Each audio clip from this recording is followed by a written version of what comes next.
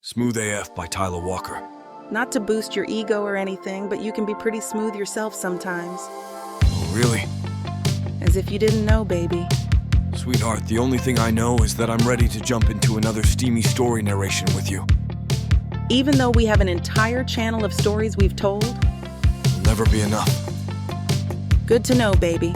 If you're interested in listening to us tell countless other stories, go to tylawalker.com and get your hands on every audiobook from our channel, but better. Much better. Because you get to listen without interruption. Without ads. And without missing a single spicy detail. So go to tylawalker.com and use code SAVE40 to earn 40% off of any digital product. And don't forget to like and subscribe. You're listening to Tyla Walker's Smooth AF.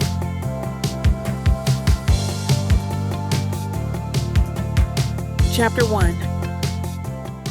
Diana. Today is Ebony's wedding day. This means I'm rushing around in a form-fitting bridesmaid dress that's clinging to me in the most annoying places, performing my maid of honor duties, doing things like ensuring the other bridesmaids are ready to go and the flowers are all in the right places. I keep checking on the altar, ensuring the decorations are the way Ebony wants them, and checking that the music will turn on when she's ready to walk. Today has to go perfectly because she's trusting me with a huge task. It's driving me crazy, thinking I might mess something up for her. Ebony and I are such good friends now, and I don't want to ruin it by accidentally ruining something on her special day. Suddenly, I hear her call for me down the hallway. I rush in to see what she needs me to do next. She's standing at the full-length mirror in the corner, holding the back of her dress with her fingertips. She looks so beautiful in the gorgeous but overpriced gown she's wearing. It fits her body perfectly, accentuating her curves, and I envy how she's glowing so happily. Seeing her this way makes me emotional, but I'm so proud of her. She deserves every single piece of the happiness Christoph's giving her, and it warms my heart to be here sharing this special day. That's why I'm trying my best to make everything run smoothly. "Is everything ready?" she asks when my reflection appears behind her. "It is? You look gorgeous, Ebony." "Are you ready to go?" I ask. She nods, breathing deeply as we walk down the hall to the ceremony. The music plays, and we all walk in pairs in the line to the altar, joining Christoph in his fancy suit. The ceremony is beautiful. As the officiant remarks on every step they will take in their future together, I'm thinking how happy I am for them. They have the person in their lives to make it worth living. The person who makes them want to better themselves and the family they are. I'm over the moon for her, but it also makes me emotional. I dream of a wedding like this for myself, one with a long flowing dress and the perfect bouquet. But I know I'll never have it because I resigned myself to being alone forever. Sometimes I think I'm too hard on myself, but then I remember why I deserve to be alone. I deserve to sit around thinking about it and pay for my mistakes. I don't want to look past the pain that I feel for my actions. I don't want to try to move on. There's only one man that will change my feelings, and I can count on never seeing him again. I lose myself in thinking of how lucky she is to find someone like Christoph, to have the love for each other they do. I clap as he kisses his bride, wrapping up their beautiful ceremony. The guests clap and cheer as they make their way out, and I follow closely behind. Guests dance wildly during the reception as champagne opens and laughter fills the room. I stand next to Ebony as she clings to Christoph, soaking in the fun and feeling utterly happy for them. But I'm also happy for myself because the wedding didn't fall apart on my watch. Suddenly, the door slams shut with a loud thud. I dart my attention toward the noise, trying to see who's causing it. A familiar face is walking toward the crowd of guests, and my heart stops when I realize why it's so familiar. Oh my God! No way. Is that Joseph? It can't be him, can it? I wonder, until Ebony starts waving at him, and the wondering fades. Surprise fills my expression as he approaches us, and shock covers his face when our eyes meet. My whole body feels weird. I'm not ready for this. I didn't think we'd cross paths again, and now it's catching me entirely off guard. I decide to play it cool and pretend that I don't know who he is. I don't want to cause an issue at her reception and ruin it. Is he doing the same thing I am? I wonder when he starts looking uninterested.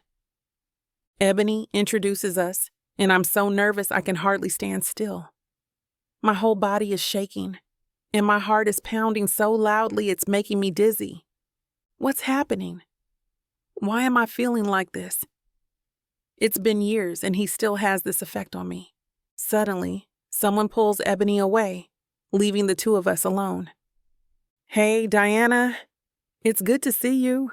You look amazing," he says, greeting me like we're old friends seeing each other again after a few years, instead of two people who share a horrible past. He's acting like a completely different person than the Joseph I remember. His powerful blue eyes have a certain sharpness, and I can't stop staring. His voice seems more profound. The way it all adds together tells me he's grown up. His presence in the room feels more prominent than it did in the old days. We were basically just kids then. Now, with his muscles bulging and his curly black hair looking neater than ever, there's a subtle but profound difference. His chiseled smile still drives me crazy. "Thank you. You look nice too," I say, though I tear my eyes away from him. "Please do yourself a favor and act like you don't know him. He's only making small talk. Just play it cool," I tell myself, nodding along. "She's lucky to have you as her maid of honor. It looks like you took a lot of time to plan everything. I'm sorry for being late and making an entrance. I got lost. I almost gave up trying to find it, but I'm thrilled I didn't," he says, eyeballing me. What the hell is he doing? Are we really going to talk and act like everything's okay? I still remember the look on his face after the last incident between us. He can't possibly be over it, can he? Then I remember how many years ago it was. Maybe I'm the only one who isn't over it. The thought is sobering. "It was nice talking to you, Joseph. I'm sorry, but they're summoning me over there. I better go," I say and walk away. I need to get away from him before I say or do something stupid. My feet start carrying me away, but he stops me. "Hey, would you want to catch up? For old time's sake?" he asks. My heart flutters at his question. I stare at him as my pulse races. This is a bad idea. I know it, but I miss him. I can't get the image of the heartbreak on his face out of my head. And those deep blue eyes are drawing me in all over again. It's like my emotions are barely in control of my body. They're telling me I can't go, but my body wants to tell him yes. Is it okay to do this? Chapter 2. Joseph. Diana's standing before me in an elegant light purple dress that highlights her beautiful dark skin. Her long brown curls gracefully dangle, leaving her looking more luscious than ever. It's killing me. "You look amazing," I say, adding to my previous greeting. As soon as the words leave my lips, I regret them. "Thank you. You look nice too," she says, looking uncomfortable with our exchange. The sick feeling in my stomach when she stares into my eyes only reminds me of the dreams I no longer hold for us. I haven't forgotten how we ended up here. We're strangers, suddenly being thrown back into the same world. I can't help but think about how this woman is why I am who I am now. After leaving me broken with nothing like trash on the side of the highway, I want to blame her for everything, treat her with no respect, and make her feel small for once. But I don't have it in me. Diana's doing something to me, and I hate that I still find her attractive. She's still just as beautiful, if not more so, than I remember. On the outside, I'm calm, but inside I'm suffocating. Like a hand clenches my heart. I'm making random conversations about the decorations. "She's lucky to have you as her maid of honor," I say. I then mention my reason for being late while trying to throw in a few compliments, knowing she's the one behind everything in order to score some points. But it doesn't matter what I say. She's avoiding me the best she can and looking apprehensive, failing miserably at her nonchalant attempts to get away from me. I can't let her walk away, and I don't know why. I don't know what I expect to happen by getting her to stand here a few extra minutes. What do I even want from an old flame in the first place? I ask myself, confused. I didn't come here with the intention of looking for her. In fact, I've been pretending she's dead. That's a lot easier to do when I'm not seeing her. Now that we're facing each other like this, the visceral reaction toward her from my body and heart tells me otherwise. She still has a hold on me. It was nice talking to you, Joseph. I'm sorry, but they're summoning me over there. I better go, she says, and turns to walk away. For some reason, watching her walk away is physically hurting me. It feels like there's a string connecting our hearts. The further she walks, the tighter it pulls. I have to stop her. Hey, would you want to catch up? For old time's sake, I ask. She flips around to look at me again, and my heart skips. What the hell am I doing? Why am I asking her this? Just let her go, damn it. Diana stares at me with a confused expression. I can't tell if she's trying to make up her mind or find the words to let me down easily. She looks like she's about to answer when Jaden pops up out of nowhere, interrupting her response. I roll my eyes at the mere presence of him. I know he likes Diana, and it drives me crazy that he has to interrupt us right now. I expect his interruption to annoy her as much as it annoys me, but to my surprise, it doesn't. Does she look happy to see him? What the hell? No way, I think, squinting my eyes as I observe them. They're getting along, and she's giggling like a schoolgirl at everything he's saying. Diana, would you care to dance with me? He asks. I glare at him and wait for her to tell him she's busy. What the hell is he even doing here? Since when are he and Christoph getting along? Of course, Joseph, it was good to see you, Diana says, and grabs Jaden's arm. He pulls her onto the dance floor, and I'm in shock as I walk to the bar. What is going on? How is he even here to take her from me? I wonder as the bartender hands me a drink. The whole thing goes down in one swig, and I stare at them blatantly. Jaden keeps looking over at me and frowning as the bartender fills my glass over and over. The next time he looks over, I raise it and toast the air at them as I grab my stuff to leave. As my feet hit the parking lot pavement, my rage is burning. I want to get the hell out of here. I want to be as far away from Diana as I can get. I had managed to stay in control in the beginning, but seeing her with Jaden was more than I could take. How the hell am I getting hurt by her again? This is ridiculous. Why are you being so stupid? I get in my car and angrily slam the door, punching the steering wheel as hard as possible. I have so much anger inside of me and feel like destroying something. I want revenge. It's not fair that she can go on with her life but leaves me with a festering wound in my heart, nearly destroying me. She's why I can't be happy or move on. I think she deserves to pay for the pain she's causing me. I continue this train of thought as I speed out of the parking lot. Before long, I am convinced that she is the source of all my current problems. She was a temptress who left me broken and moved on without a care in the world while I suffer. Soon my mind is made up. Now the only thing left to decide is the most fitting punishment. Chapter 3. Diana. I'm preparing for my meeting with our company's new important client. My father's words are replaying in my mind as I sort through the files I need to take with me. Diana, this is a crucial meeting because the client will greatly help our company. I know the company is facing a few minor problems, just your average business issues. But it makes me happy that he trusts me to take care of this. Maybe this means he's finally starting to recognize my abilities. No, I doubt it. He's probably just busy, and I'm the only one who isn't. I leave the house wearing a lovely navy blue skirt and a white blouse. I want to look professional, but not like I'm trying too hard to seal the deal, while still feeling comfortable. My father, Harold, is sending me to a fancy restaurant downtown, hoping it'll help persuade this client to do business with us. I speed into the parking lot, and fix my lip gloss before opening the door and walking in. The hostess greets me with a cute smile, asking if I have a reservation. Yes, it's a reservation for 2, for Harold Fowler.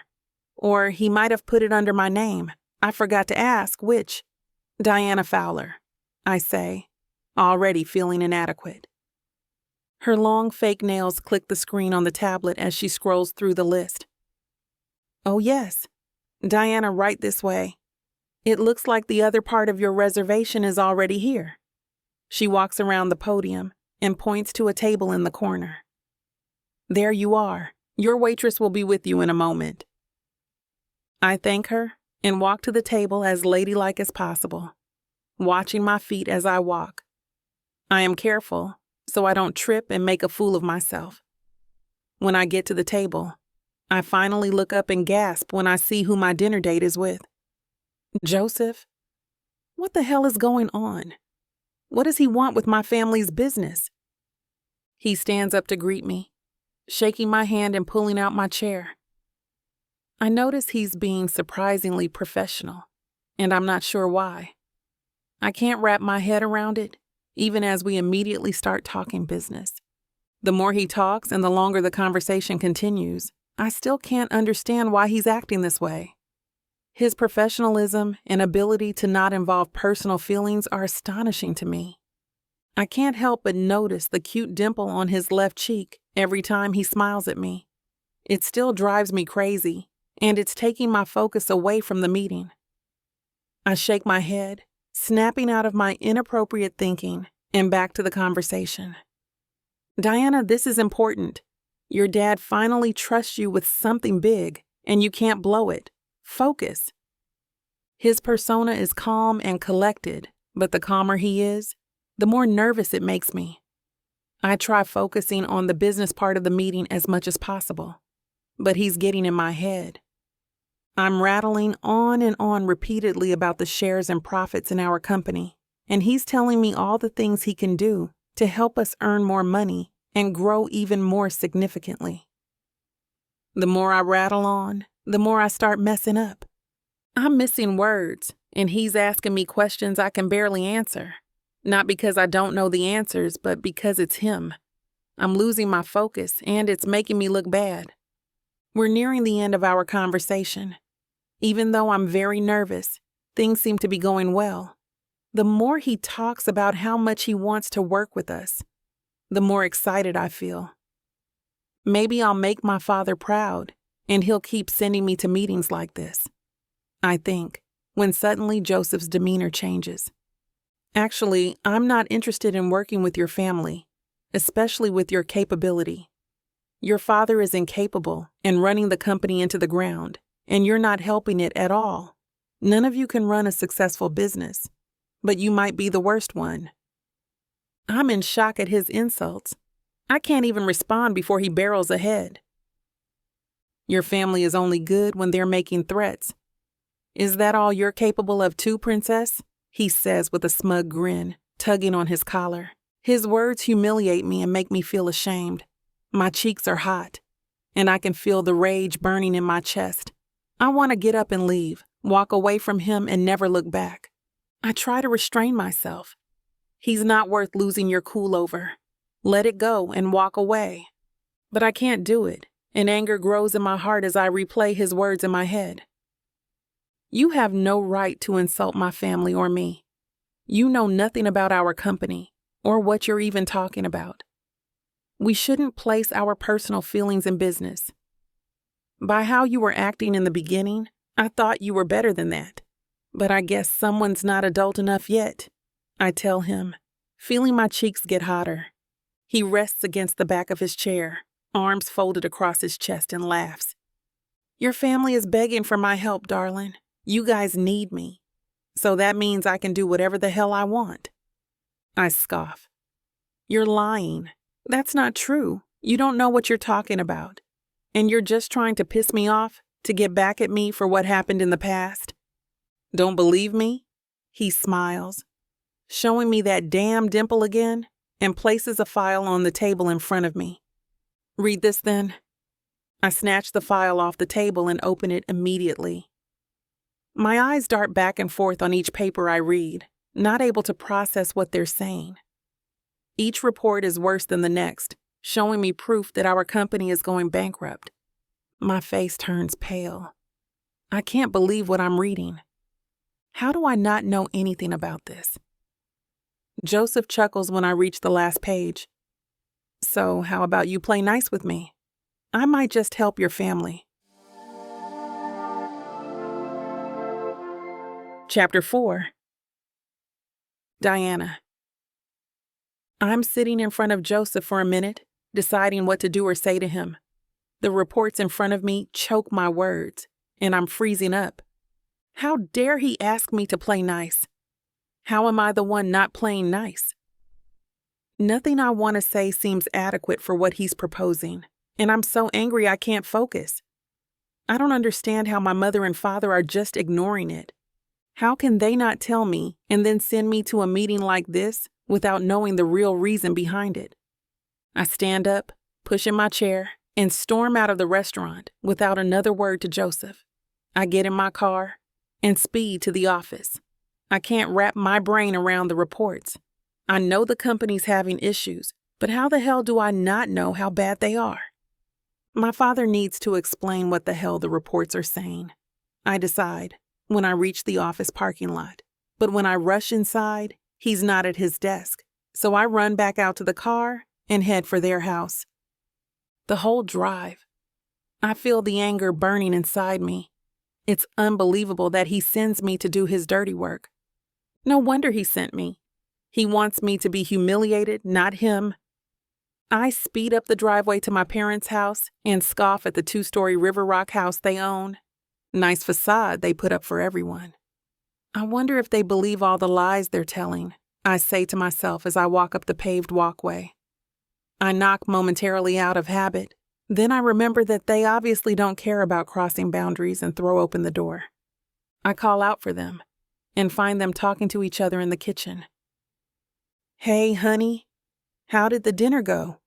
Harold asks. My ears get hot, and I can feel the anger boiling inside. "Oh, you want to know how the dinner went?" I ask angrily. They both look at me with confused expressions as I continue. "You mean the dinner that you set me up for? The dinner you didn't want to attend because you wanted me to be the one humiliated, right?"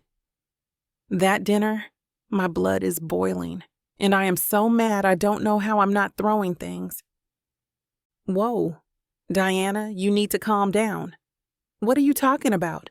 he asks, trying to silence me like he always does. Why in the hell didn't you tell me? Am I so incapable that I can't share the burdens of our family? Just saying the words out loud makes me feel so worthless. Everything's crashing down around me, and I feel like all my hard work is for nothing. He sighs. "Fine. You want to share in the burden? We're going bankrupt. We made a few bad business decisions, and we're going to lose the company." My heart drops. I have put in so much work for this company. How is he letting it slip away this easily? How can he just sit here and act like it's okay when we're going to lose everything? "Did you know who the meeting was with?" I question him. He will hardly look me in the eyes. When he does, they hold nothing but guilt.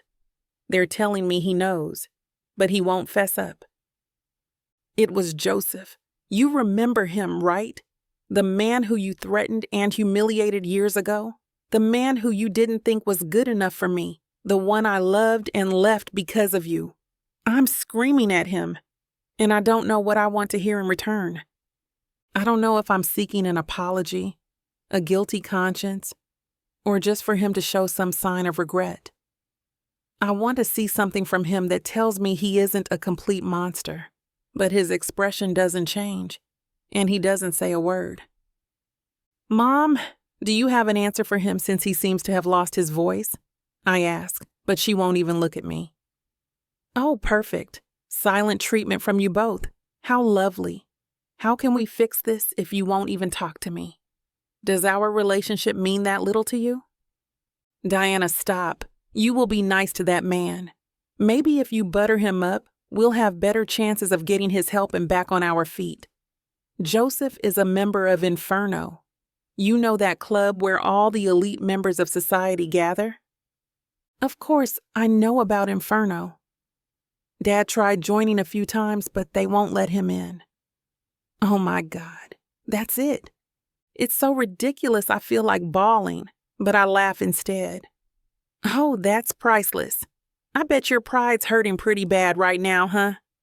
The man you hated and rejected is now way, way above you. How's that feel? His face turns every shade of red before he yells, "Shut up. You must do what needs to be done to secure this cooperation, or your beloved company, which you've invested almost half your life in, will become a puff of smoke. If our company goes under, thousands of people will lose their livelihoods, and your generation will be the criminals who destroyed an empire." His words hit me like a bullet, breaking the skin and heading straight for my heart. It's an effective way to shut me up because I can't speak, and my whole body feels numb. My mouth feels bound shut as I stare at him, with an unhealthy level of anger and violence in my eyes. Hey, let's all calm down. There's no need to take this out on each other. Let's just sit down and talk about this, my mother says, trying to intervene. Quiet, Claire, Dad says, not allowing her room to tell me anything he doesn't want me to know. It's no use anyways. She has no power to stop the harsh words before we exchange them, and there's no taking back what comes from his mouth. He can't control his anger, and he's letting me know they've put me in a position I can't get out of without destroying the lives of thousands of people. I turn around, storm out of the house, and climb back in my car. I sit in the driveway, staring out the windshield for several moments. First, I'm incapable of doing any important tasks for the company. Now I'm so vital he's setting me up to save it or watch it fail on my account. What the hell am I going to do? Chapter 5.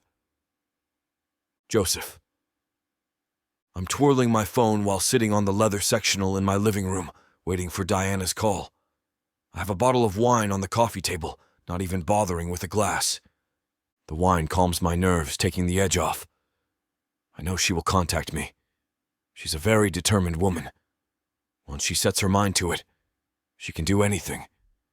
She's not going to let her family's company go down just because she doesn't want to accept my offer. God, I want her so badly, and I'm going to get her. I start thinking about what I'll say when she calls, what I'll have her do to prove she's serious about wanting my help. It has to be something that's going to satisfy my craving even a little, or I won't be able to pull this off. My mind trails off, watching different scenarios play out. In my imagination, I watch her kiss me. I watch her strip before me and give me a lap dance. But nothing I see feels like enough. It doesn't give me the satisfaction I'm looking for. I want her to beg and grovel. I want to humiliate her and make her feel the shame I feel whenever the memory of my heartbreak crosses my mind. I want to use her and trample on her dignity and heart. But I want her body just as badly. What can I make her do so I can have both? I imagine her body on mine, wondering if we can have just one night together. Thinking about us sleeping together again makes me crazy. She was my first love. I'll never forget the feeling of her skin on mine for the first time, lighting me on fire like the 4th of July. I shake my head, trying to bury the memory and forget it. She's fake, and everything I remember about our relationship is a lie. Every memory I have of us is fake, distorted in my own altered sense of reality, tainted by her tricks. I know what I'm going to have her do. I want to feel how badly she needs my help. I want her to use her desperation and anger on me. Suddenly, my phone starts to ring in my hand. I look down to see Diana's number and notice the time. 8 o'clock is the perfect time to begin your groveling. Gorgeous, I think, as I answer. Hello there, I say. Hi. I'm sorry I stormed out on you. I was overwhelmed and I didn't know how to handle it. I needed to confront my father, but he confirmed things and we need your help after all. So I'm calling to see what you were going to say before I ran off. I can hear the frustration and reluctance in her voice, and it fuels me. Does it hurt to bow down to someone who she thinks is way beneath her? God, I hope so. I scoff. I knew you'd call. But this isn't something I'm going to handle over the phone. If you want to know how you can get my help, I'll text you the address to my condo. Get here as soon as possible. Understood? There's silence on the other end for a few moments until I end the call, not letting her find her response. Pushing a few more buttons, I send my address. I sit patiently, waiting for her arrival, and thinking about what she will do to me. She's so damn sexy. I hope making her beg me, and I'm going to make her beg me, will satisfy my craving enough so I can think with my head. At least long enough to get through this arrangement successfully. Nearly 30 minutes goes by when I finally hear a knock at the door. When I open it, Diana is standing stiff, looking like a dog with its tail between its legs. Good evening, Diana. Great timing, I say, speaking casually to her like an old friend. Nonchalantly, I gesture for her to come inside, but my blood is boiling at her near presence. As she walks past me, I smell her seductive perfume.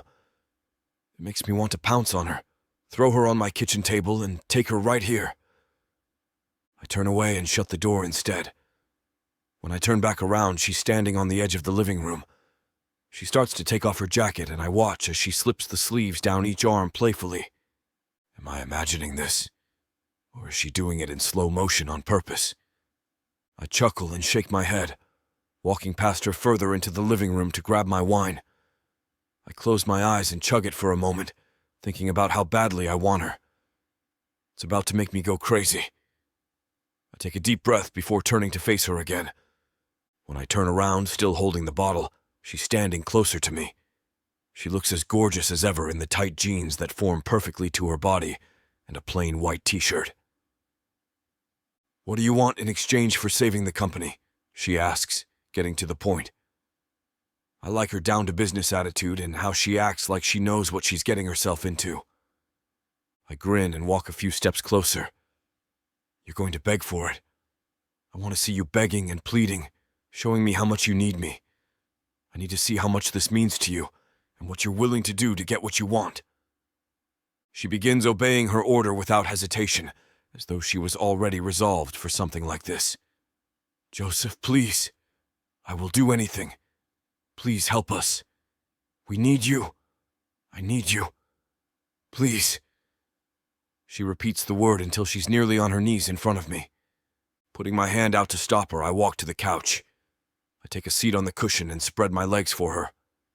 You're going to beg me between my legs, I order. She raises an eyebrow at the statement but kneels before me in obedience. She stares at me from a few feet away, looking confused. I lean back against the cushions and sigh. Look, obviously you don't understand, so I'll explain. But remember, you have to play nice for me to consider giving your family the help they need. She grits her teeth and moves between my knees, looking up at me. Perfect position, now blow me. Her look of confusion quickly turns to anger as she gasps at my request. She goes to object, but I intercept her response. I grab her chin and bring it inches from mine before whispering. You must do this to save your family. Does this begging on your knees not seem familiar? Didn't I beg on mine for you? I even threw out the last ounce of my dignity and kissed your foot. Tears are streaming down her cheeks, and it hurts me to see her like this for a moment. But I quickly push my guilt out and let the anger rise back up. Now, I'm not asking you to kiss my foot. I'm telling you that I want to feel every inch of your desperation as your mouth begs for my generosity. She stares at me for a few moments, and her eyes dart between my face and my lap. I can see the wheels turning in her head like she's trying to think of a way to say no. I smirk and raise my left eyebrow at her, urging her to decide. I'm already hard just thinking about how her lips will feel wrapping themselves around me, and I need it right now. Finally, her hands come up off her thighs. My heart pounds as her fingers find my zipper. Chapter 6. Joseph. Thank you so much for listening to Smooth AF. Sadly, the following details are simply too hot for YouTube to handle, but you're in luck. You can listen to the full, unabridged version of events on tylawalker.com with discount code SAVE40 for 40% off all digital products, including this audiobook. Now back to the story. This is it, baby. This is what you can get me that'll make me happy. You know I'll get you whatever you want. All you need to do is ask me and I'll give it to you. This ain't just it. This is everything I could ever want. Now I'm curious. What does a strong, sassy woman like yourself want so badly? Baby, you know what I want? Can't wait to hear. The Big Baddie Bundle from Tyla Walker. It has everything I need. 20 ebooks with over 1 million words of sassy romance and spice that'll keep you on your toes. 10 audiobooks containing over 60 hours of that seductive voice telling me naughty things all night long. You don't need an audiobook for that, baby. Right here. You may be fine and all, but no one tells it like the way Miss Tyla does. And I need her in my life. The Big Baddie Bundle is everything you need. You can get it for 80% off. Go to tylawalker.com to browse the bundles that earn you the best deals. It's time you treat yourself. Because you deserve it. Escape your life with Miss Tyla. Chapter 7. Diana. The light beaming through Joseph's window shades wakes me up. As my eyes open slowly, I glance around the room looking for him, but he's nowhere in sight. Where is he? I mean so little to him that he's really letting me wake up alone the morning after. He's such an asshole now. Has he really changed that much?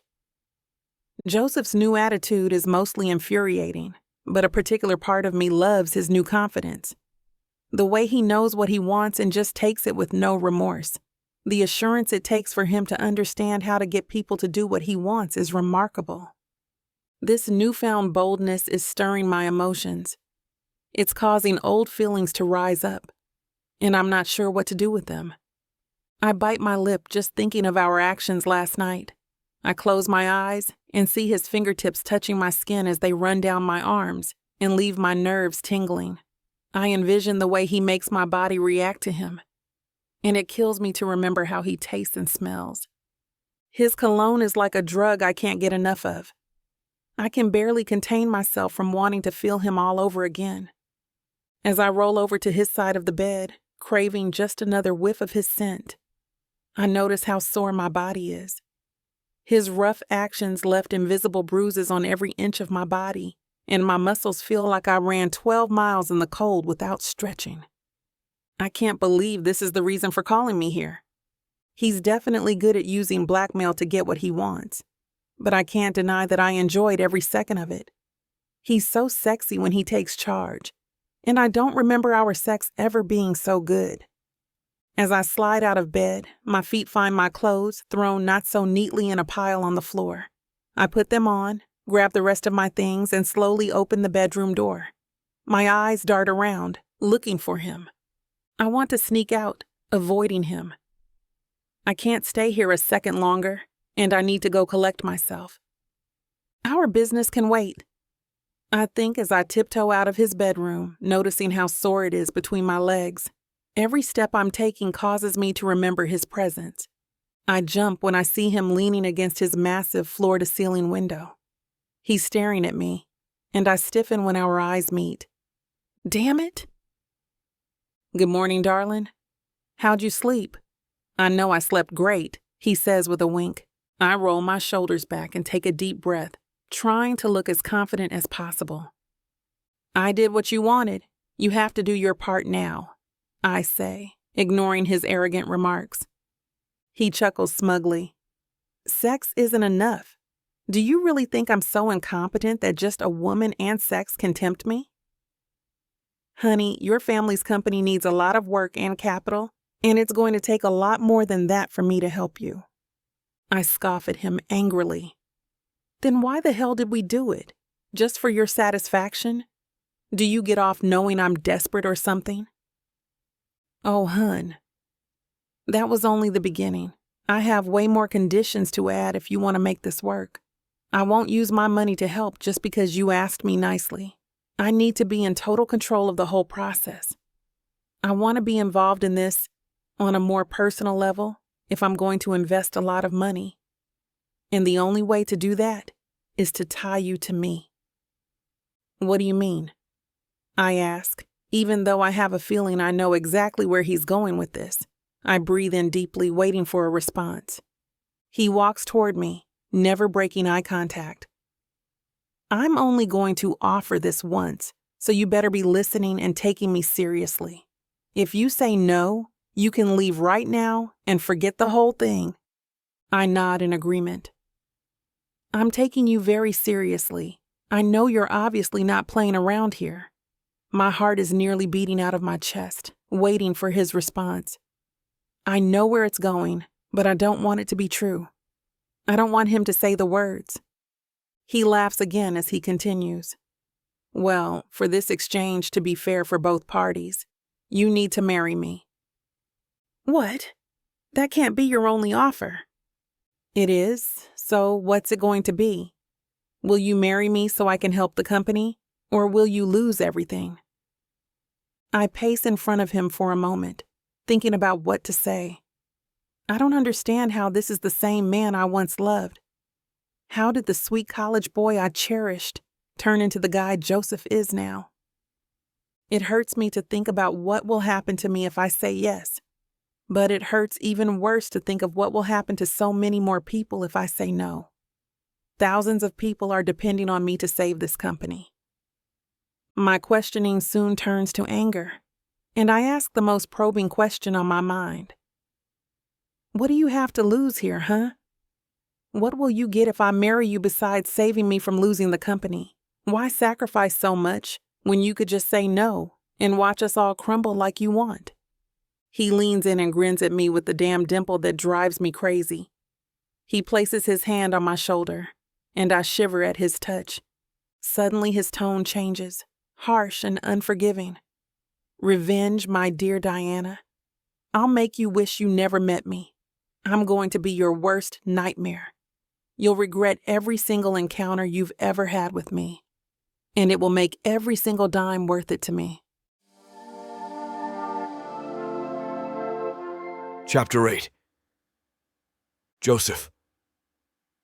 Diana stares at me with her big coffee-colored eyes, and I have to look away. I can't stare into them for another second and keep my composure. I only agreed to help her family to get back at them. I have to do this to prove her parents were wrong about me. If I lose myself in her eyes right now, I'll lose track of everything. I quickly turn away from her and look back out the window. Joseph, look at me. What are you talking about? Why would you want to do that to me? She asks tearfully. I can hear the pain in her voice, which nearly shatters me in two, but I can't let it. I push it out of my head and let the anger rise up to continue. How am I still this soft toward her after everything? She deserves every ounce of pain she's getting from this. I can't give in and let her off. I owe it to myself to go through with my plans, despite how hard it is. She can't get into my head. I scoff, trying to build a wall between us. I want to prove your parents wrong. I want you, and them, to suffer through the worst thing you could imagine 10 years ago. Marrying me. I sneer, trying to look more confident than I feel. She steps in front of me to meet my eyes with tears streaming down her cheeks. What do you mean, prove them wrong? What are you talking about? And what does that have to do with me? I want to show them I'm more than what they thought of me. I will marry you, their precious daughter, and make your life a living hell. They'll see what I'll do for their beloved princess. All the while, I'll be making you regret ever laying eyes on me. I narrow my eyes scornfully. They'll see what you're putting up with to help them get out of the mess they've made, leaving them feeling guilty forever. They'll hate themselves for pushing their daughter to do the unthinkable to save them, and I'll no longer be the laughingstock. I'll be the one who came to the rescue when they needed it, even after they treated me like the garbage they scraped off their shoes. My mind trails off to visions of the past. I see them in their judging glances, making me feel smaller than a blade of grass. Anger continues building inside with every painful memory, until her cries pull me back to reality. How can you think that way? I know you're angry, but you're not mean or cruel.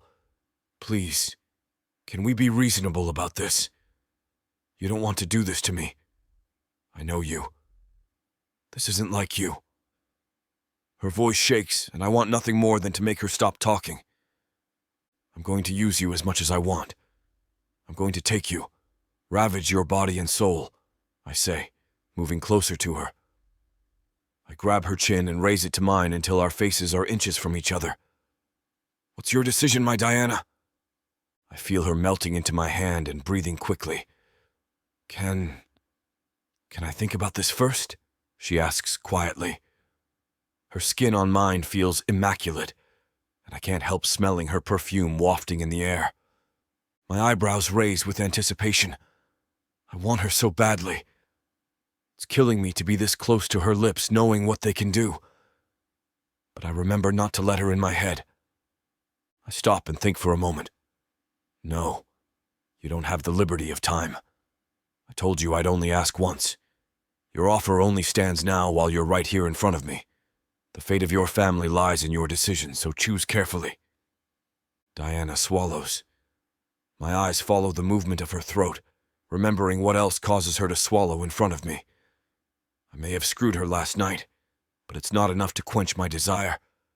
I want her so bad it hurts. Once isn't enough, and I need her to make a decision right now before I do something stupid. Maybe in a few days or months, I'll get sick of her. But for now, I'm going to tie her to me until my revenge is over. Or until she's broken, whichever comes first. She starts stuttering all over herself, tripping on the words trying to come out as she attempts to negotiate. Her skin is growing paler by the minute until, finally, I refuse. I don't trust myself to stand here with her anymore. I'm not going to force you, so you should just grab your things and go. Forget about the whole thing and the cooperation. You know where the door is, I say, gesturing for her to leave. I walk past her to the kitchen, grab a mug out of the cupboard, and pour myself some coffee. After last night, she won't be able to escape from my grasp. She has no choice, I think, as I walk around the corner to see if she's still in the same spot. When I see her, she stares at me, biting her lip. I walk to her, broadening my shoulders to look severe and unconcerned by the threat of her leaving. I'm inches from her when she whispers her response. I accept your offer, Joseph. I'll marry you. I'll do whatever you want me to do. I just want you to help my family. That's all that matters to me. She wipes the tears from her cheeks and tries to smile. What do we do now? How do we get this rolling? We need to make this happen as quickly as possible because every moment we wait is a second the company is losing. My heart is beating fast and I'm trying not to grin as the excitement from her agreement rushes through me. It's working. I have her right where I want her. We'll work out a contract for you to sign. We can work out all the details and start the process as soon as we do that. I walk away from her, waving for her to follow. Why don't we head to my office and I'll draw up the contract? Opportunity knocks, and for once, I have the balls to answer. As I walk, it's like I'm floating. I feel weightless. I've been waiting so long to get my revenge on her for breaking me, and it's finally happening. Chapter 9. Diana. Oh my God, what have I done? Did I honestly just agree to sign my life away? To marry Joseph? He takes my hand, and the warmth from his skin seeps into my flesh. Heat and desire flush through me. I again curse my body for the unconscious reaction it has to his touch. I don't want him. He leads me down the hall to an office that looks like it costs more than my parents' entire home. Steering me to sit, he walks around and lowers himself into the plush leather chair that resides behind the desk. I'll call my lawyer and have him head over here. This contract will be ironclad.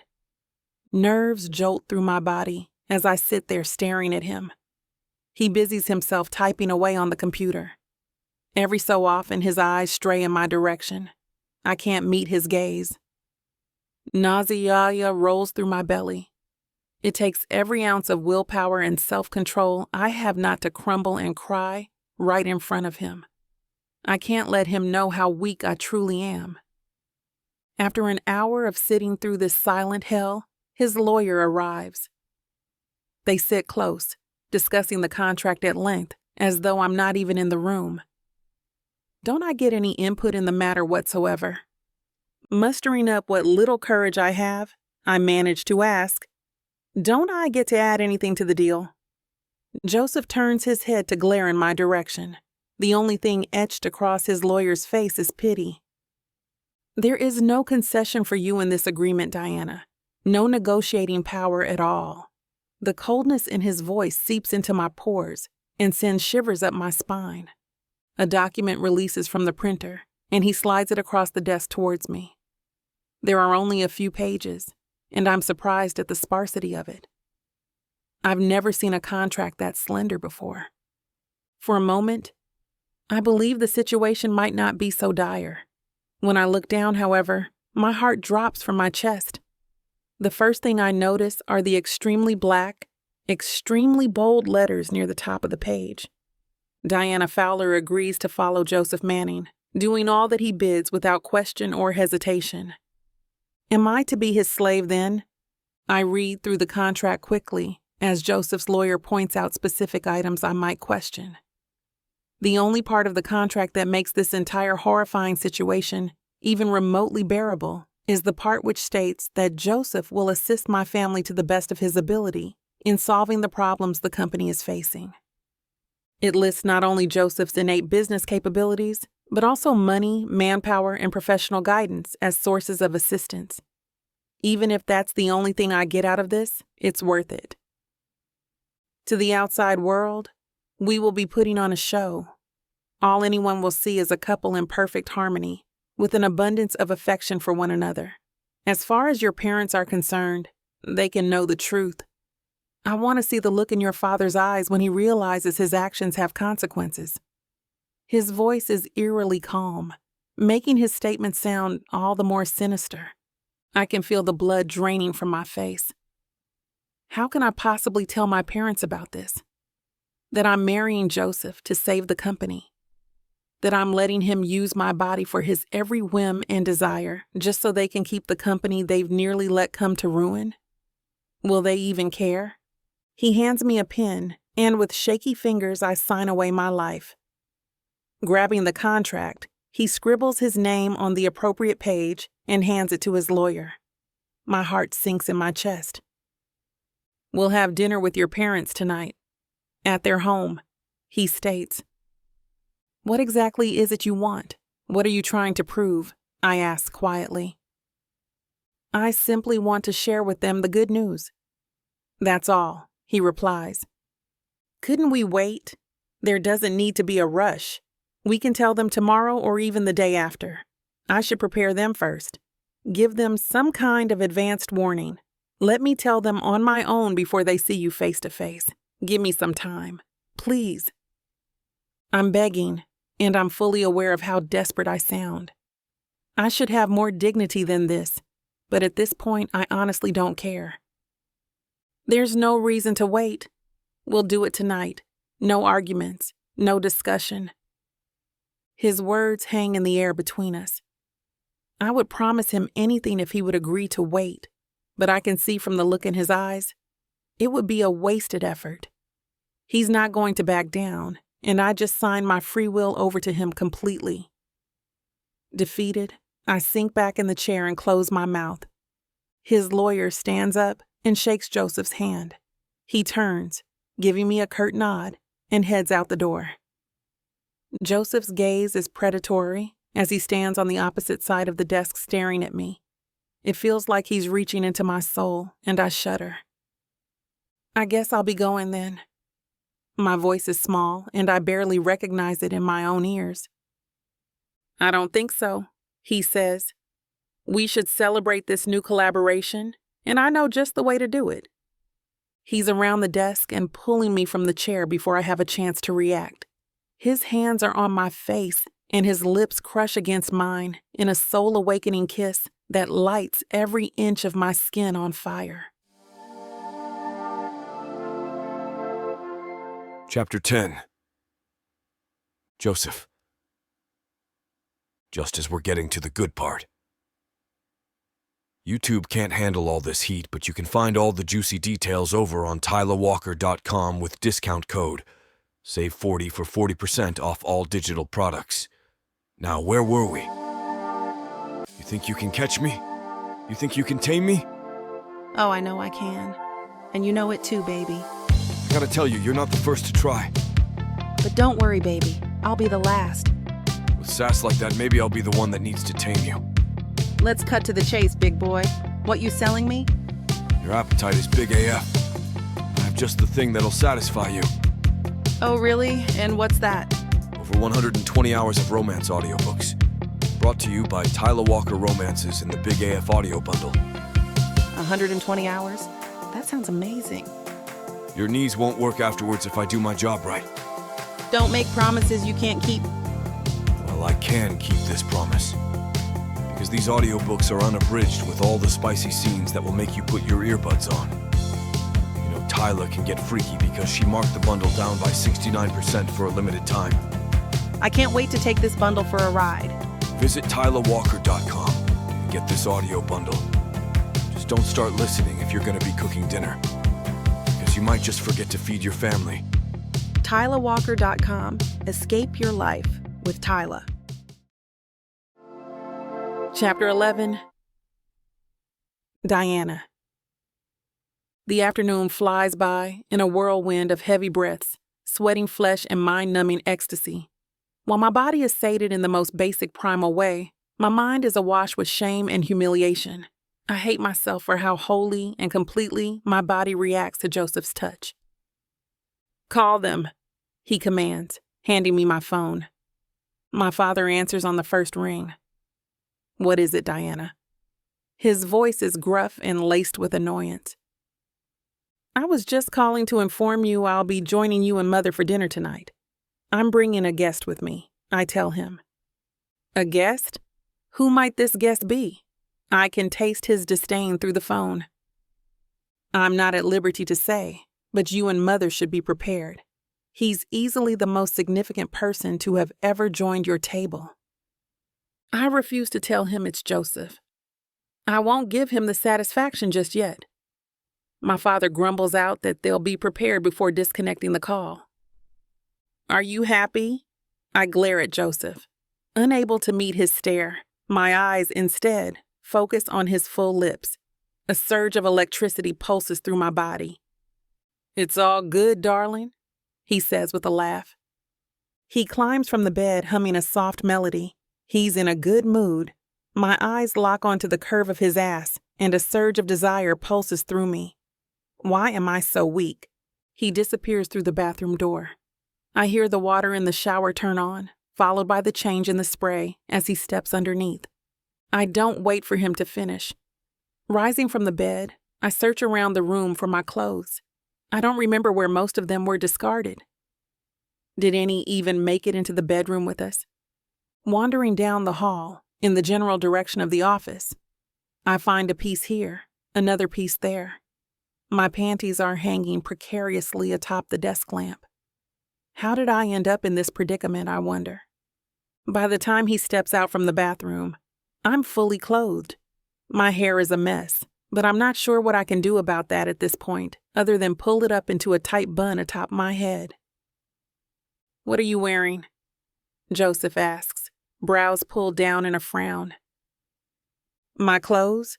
I'm not sure why I phrase it as a question. It's obvious these are my clothes, the same ones I showed up in yesterday. I'm not sure what you're getting at. I'm sitting on the end of the bed. Shame rolls through me like a small child on the receiving end of her parents' disapproval. Why do I even care what he thinks? He's dressed immaculately. Expensive suit, expensive hairstyle, brooding eyes. He looks like he just walked out of the pages of GQ magazine. I look like a slob next to him. I don't like it. No soon-to-be wife of mine is going to be caught in the same clothes she was wearing the night before. You need to look presentable. I can hear the disappointment in his voice, and anger surges through my veins. I'm sick of the men in my life glaring down on me like I'm nothing more than something pretty to look at. I can go home and change into something more appropriate. No, I don't think that will do. The next thing I know, we're pulling up in front of one of the most exclusive boutiques in Vegas. Only the wealthiest can afford to shop here. Despite my father's wealth and my upbringing, I haven't been here once. What are we doing here? I can't hide the shock and awe lacing my voice. He doesn't reply but pulls me from the car and towards the door. Walking inside is like entering another world. Expensive name brands hang from every rack. Jewels and diamonds sparkle in every direction. Sheer elegance everywhere I look, and I feel extremely out of place in my walk of shame clothing. An immaculately dressed woman walks up to us. Her hair is styled to perfection, and her makeup has been applied with the utmost precision. Mr. Manning, lovely to see you, as always. She leans in and he kisses both of her cheeks, one after the other. Yvonne, you're looking stunning. He turns and gestures towards me. I'd like you to meet my fiancée, Diana. She'll need your utmost attention. Hair, makeup, wardrobe, everything. Make her beautiful, he orders. That shouldn't be too difficult. You have such a lovely base for us to work with, she says, smiling at me. I return the smile, but inside I'm cringing. I want to say no, this is too much. My gaze meets Joseph's, and he must see the hesitation. I insist, he says. Again, the tone in his voice leaves no room for argument, so I acquiesce. I'm led back to the salon, where I'm treated like royalty. I've never had this kind of attention paid to me before, and it's a bit overwhelming. My hair is braided and styled in an elegant updo. The woman doing my makeup gushes over my skin and my features, and how easy it is to accent my natural beauty. When we're finished, Yvonne leads me to a private fitting area. Joseph is sitting in a chair doing something on his phone. He looks up when I walk in, and his eyes widen. For a brief moment, I see longing and love, and it feels like I'm thrown back into another life where that's exactly what we were to each other. I break eye contact and look around the room. I'm surprised to see an entire wardrobe on display in front of me. Did you pick all this out? I ask in shock. I did. From now on, you'll wear what I say, when I say. Every aspect of your life will be controlled by me. Anger simmers through me. Gritting my teeth, I demand to know why. I'm not your prisoner. I'm to be your wife. I should be able to choose my own clothing. Nonsense. I have an image to uphold. You'll do as I say. Your family's livelihood depends on it.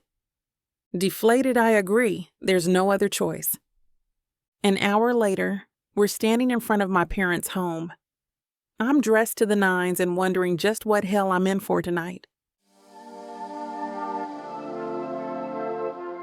Chapter 12. Joseph. Her parents are waiting for us when we arrive. Neither are able to hide the shock when they see me standing next to Diana. They're uncomfortable, and I relish this bit of power I wield over them. I'm standing so close to her, I can feel the heat radiating from her body. My hand is wrapped tightly around hers, and her father's eyes narrow as he takes it all in. He opens his mouth, lips moving like a fish out of water. Whatever he was going to say dies prematurely as he refrains from voicing the question that was forming on his tongue. Joseph, you remember my father, Harold, and my mother, Claire, Diana says, making reintroductions. Father, mother, you remember Joseph Manning? We shake hands and offer a quick hello. Diana's mother smiles awkwardly. It's so very nice to see you again, Joseph. How was your day, both of you? Extremely productive, I respond, gauging Diana's reaction out of the corner of my eye. That's lovely, Claire coos. Why don't you come inside? Thank you, Mother. We did have a lovely day, Diana says as we follow her parents into the foyer. Did you do anything special? Claire asks. A quiet morning followed by a bit of shopping, Diana tells her. That sounds like fun. Joseph, you had a good time? It's evident that Claire is working very hard to sound polite and friendly. Yes, I say. We're led to the dining room where we take our seats at the table. It is already set with an elegant spread. Diana makes small talk with her parents. It's awkward and uncomfortable. They attempt to include me, but I keep my answers short. I don't owe these people anything, especially not details about my life. I wasn't good enough for them before I had money. They don't deserve to know me now that I do. The food is decent, but I barely touch it as it turns to ash on my tongue. I've been waiting for this moment for years. For the moment when I could rub my status in their faces. Prove to them once and for all what a big mistake they made by thinking I was never good enough for their daughter. Her father is in mid-sentence when I grab Diana's hand and cut off his words. Why don't you tell your parents the good news, darling? Diana stares at me, eyes wide with uncertainty. Her lip trembles ever so slightly, and the urge to kiss her lights through my veins. I nod, but she still doesn't move. Turning to face her parents, Harold appears to be holding back his anger, and Claire is as wide-eyed as her daughter. I grab Diana's hand and bring it to my lips, placing a kiss atop the soft skin. Diana and I are getting married, I say. She's agreed to be my wife. Harold looks as if he'd like to jump across the table and strangle me. All the color drains from Claire's face as her eyes lock onto our joined hands. Is this true? Her father hisses between clenched teeth. Yes, Diana squeaks out. Isn't this too fast? Claire asks in a small voice. This marriage has been long overdue. You do both remember Diana and I have a past together. Or did you forget? I say coldly. Despite our separation, we still very much hold each other's hearts. She's always been the one. Harold's head looks as if it could burst like a balloon. It's extremely satisfying knowing I can piss him off to this degree. We're fully aware of the history you two have, but perhaps it would be wise to take things slowly. You've only just reconnected. So much time has passed. It would be a good idea to get to know one another again. Get to know the people you've grown to become. You were only children before. Claire's voice is strained and desperate. I glare at Harold. Once he starts breathing again, I can see the wheels turning in his head. His eyes meet mine, cold and calculating. And what of our business collaboration? He asks. I'm fully prepared to offer the funding and leadership you need to keep the business not only from drowning in bankruptcy, but flourishing for years to come. Harold and Claire look at each other. I don't have to say the words. They're both fully aware that the deal hinges on my marriage to Diana. As long as she's by my side, they won't have anything to worry about as far as the business is concerned. You need my funding.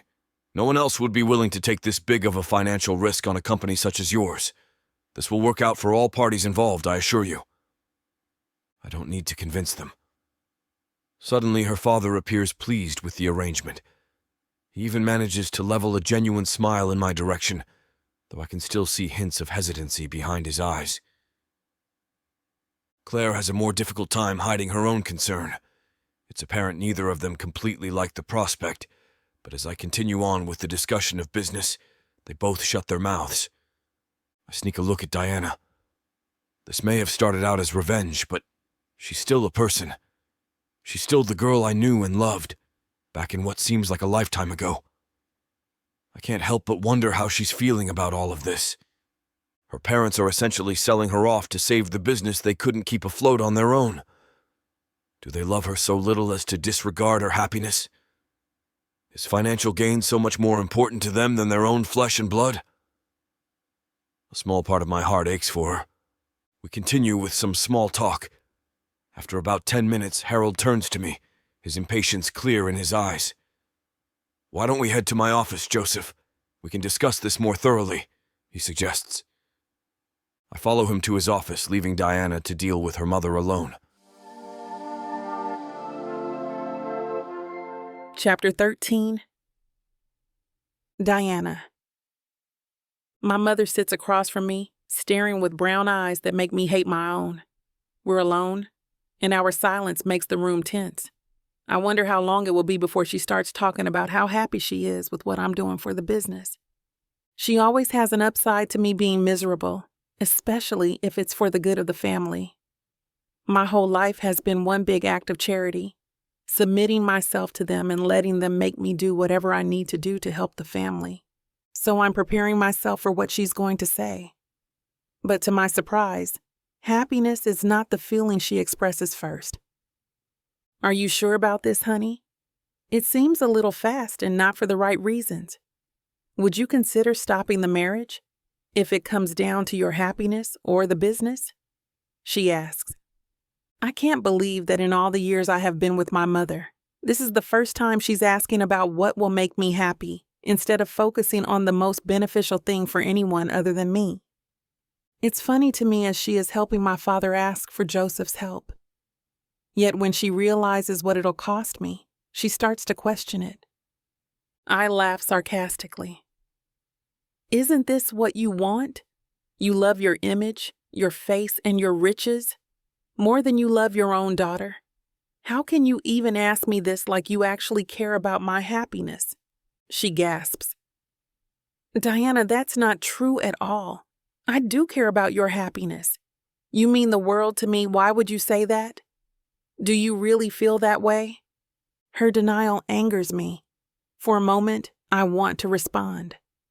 I try to work out what I want to say to her that will cause the years of resentment and anger to fade away, but instead, I just shake my head and scoff. You know what? It is what it is. You never stood up for me in front of my father. You always acted like you wanted something different than the daughter you were given, like I wasn't enough or like I'm stupid. So please don't deny it now. She disagrees again, and we argue for a few minutes. I'm cold toward her, hoping if I ice her out, she'll leave me alone. My heart still aches deep down for everything she put me through. Our relationship has only gotten worse over the years. Finally, I can't take it anymore. I can't listen to her lies and denial about the past any longer. I grit my teeth and stand up from the table. She tries to stop me, but I ignore her and barge into my father's office. They turn and look at me, shocked at my interruption. Since I'm making this partnership happen, isn't it right that I'm included in the business? My father's expression is hard to read, and Joseph remains silent. I approach them confidently, clenching my hands to strengthen my assertion. I want a bigger say in the company and to be included in the decision-making. I glance at Joseph as I speak, wondering if he's going to say something. If he says no, per the contract, I won't be able to do anything. What he says goes from now on, and I have to shut my mouth as soon as he says the word. But he says nothing. My father, true to his character, decides to intervene. You're not capable of those responsibilities yet, honey. It'll come with time, but you're not there yet, Harold says. I can't help but laugh at his statement. Do you really think you're capable? You almost lost the company. You're the reason we're all in this mess. We're all standing in this room because I'm trying to fix your screw-ups. His face grows pale, and an angry expression emerges. But before he can speak again, Joseph chimes in. Sir, it's only right that we involve her. She is my wife, after all. Harold is quiet, piercing his lips together like we're outdoors, and he's trying not to let in a bug. He looks bewildered at Joseph's statement. For once, I feel the same way. Suddenly, Joseph leans toward me and whispers, I'm helping you, but you'll have to pay the price for this. He stands back up straight as my father looks up from his cell phone. His whisper raises the hair on the back of my neck, remembering his lips on my skin. My body stiffens, uncertain what to make of his words. What does he mean? What does he want from me? He grins at me, showing off his damn irresistible dimple, and returns to my father's conversation. I'm staring at the side of his head as they converse, hoping that whatever he has in mind for me will end as well as the last time. His orders are not hard to follow. I mean, he's a handsome man, not hard to stare at. So doing something that ends in both our pleasure might not have to be so bad. I chime in occasionally, refusing to let my father have the last word on everything. Once we reach the end of the discussion, we walk out of the office. "Would you like to stay for a glass of wine?" my father asks, pointing to the kitchen. For once, he is being cordial. My mother is glaring at me, not saying a word. She is still angry over our earlier argument. I start to respond when Joseph cuts me off. "Thank you for your offer, but we better be going." He shakes my father's hand, and we say our uncomfortable goodbyes. Then Joseph grabs my waist, leading me outside. He opens the door for me, helping me into the car, and we drive away. To anyone watching, he looked like the perfect fiancé. Chapter 14. Joseph. The haunting aroma of Diana's sweet perfume fills the car as we drive down the road toward my condo. The scent in the air makes me want to pull over and take her on the side of the road. I'm willing to risk getting in trouble for just a few moments of feeling myself inside her. But I can't. I have to let the feeling pass. I have to control myself. I turn on the radio to my favorite station, hoping to steal my focus from memories of her soft skin on mine. When we round the corner nearing my house, Diana whips her head toward me. "Where are we going?" she asks. I chuckle. "Well, to my place, of course." "No, I don't want to right now. Please take me home first." She shakes her head and looks back out the window. "Oh, love, I think you're misunderstanding. It's not a question. You're not getting a choice. You're coming with me, and soon my place will be home to you." She turns back around. "What?" "You should move in. I'll take you to pack your things tomorrow." I'm waiting for her response, but it never comes. I keep shifting my focus between her expression and the road, looking for a hint at what she's thinking. She doesn't dare say an argumentative word to me, which is understandable considering how I've handled things. But it leaves me wondering what she's thinking about. What's got her frowning? It hurts my heart to see her upset. If it's about my request, it'll hurt me even more. I don't want to be the reason she's upset. All I want is to see a smile on her face. No. I snap out of it, shaking off the concern that's building in my heart. This is all for revenge. Don't let her get to you. Don't let her inside your head. Don't forget how happy you are that her parents are swallowing their pride to beg for my help. They are helpless and can only watch from the sidelines as their princess marries the man they think is lesser than an ant.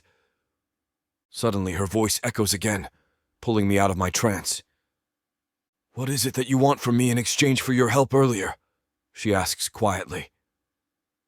I watch the road, not saying a word, trying to get my thoughts together. Inside, I'm screaming. I will stop this car and take you right here at this very moment. I don't care who sees us. I just need to feel your body on top of me. But I know I need to play it cool. I can't let her know what her body is doing to me. She can't know how many times a day I think about the way her skin glistens with sweat as she rides me. Instead, I turn and look deeply into her coffee-colored eyes, licking my lips as I let my eyes roam all over her body. I notice every detail. Once again, I am so sorry to interrupt. Joseph and Diana are having too good of a time for YouTube, but you can find the full version on TylaWalker.com with discount code SAVE40. Thank you for listening to Smooth AF, and let's get back to the story. You won't know what hit you, baby. I'm going to take you, break you, and make you mine. And when I'm done, you're... Now hold on just a minute. What? I got something to say. What's the meaning of this? Now you may be some fine-looking white boy, Got that right, baby. It takes hard work. and you might got the money, Fat stacks, baby, to spoil you with. but that doesn't mean I'm going to give it up to you without a fight. A fight? You want some limp wilting flowers? Go to historical romance, baby. But you want sassy and spicy strong black queens that tame their alpha male bad boys? I think our listeners do. Then you go on and look at Miss Tyla's Bougie Brides and Billionaires audio bundle. 50 hours of me whispering the most romantic things in your ears. Fake marriages, alpha male billionaires, Strong black women. Steamy scenes that will make your eyes roll back. And everything wrapped up in a happily ever after that will put you in an afterglow. Use code SAVE40 to get 40% off this bundle and any other digital product in Miss Tyla's store. Unabridged and uncut. Just like you, You're gonna have to find out. Tyla Walker Romances. Escape your life with sassy romance. Chapter 15. Diana. I'm swaying back and forth as my eyes open. They're fuzzy, and I can see two-toned arms carrying me. I realize what's going on. Joseph's carrying me inside. His arms feel so good around me. I don't want to ruin it, so I don't let him know I'm awake. I pretend to be asleep as he carries me to his front door. I remember being so tired after car sex. I think all the stress is finally catching up to me, but I would have expected him to wake me up, not carry me inside. Why is he acting so nice? It is tough to disassociate this new version of Joseph from my once sweet, marvelous ex-boyfriend. I never would have been suspicious of old Joseph being nice. When new Joseph is, it feels like a trap. Once we're inside, Joseph sets his keys down. Then he carries me down the hall to the guest bedroom, carefully opening the door and taking us inside. Oh, he just wants to do it in a different room, I think, as we enter. He surprises me when he lies me gently on the bed, pulling the covers over me. I feel him lean over, getting close to my face to brush the hair from my forehead with his fingers. Sweet dreams, beautiful, he whispers. His touch ignites me again, even though it hasn't been more than 20 minutes since our last encounter. I want him. He feels so amazing and smells so good. Every touch reminds me of our old relationship and my love for him. I'm waiting for him to embrace me, to wake me with his kiss. But he brushes my hair once more and walks out of the room, shutting the door behind him. I sit up in bed, bringing my knees to my chest and sob for him. My cries get louder and louder as all of my emotions pour out of me. I finally grab a pillow and bury my face in it to drown out the noise. I don't want to chance him hearing me. I don't want him to ask what the matter is. How would I even explain I'm living in my own personal hell? And why would he care anyway? He's already been clear that his motivation is to make me miserable. How will I make it through this until he decides he's done with me? How do I put away all the feelings this is stirring up and act like it's nothing? Why is he doing this to me? Being around this shell of a man that looks like him makes me miss the old version so much it hurts. It's the type of hurt where I physically feel my heart break. The second he leaves the room, there's nothing I can do to stop him. I want to scream and cry for him.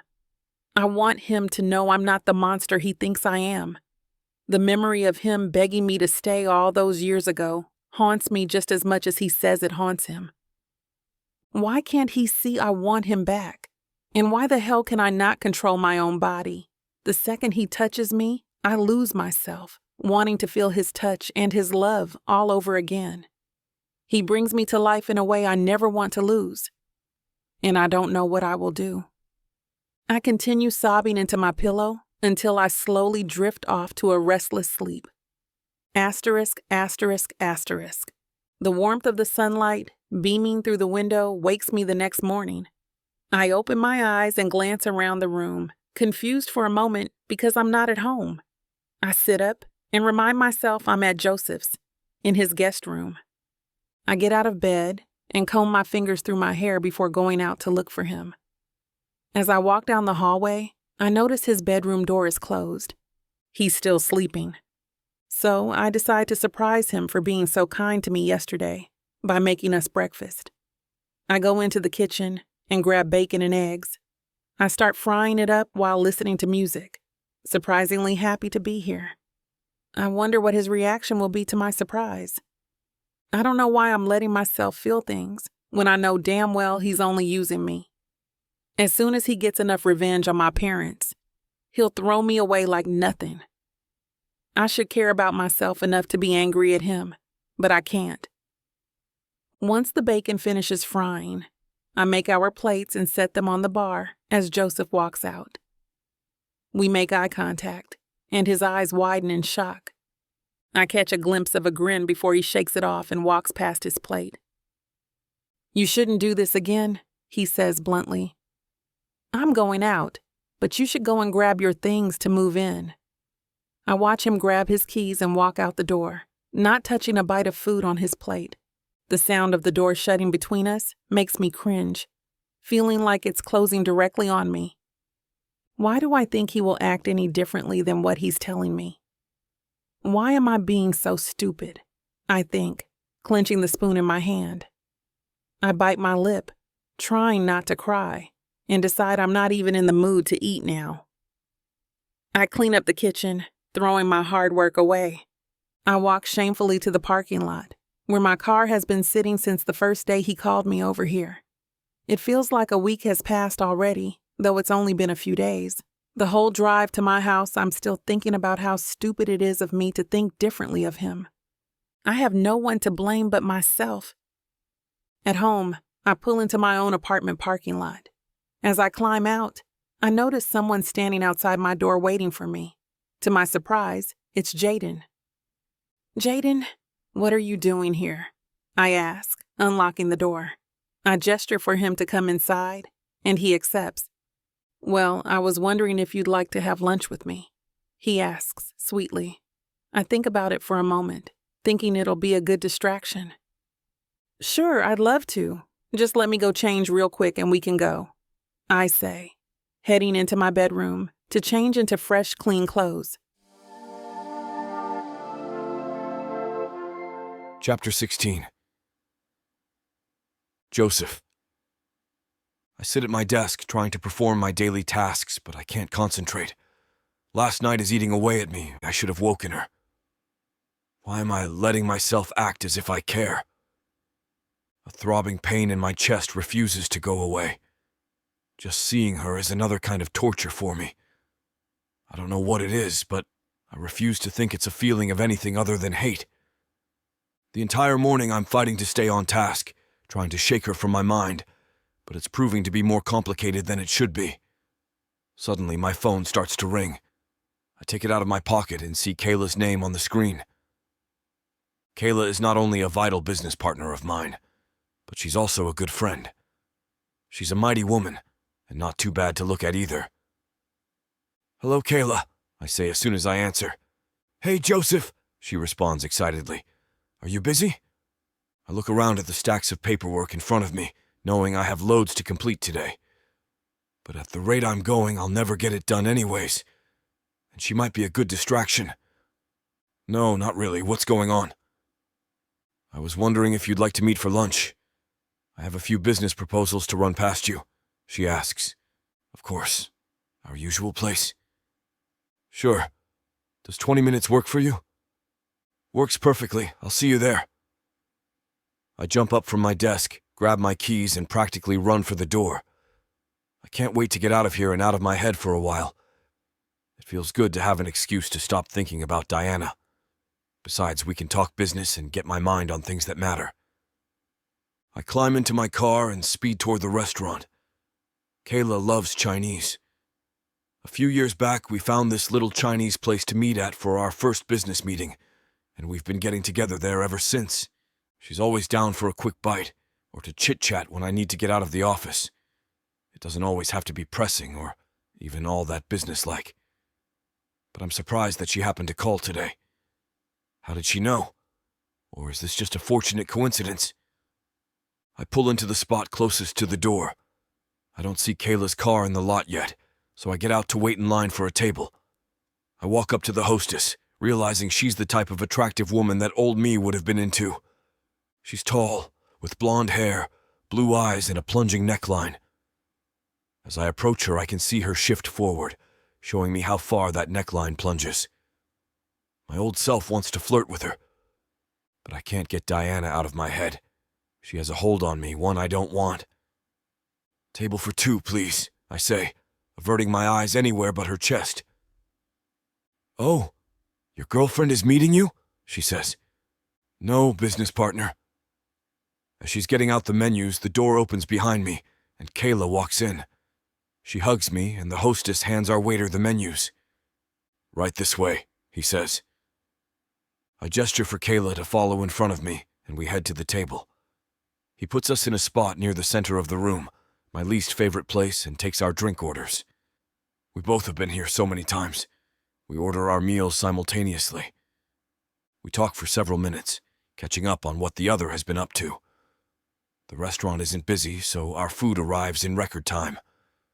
We thank the waiter and dive in. As we're eating, she starts discussing the reasons for meeting me. We go over some plans, taking our time. I notice the door open as a couple walks in, but I'm too busy to look up.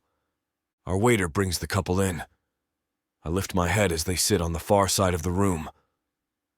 It's too far to hear the conversation, but they remain clear in my line of vision. Wait, is that Diana? No way. Why is she with Jaden? What the hell is going on? I can't help but sit and stare at them, watching their every move to try and understand what I'm seeing. It looks like they're enjoying themselves. She's laughing at his jokes, making me laugh sarcastically under my breath along with her. Look at her, out here with him. She doesn't seem to have any worries at all, up and about with someone who isn't me. Kayla can tell that my mind is no longer with her. She turns to see where my gaze is directed. She shifts in her seat as soon as she sees them, a strained expression on her face. Kayla knows Diana from college, and she knows our history. I'm hoping she doesn't say anything. To my surprise, she doesn't say a word. She goes back to eating her meal and awkwardly avoids eye contact. I don't want to make it evident to Kayla I'm uncomfortable, but I can't shift my gaze away. Seeing them together, enjoying herself with another man like she didn't sign my contract, infuriates me. Diana glances around the room and finally notices I am staring at her. The color drains from her face, and I set my fork down, smiling at them. Jaden raises a brow at her stare, turns to see me, and then turns quickly back to her with a detailed look. He saw our interaction at the wedding. He may not know our history quite as well as Kayla, but he still knows. This is no accident. He is aware of exactly what he's doing, and it's pissing me off. I gesture to them. "Why don't you two join us?" I ask, not giving them a choice. Diana nods awkwardly and approaches our table, with Jaden following close behind like a loyal dog. "Here, pull up some chairs." They both grab an extra chair and sit beside us. The tension increases in the room exactly how I want it to. She's not going to get away with making me look foolish. Kayla starts talking to Diana, clearly trying to lighten the mood, but Jaden and I don't break eye contact.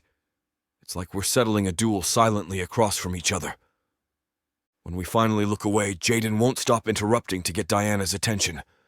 I can't take it anymore. "I'm getting married. Kayla, Jaden, we'd love you to be there," I exclaim. They both flash shocked expressions at me. "What? That's crazy. I haven't heard anything about it," Jaden says. Kayla agrees, nodding along as he speaks. "Who's the lucky lady?" I grab Diana's hand and smile. "We've reconciled and are planning to get married next week."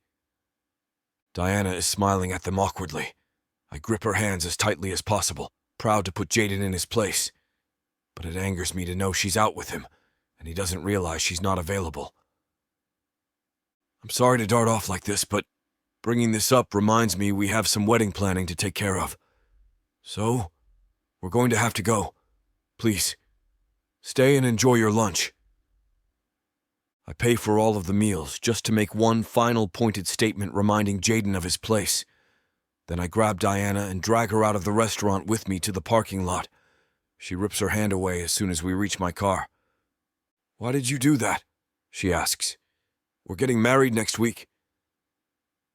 Seeing her with him makes me jealous and angry, but her tone angers me even more. I grab her chin. "Yes, we are." My voice is curt as I jerk open the car door. "Now get in. We have some wedding planning to do." Chapter 17. Diana. I sit in the comfy armchair in the hotel lobby, waiting for Joseph and the wedding coordinator, Jeanette. We are here to decide if this is the ideal place for the ceremony. I can see them in the ballroom, talking to the hotel owner about the lighting, and I roll my eyes. I'm watching Joseph as he talks to Jeanette, and I can feel the rage burning inside me. He's so smug, standing here like he owns the place. He gives the impression that we're some happy couple madly in love, making me sick. 2 days prior, he announced our engagement like it was nothing. Now we're out looking at wedding venues. I can't wrap my brain around how fast this is all going. Jeanette's talking about guest lists and wine menus while I'm questioning how to get out of here. I can't help but wonder what I've gotten myself into. I don't know how I let this happen to me. How does he have this much control over me? They return to me, and we all head toward the dining hall. The manager is showing us the area, and I wonder why we're even here. I don't know why he's moving this along so quickly, and I don't want any part of it. I just don't have any choice. Joseph answers every question, making all the decisions along the way. He's handling everything, and I'm perfectly okay with it. Jeanette keeps asking for my opinion on everything, but I nod at whatever he says. I don't want to voice the wrong thing, and honestly, I don't give a damn about a single detail of this wedding. He's treating me like a prisoner, deciding who I can see and be friends with, taking me home from our lunch 2 days ago, like I'm some kind of child out past her curfew. I can't handle it.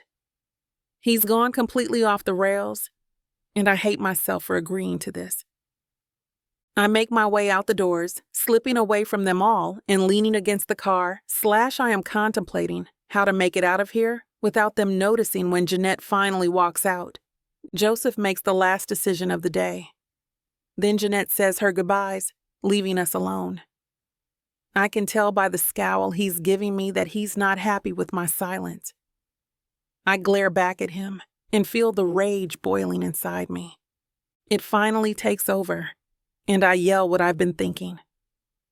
This is your wedding, not mine, so don't get mad at me for not having an input when I have no say in anything else.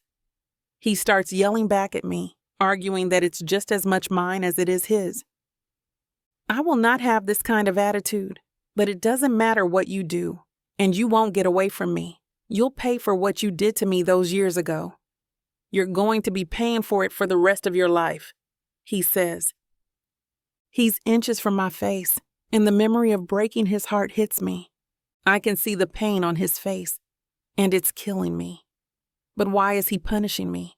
I understand he's hurting, but the man I loved isn't capable of being this cruel, I think, breaking down in front of him.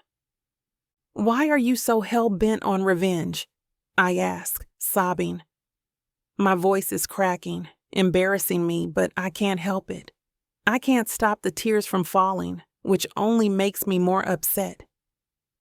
It's not fair for you to live your life like nothing happened after what you and your parents did changed mine forever. How can you live peacefully when you damaged me beyond repair? I want you to be miserable, just like you made me. You deserve every ounce of what you're getting. He's yelling, but I can hear the heartbreak in his voice. As much as I hate him now, it pains me to know what he's been going through. He isn't doing this because he's a jerk. He's doing this because he's hurt. And I did that to him. What about your parents, Joseph? What will they do? He grins his deviously handsome grin. They won't do anything. You're going to act like a nice, sweet fiancé and daughter-in-law. You have to show that you regret what you did before. I start to object, wanting to ask how he'll make me act in a way I don't want to. Yes, I regret hurting him more than anything. But there has to be a different way to fix this. Just as I'm about to ask, he interrupts. Oh, speaking about my parents, thank you for reminding me. We're going to my family's home this weekend to see them, so you better be ready. I don't want to see them or even be around them. I know they're the reason behind his new attitude. This must be their idea of how to heal a broken heart. I also know the history between our parents, and I'm not looking forward to how they will treat me. My parents sabotaged their work, and now they can't get normal jobs. What kind of person isn't going to be angry about that? Why is it that all of my problems stem from horrible things my parents did? My parents told me to break up with Joseph. My parents went after his parents and their jobs, their way of making sure that they kept Joseph away from me. I'm tired of everyone hating me for being the bad guy. I didn't do it. But at the same time, a little voice in my head balks at the denial. I can't exactly claim to be completely innocent. It might have been my parents' idea, but I still went along with it. In any case, I'm in hot water now. His parents will only treat me how he is, or worse. I'm already dreading the encounter so much that I'm nauseous, but I know from his words and how he handles me that I don't dare argue with him. What the hell am I going to do? Chapter 18. Joseph. Diana, I call across the condo. I'm about to FaceTime my parents. Can you come here, please? There's a silence. After a moment, I hear her very slowly begin making her way down the hall to the living room. Her steps drag, clearly lacking enthusiasm for the task, but she doesn't argue. I would feel pity for her, knowing how much she must dread seeing my parents again. I stuff it down, reminding myself of how badly her parents treated me. She doesn't deserve a lot of sympathy, not after the hell they put me through. My parents will never forgive her for breaking my heart the way that she did. Maybe I'm hoping that going there will remind me to do the same. She sits stiffly on the couch as I press the button to make the call. Hello, son. I hear my father's voice as soon as he connects to our call. There's some strange noises as he seems to fumble around for a minute. But finally, the video feed comes through. I can see him standing with my mother in the kitchen, both of them staring intently at the phone. They act like this every single time I try to video chat, like they can't remember how it works. Hey, Dad, I just wanted to let you guys know I'll be coming home this weekend.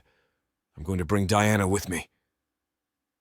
They both have expressions of shock on their faces, but they agree. I can tell they seem unsure of her, and my reasoning for bringing her.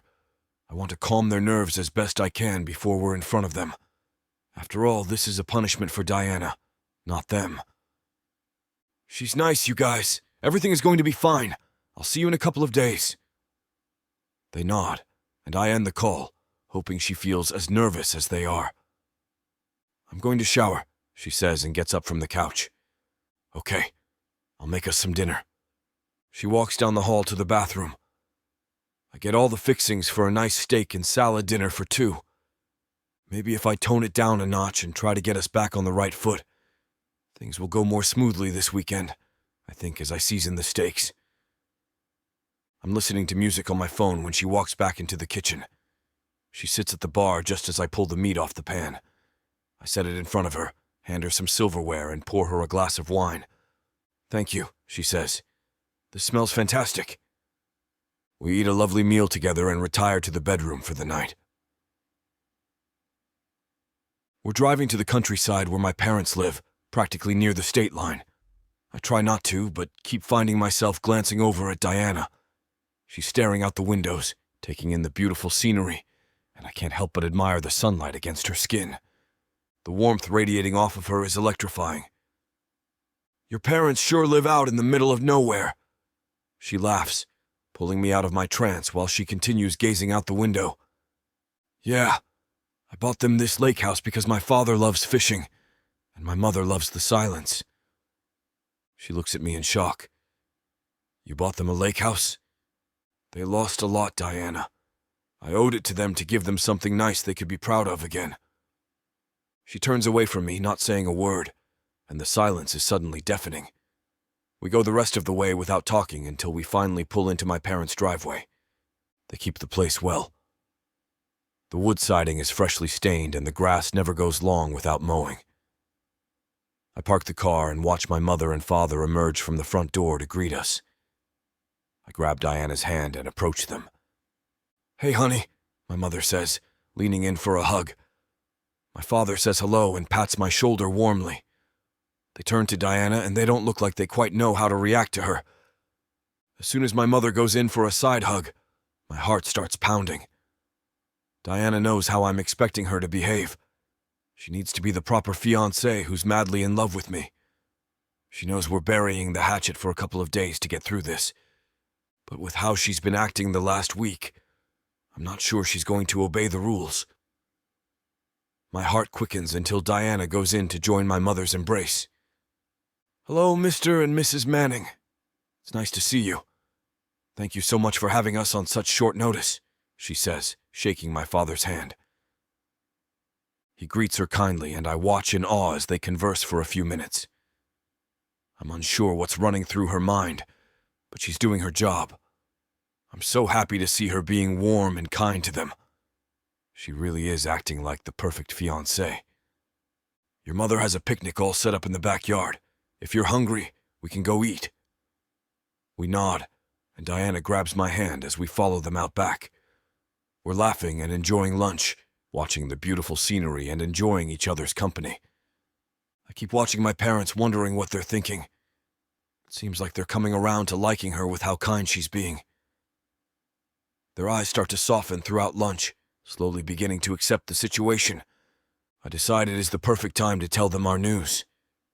"Mom, Dad, I have a bit of a surprise for you," I begin. "Diana and I are getting married next Saturday."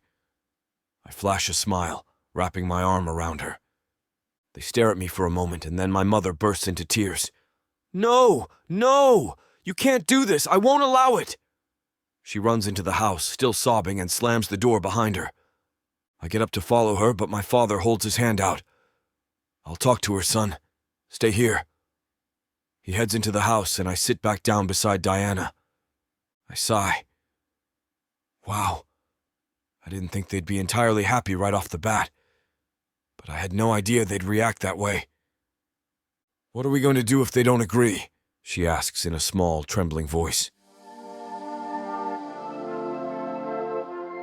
Chapter 19. Diana. Joseph and I sit on the picnic bench outside, staring at the lake. We're silent, and I don't know what to say to make the awkwardness fade. He still hasn't answered my question as he stares off. I don't know how to help the situation. After all, it's my fault. They don't want him to marry me. I'm hurting him all over again by having them make him feel like a disappointment. It's been an hour now, and I still don't know what to say or do. Every time I look at him, he's staring blankly at his hands, and my mind goes blank. I don't know if it's an appropriate time for a hug or if he wants me to stay back. After how mad I've been the last few days at him, I don't know why I feel bad for him. I don't like seeing him like this, and I can't figure out why. Just when I'm about to go in for a comforting hug, Joseph shoots up from his chair and storms inside. I decide not to follow him. They need to have a family meeting, which I'm clearly not a part of based on their reactions. I wander around the grass outside, watching the once peaceful river and wondering what's happening. I'm so nervous. It's nearly making me sick to my stomach. What's going to happen if they disagree? Will the company not get help? Will it fall and be my fault after all? I'm scared when I think about why I did this in the first place. I want to save the business I worked so hard for. I don't want to put all our workers out of a job, losing their livelihood and causing harm to their families. But another part of me can't stop thinking about Joseph. If they don't allow this, I'll lose my chance to be with him. My thoughts make me giggle nervously. What is wrong with you? Why are you so stupid? How can you think this way after everything he's putting you through? You can't possibly still want him, can you? I keep checking the clock on my phone, wandering around and anxiously waiting to hear something. It's killing me not knowing what's happening, not knowing if they're being nice to him. Nice to him? Why do you even care when he can't be nice to you? I think, just as his mother walks out. She walks up to me and asks me to follow her. Alice walks to the lakeside and sits on an old rickety bench. She pats the spot next to her, gesturing for me to join. I slowly walk over and sit, wondering what she's about to tell me. I don't know if she's going to scream and yell or if she's going to slap me. My heart is pounding as I watch her mouth open and begin. Diana, she starts, looking at the water. I want to tell you everything we've been through regarding yourself and your family. Truthfully, I don't think you know the extent of it. Okay, I respond, nodding. After you broke it off with Joseph, he was destroyed. You completely crushed him. I had never seen that boy fall so hard. It was like he jumped off a cliff and never could hit the ground. There was nothing we could do for him except be there to catch him when he finally had enough falling. Her words break my heart. I know the reasoning behind our breakup, but no one else does. Everyone thinks I'm awful, even though I got hurt just as much, if not more, than him. No one will ever understand that. Still, it's shattering every piece of me to hear her say it out loud. She continues. But the devastation didn't stop when you left him. No, your parents came after us, for reasons we didn't understand. They took everything from us. I stare at my hands, not knowing what to say. The news is so heartbreaking I don't even know how to face her. How are my parents such cruel people? They hurt this whole family. Honestly, Diana, I'd prefer if you and your family never appeared in front of us ever again. But my son's happiness is the most important thing to me. Alice faces me and grabs my hands. Diana, please. I am begging you, do not break his heart again. I don't know what will happen if you do.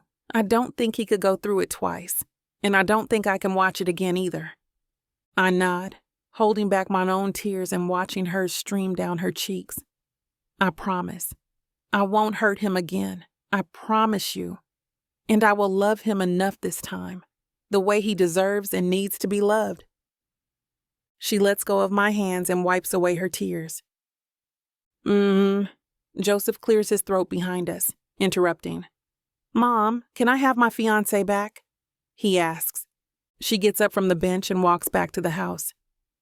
Joseph gestures for me to walk with him, and my heart aches for him.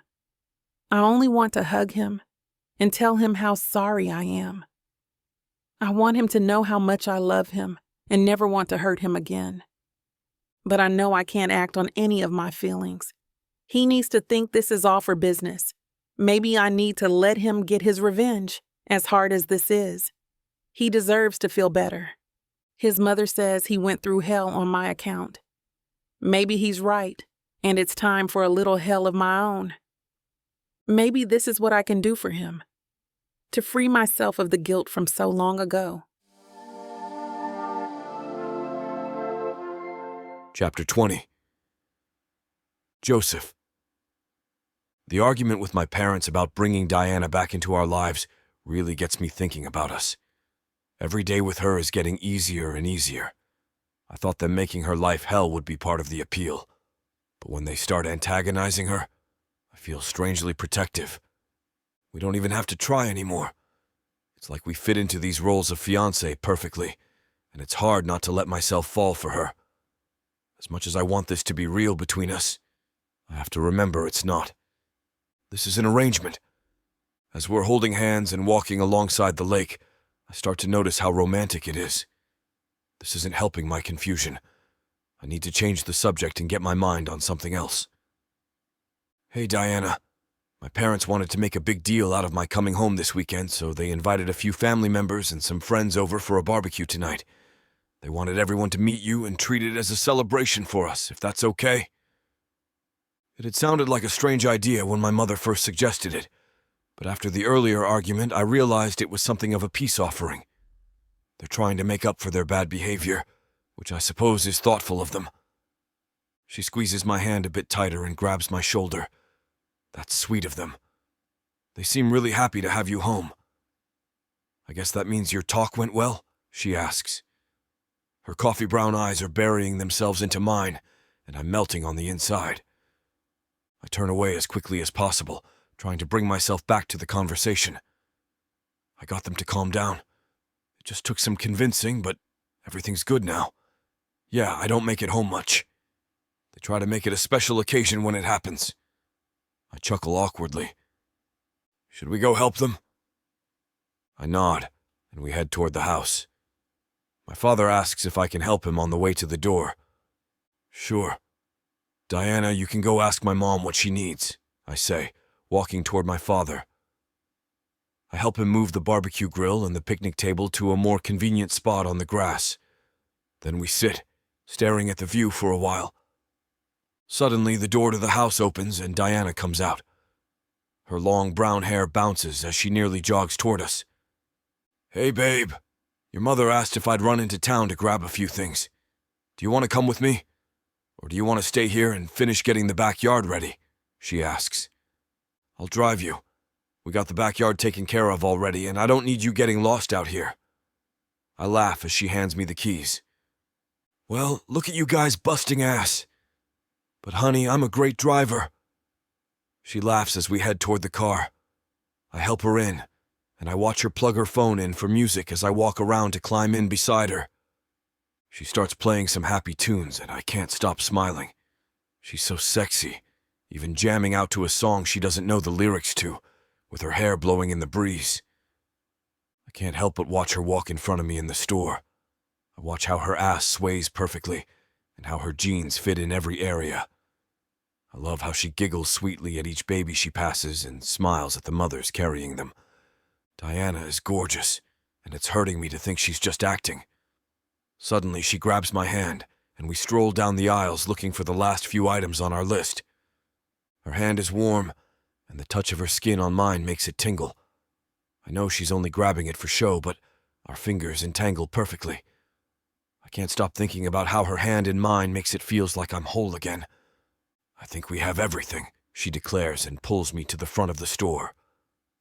We check out, pay, and walk to the car. I'm loading the bags as she climbs in. We're driving back to my parents when out of nowhere she grabs my hand. A warm feeling rushes through me, and I shoot a look of surprise at her.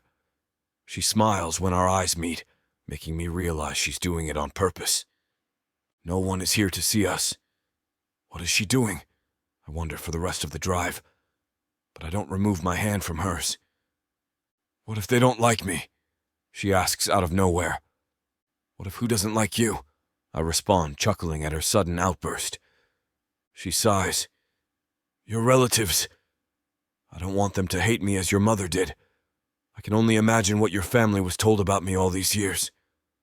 They're going to love you. Just be yourself and you'll fit in perfectly. Being myself is what I'm worried about. She laughs and starts jamming to her tunes again. I can't wipe the grin off my face. Every time I see our hands together on the console, my heart swells. When we get home, we park and start to unload the groceries. My parents are already waiting outside for us, and some relatives are standing behind them. I introduce Diana to a few family members, and we start taking the food outside to prepare. I turn the grill on and watch as Diana mingles with my family, fitting right in with them. Every once in a while, she turns to me and smiles lovingly, and I smile back. She's being so sweet and helpful, and I can't stop thinking about us. With every gesture she makes, I can't stop picturing our life together. How, if nothing went wrong between us, it might have always been this harmonious. Stop. Don't do this to yourself. This isn't real. She isn't into you. She's just trying to impress your family to help pull this off, I think, pushing the thoughts out of my head. I watch her as she gets closer to my mother. Even my father seems to be warming up to her.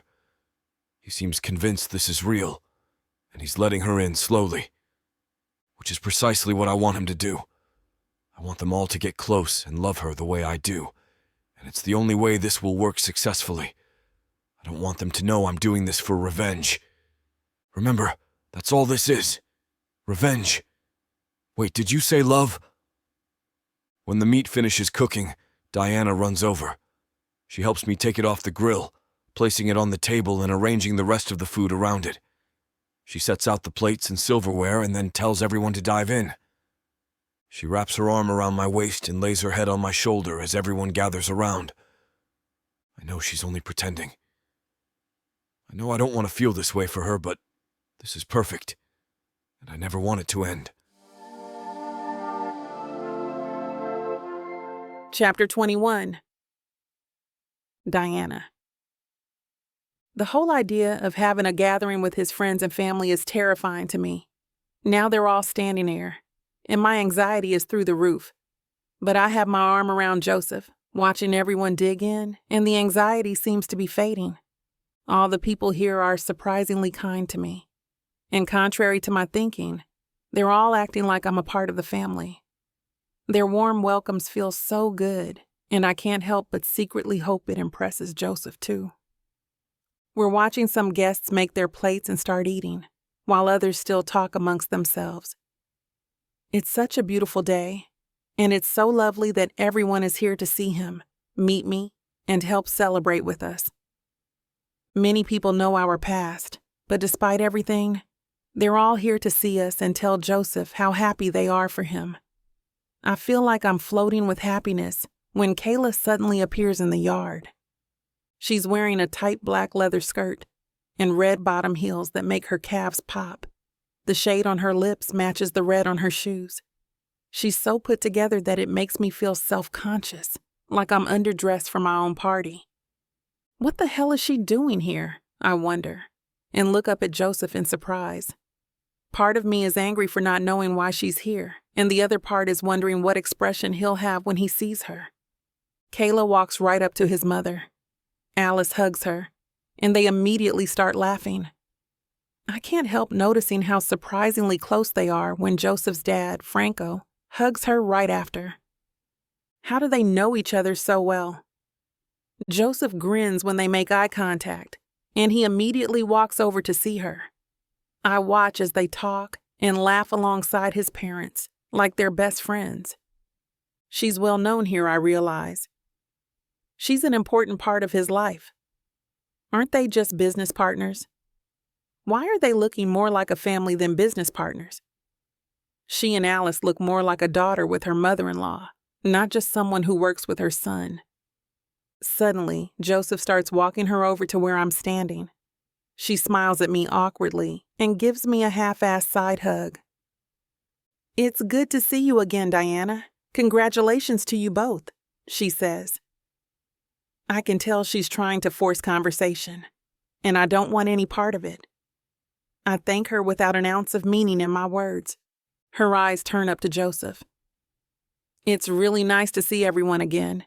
It's been too long since you've had me around," she says, playfully hitting his shoulder. He responds to her, but I'm focusing too hard on her eyes to catch what he's saying. I can see it all over her face. She likes him. Why is she even here? Why is she at a gathering with his fiancé? If she does like him, what kind of game is she trying to play? I wonder.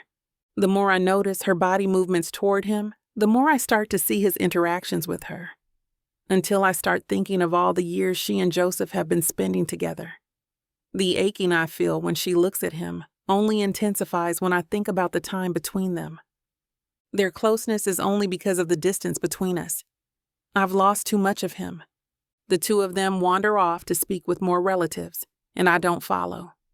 I watch from afar, hating her, myself, and the whole situation. They seem so at home together, and his relatives treat her like one of them. I feel so out of place now that she's here, and the way he's flashing her around the room is starting to irritate me. Isn't this party supposed to be for me to meet his family and friends? Not for him to parade some girl around that doesn't need to be here in the first place. Suddenly, Joseph walks up and places an arm around my shoulders. "Come on, honey." "There are a few others I'd like you to meet," he says and pulls me along.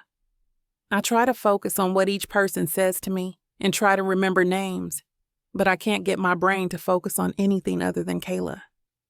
I'm glad that Joseph doesn't completely forget about me. But this is supposed to be a small gathering, and instead, there are over 20 people here. A few of the guests seem interested in me, but most of them ask Joseph how long it's been since he's seen Kayla, or ask him to have her come over and say hi to them. After about the fourth person asking about her instead of me, or mine and Joseph's relationship, I can't take it anymore. I'm getting irritated, and it's getting harder to hide my facial expressions.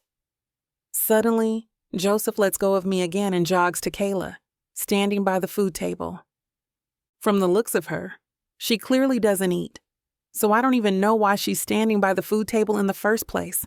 I snark in my head as I walk over to grab a beer.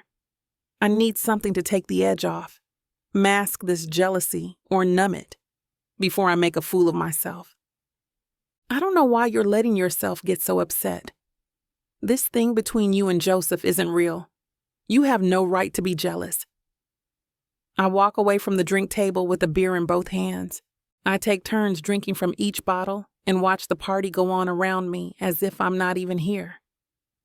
Joseph is laughing and enjoying himself, and Kayla follows him around like a lost kitten. Even Joseph's parents can't get enough of her. She's gorgeous, rich, and business savvy. Of course, they want him to choose her over me. Besides, they already hate me to begin with. I can't take it anymore. I grab 2 more beers and chug one as I walk around the house away from the crowd. Chapter 22. Diana. I wave as I round the corner and throw my empty beer in the trash, excusing myself from the party. It's late and I'm exhausted, both mentally and physically. I need a breath of fresh air, away from the crowd and away from Kayla.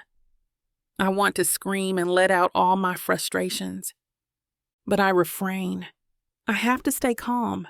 I can't let Joseph know Kayla's upsetting me, and I can't let his parents know how they act with her is getting to me. How dare she show up here and act like she owns the place? She isn't his fiancée, and she shouldn't even be here. I think, just as a familiar voice behind me interrupts. I turn and see Kayla standing behind me. "Hey, Diana," she says in her alto voice. I smile sarcastically. "Hi, Kayla." I'm wondering why she's standing here, why she feels the need to follow me. "What are you doing out here?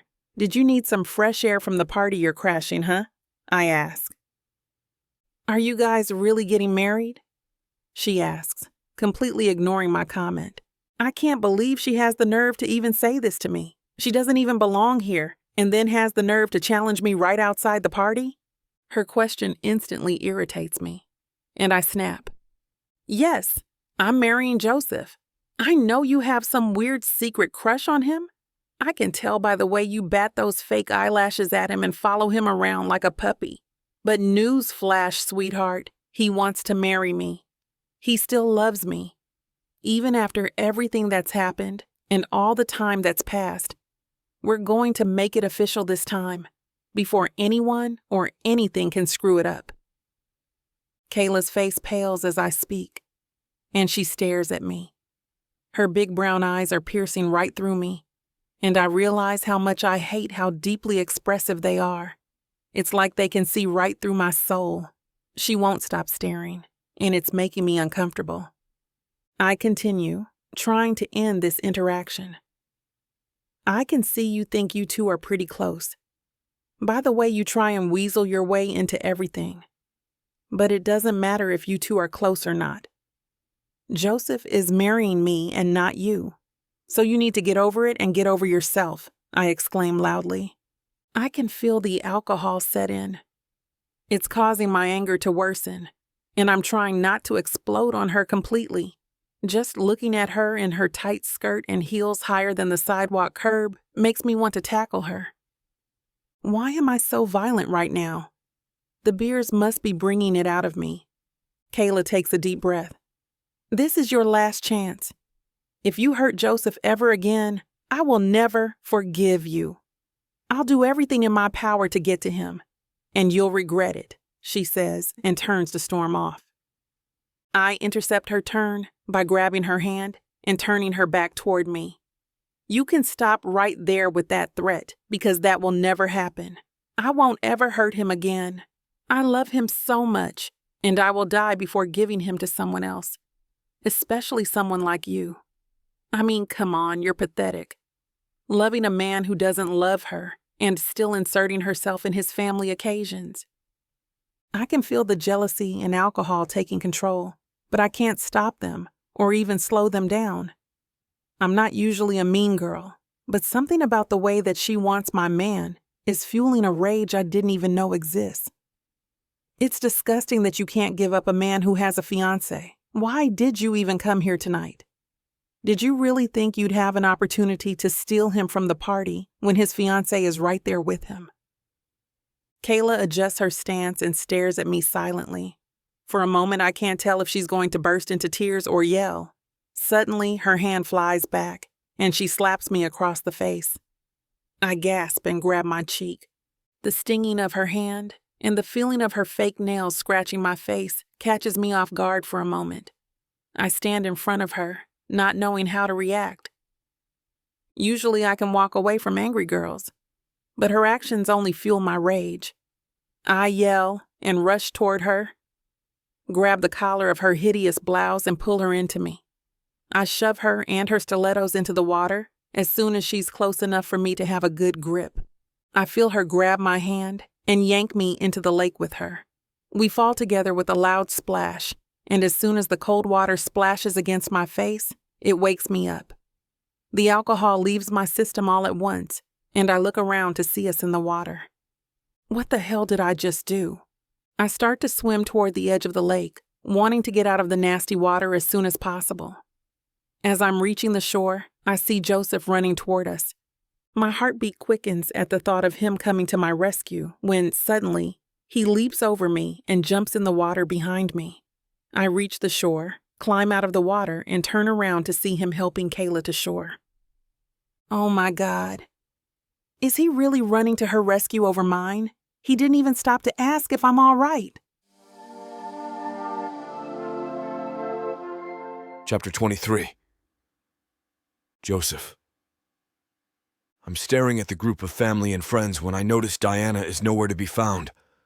I'm walking around looking and see Kayla is gone too. Where are they? I wonder as I round the corner of the house to widen my viewpoint. As soon as I come around the corner, I see the two of them shouting at each other. My immediate reaction is to run over and intercept, but as soon as I start getting closer, I hear what they're talking about. It stops me in my tracks. Yes, I'm marrying Joseph. I know you have some weird crush on him, Diana says. She continues talking, but I can't even focus on what she's saying. Kayla doesn't like me like that. There's no way, right? It's hard for me to think of her in any way other than as a good friend. But to hear that Kayla's into me for more than that is surprising. How do you miss something like this? Am I so numb that I don't notice how she acts around me? Kayla is a beautiful woman with a strong personality, goals, and ambitions.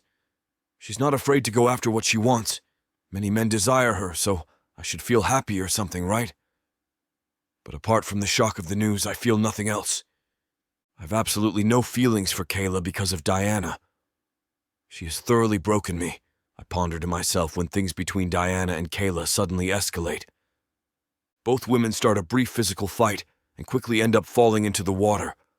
I run to them as fast as possible, but when I get to the edge, I notice Diana climbing out, looking completely fine. But when I look out to find Kayla, she's not doing as well. She looks like she's about to drown.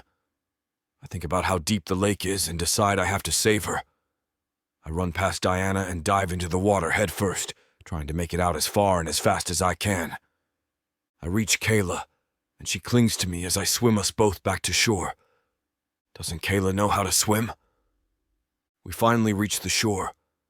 She's coughing as I carry her out of the water and head to the house. She clings to me, laying in my arms and looking content, the entire way to the house. I can't help but think about the things I know now, and her feelings for me. Still, I try to push them aside long enough to help her. As I carry her, she doesn't say a word, looking nervous as we round the corner where the group should be. But luckily, they must be in the garden area out front so we don't draw any attention.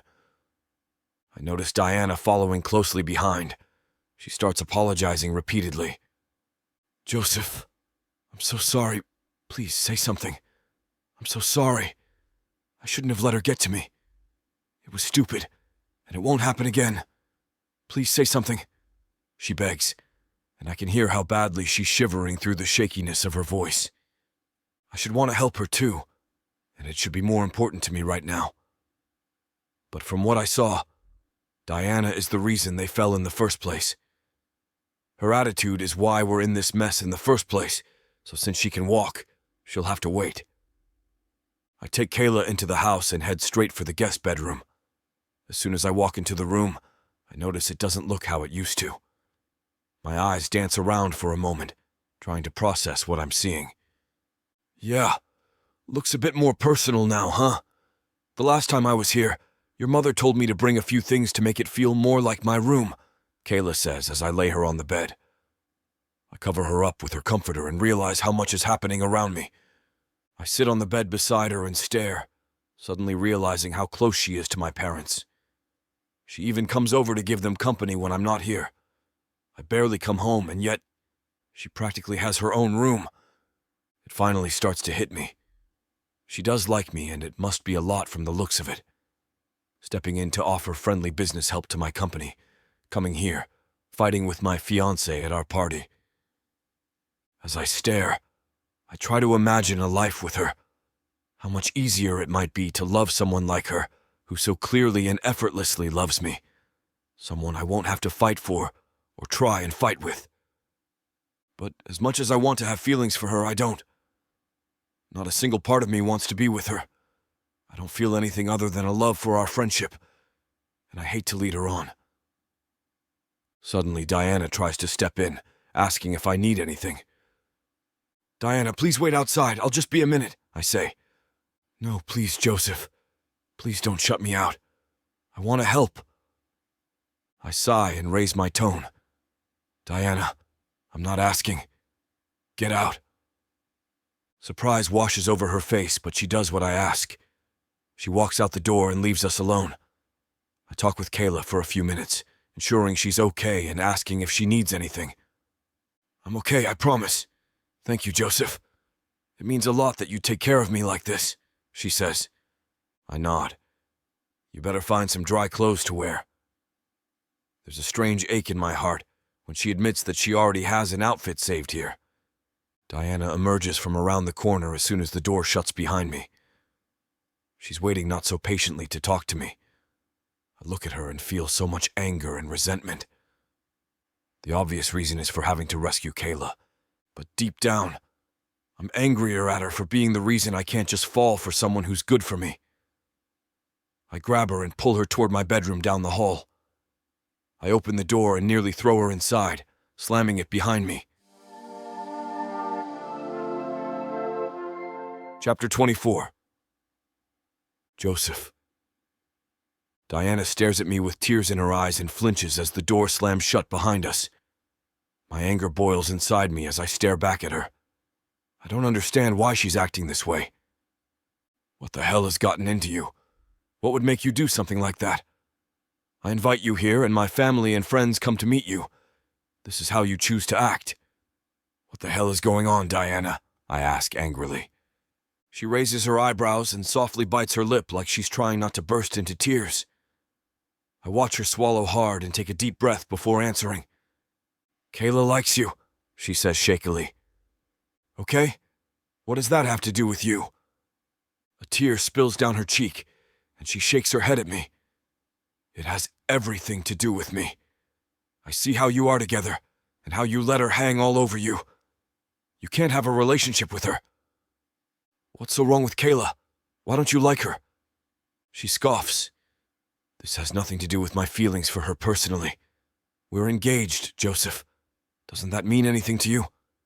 We signed a contract in which it stated no extramarital relationships.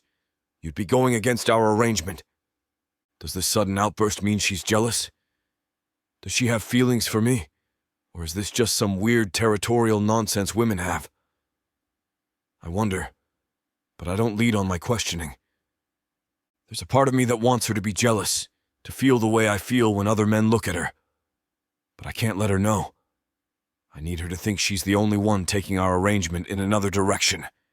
You have to let her feel this way on her own. Don't give her the satisfaction of knowing you're incapable of wanting anyone other than her. You can't allow her to have this kind of power over you. I push my feelings aside and try to pull the anger out. I try to remember why I'm angry because I know anger is what I want her to see right now, but I'm failing to find it. Instead, I laugh and retort back with the smuggest voice I can muster. You have no right to demand a single thing from me. I can be with her if I choose to because the no extramarital relationship rule only applies to you. How can I make your life miserable if I remain faithful? Her face turns pale and she looks faint. It satisfies me to know she's hurting at the thought of me being with someone else. I know I don't have feelings for Kayla, but if I can use the fact that she has feelings for me to hurt Diana, then I have to take advantage of it. You can't do that to me! Please, Joseph, you're not this cruel, she yells. Diana, I can do whatever I want, and you have no choice but to go along with it. You have no control over me. That's how this arrangement works. The control is in my hands for me to get my revenge. She starts sobbing, tears rolling down her cheeks. Please, Joseph, this is too much. Can't you just forgive me? I'm so sorry for everything that happened. Everything I did before, but can you forgive me so we can move on? Please? I can't take my eyes off her and watch the tears roll down her cheeks. I can't help but want to wipe them away and take away the pain. To tell her I'm kidding, and the only woman I love is her. But I can't.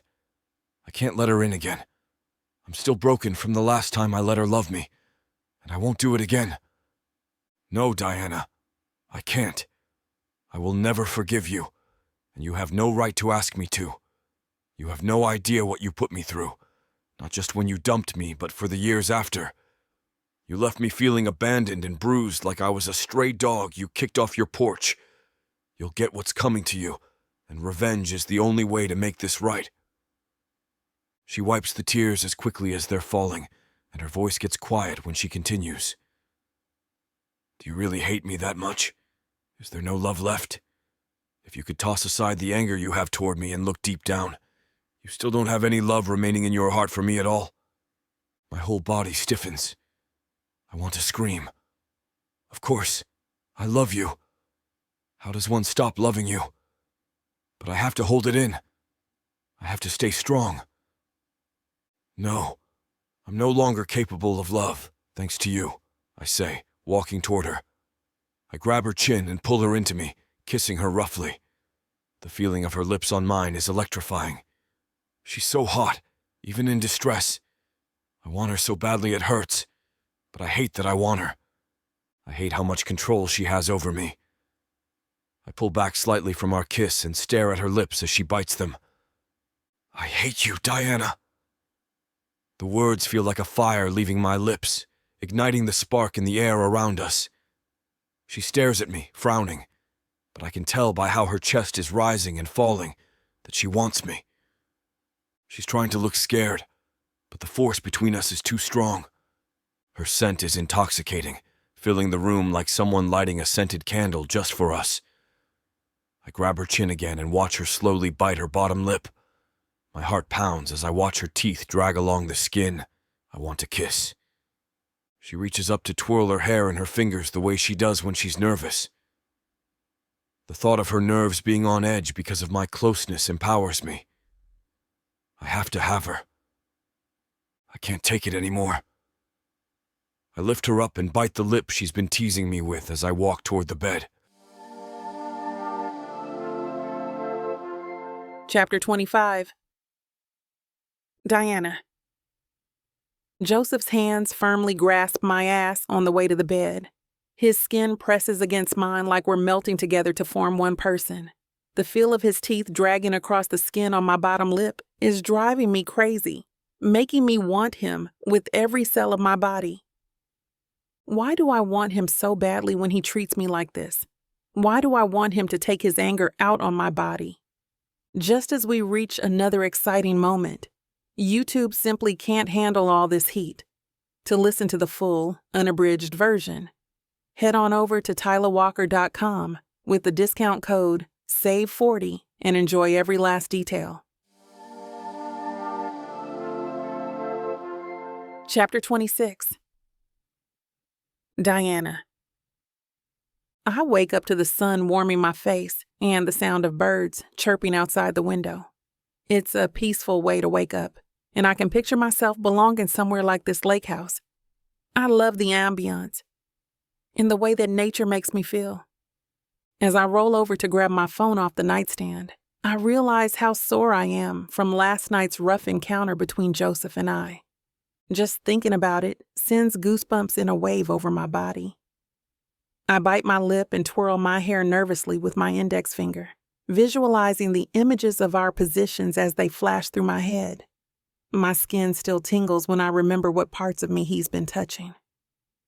How am I going to pretend like we aren't amazing together?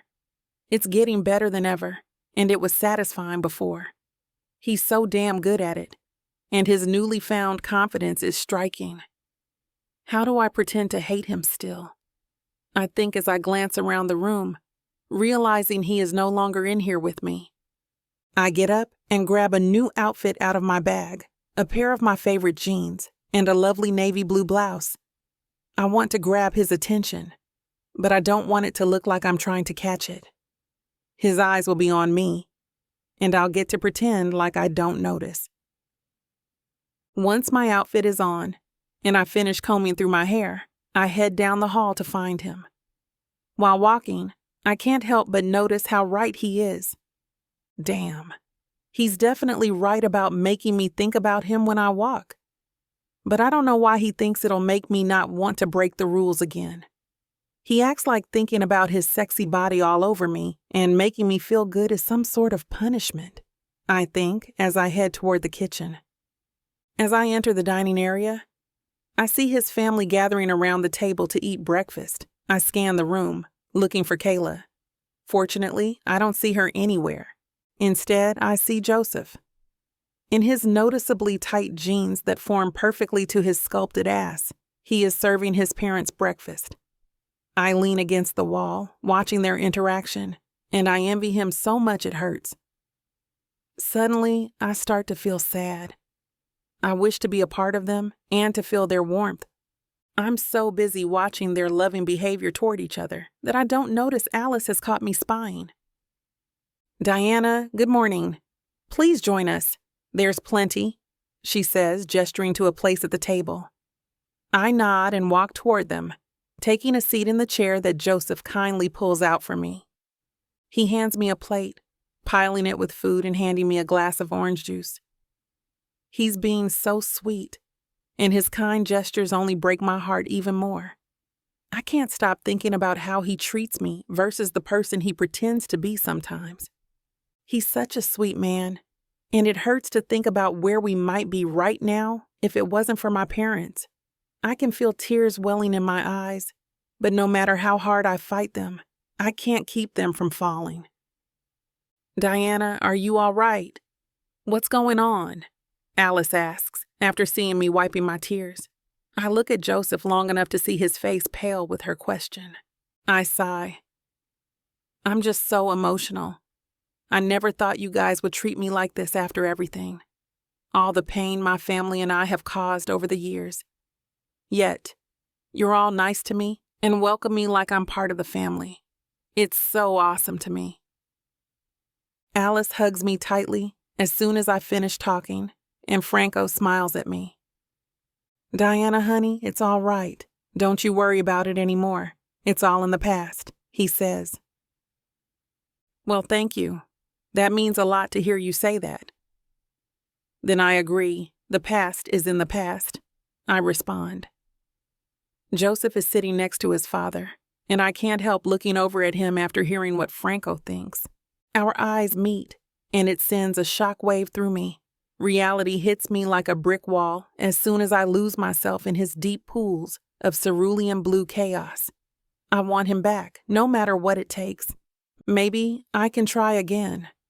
Perhaps I can love him enough for the both of us, so it doesn't even matter if he feels the same way or not. Our arrangement might be all this is for him, but perhaps the love in my heart can break the hate he has for me in his own. Joseph breaks our eye contact to grab the container of orange juice off the counter as Alice finally lets go of me. I watch him grab the container and set it on the table in front of us, and I can't help myself. I want to feel close to him after my sudden realization of how to make this work between us. I stand up, walk over to him, and wrap my arms around him, hugging him tightly. I look up at him with a huge loving smile, and he looks shocked back at me. But I ignore him and hug him again. "Good morning, honey," I say. "Good morning," he repeats awkwardly. I don't care about his reaction. I know what I want and how I will get it, so he can act whichever way he wants because I'm putting the ball back in my court. I get on my tiptoes to reach his lips and kiss him softly in front of everyone. Chapter 27. Joseph. We sit at the table for breakfast, enjoying the view of the lake. I can't help but stare at Diana. I have growing confusion about what's happening and why she's acting this way. My mind is trying to wander, but can hardly make it anywhere before more pancakes, eggs, bacon, and fresh fruit start to make their way around the table. As she gives me the plate of bacon, our hands touch. I feel electricity pass between our skin, making my fingers tingle. She's so beautiful and so sweet. I don't understand. I try shifting my thoughts and begin to lose myself in my food, distracting my brain that's on overdrive from trying to process everything. Thankfully, my father strikes up a conversation. "Diana, is there anything you have not done or care to do while you're here? We have a free day today to pick the activities, and we are open to suggestions," he asks suddenly. I'm not sure. Do you have any suggestions?" Diana questions. "Why don't we take the boat out today? It's awfully nice weather," he exclaims after thinking for a moment. Diana nods in agreement. My father continues a conversation about the boat, though I know I'm not processing his words.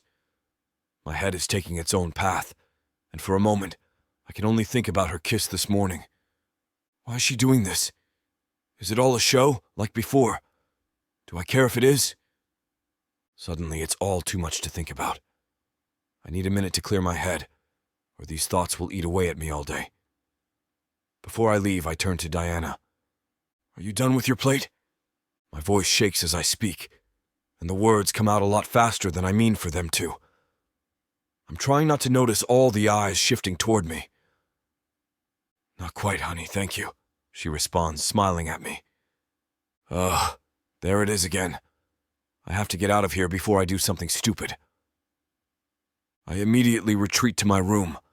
I move quickly down the hall and shut my bedroom door. I move to the end of the bed and lay down flat on my back, staring at the ceiling. I'm losing myself in the creases of the texture. Suddenly, there's a knock at the door. "Joseph, the boat is waiting, and your parents are ready to go. Are you okay?" I glance at my watch and cannot believe my eyes. It has been an hour since I left the table. "I will be out in just a minute," I reply quickly. There is no response from Diana as I promptly fly across the room to change into my bathing suit and a simple t-shirt. I open my bedroom door and find her waiting for me. "Is everything okay? You just disappeared for a while," she asks, looking into my eyes. I think about telling her for a moment, but I smile at her instead, noticing my parents watching me. "All good, hun," I answer. The four of us start walking to the boat, and I feel a bit better. The sun on my skin is a warming embrace. It feels like it's lifting 1,000 pounds of pressure off my chest. As soon as we get on the water, the weight lifts even more. I feel happier and less caught up in everything from this morning. I glance at Diana sitting in the seat to my right and immediately lose myself in her radiance. I take in her flawless skin and fabulous hair, which seems a shade lighter in the sunlight. I can't believe how beautiful she is and that she's here with me. Suddenly, my mother clears her throat loudly to bring me out of my trance. "Joseph, are you feeling okay? You seem off today." I seem off. Off can't even begin to describe what I feel. But of course my parents and especially Diana can't know that I might now be falling for her, and it scares me to think she might break my heart again. Impulsively, I grab Diana's hand while smiling at my mom. No, everything is great. I didn't sleep well last night.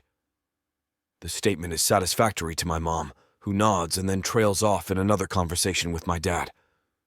I realize I'm still holding Diana's hand, but she has interlaced her fingers with mine, making it impossible to let go. I look over at her and find her staring at me with a smile on her face. I first notice how beautiful her brown eyes are. The sun illuminates them now, making them appear 2 shades lighter. My gaze travels down her face, noticing her perfect skin, and finally settles on her amazing lips. A warm feeling travels up my spine, and I return her smile. No, stop that. Focus on why she's here, I think, while turning away abruptly. The boat stops in the middle of the glistening lake, and the house looks like a speck on the shore. The boat bobs like a cork against the calm lake when I turn back towards Diana, who now seems puzzled at my reaction. "Did you enjoy breakfast?" I say, grasping at straws to keep my mind off the thoughts racing. "It was delicious. Your mom is an amazing cook," she says, smiling at my now beaming mother. I recognize a look of adoration on my mom's face. "Great. Not you too." I start to feel myself zoning out again, my thoughts taking me to a place I can only dream about. I barely hear the conversation between my parents and Diana, but I hear her say it's pretty warm outside, and a mischievous idea immediately comes to mind. I slowly stand, trying to give the appearance of stretching while a smile rushes to my face. Before Diana can stop me, I swoop down and grab under her arms and back, lifting her like a small child. "What are you doing?" she yells. "Well, I couldn't help but overhear that you're hot, and I know how to fix that." Before Diana can protest, I easily toss her right into the lake. I immediately strip off my shirt and jump, landing next to where I threw her. The feeling of the water is initially shocking to my nerves, but by the time I reach the surface, it calms me down. I find Diana waiting for me at the now rippling surface of the water, and she looks furious. Damn it! That was not the plan. Before I can rush to my defense, she suddenly starts laughing. It takes me a second to realize what is happening, but I recognize her anger isn't real, and she can't hide it for long. My parents' laughs echo from the boat, and I smile at Diana. "You're not mad at me?" I implore. "Why would I be mad? That was fun, and for the record, I am cooled off," she replies, starting to laugh again.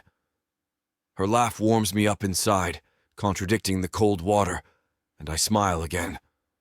Before I know what is happening, my now smiling lips meet hers. This feels so right. How do I not allow myself to be hurt again when her lips feel so perfect on mine? Chapter 28. Diana. That afternoon, Joseph and I take turns cleaning up. The boat ride had been fun, but we were now both sweaty from the sun and drenched in lake water.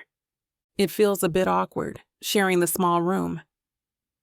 We've spent a lot of time in close proximity during this short trip, but the vibe changes as soon as we're alone. He goes back to acting a bit distant and reserved, and I find myself meekly scurrying around the room to stay out of his way. I'm trying so hard to be extra loving, to make up for all of the pain that I caused him in the past. Still, it's hard not to act a bit awkwardly when he just keeps staring at me with those blank blue eyes. I can't figure out what he's thinking, though his mind always seems to be spinning. I quietly take his hand when we're ready to head out of the bedroom. He stiffens a little at my touch, but relaxes a moment later. Absent-mindedly, he traces his thumb across the back of my hand.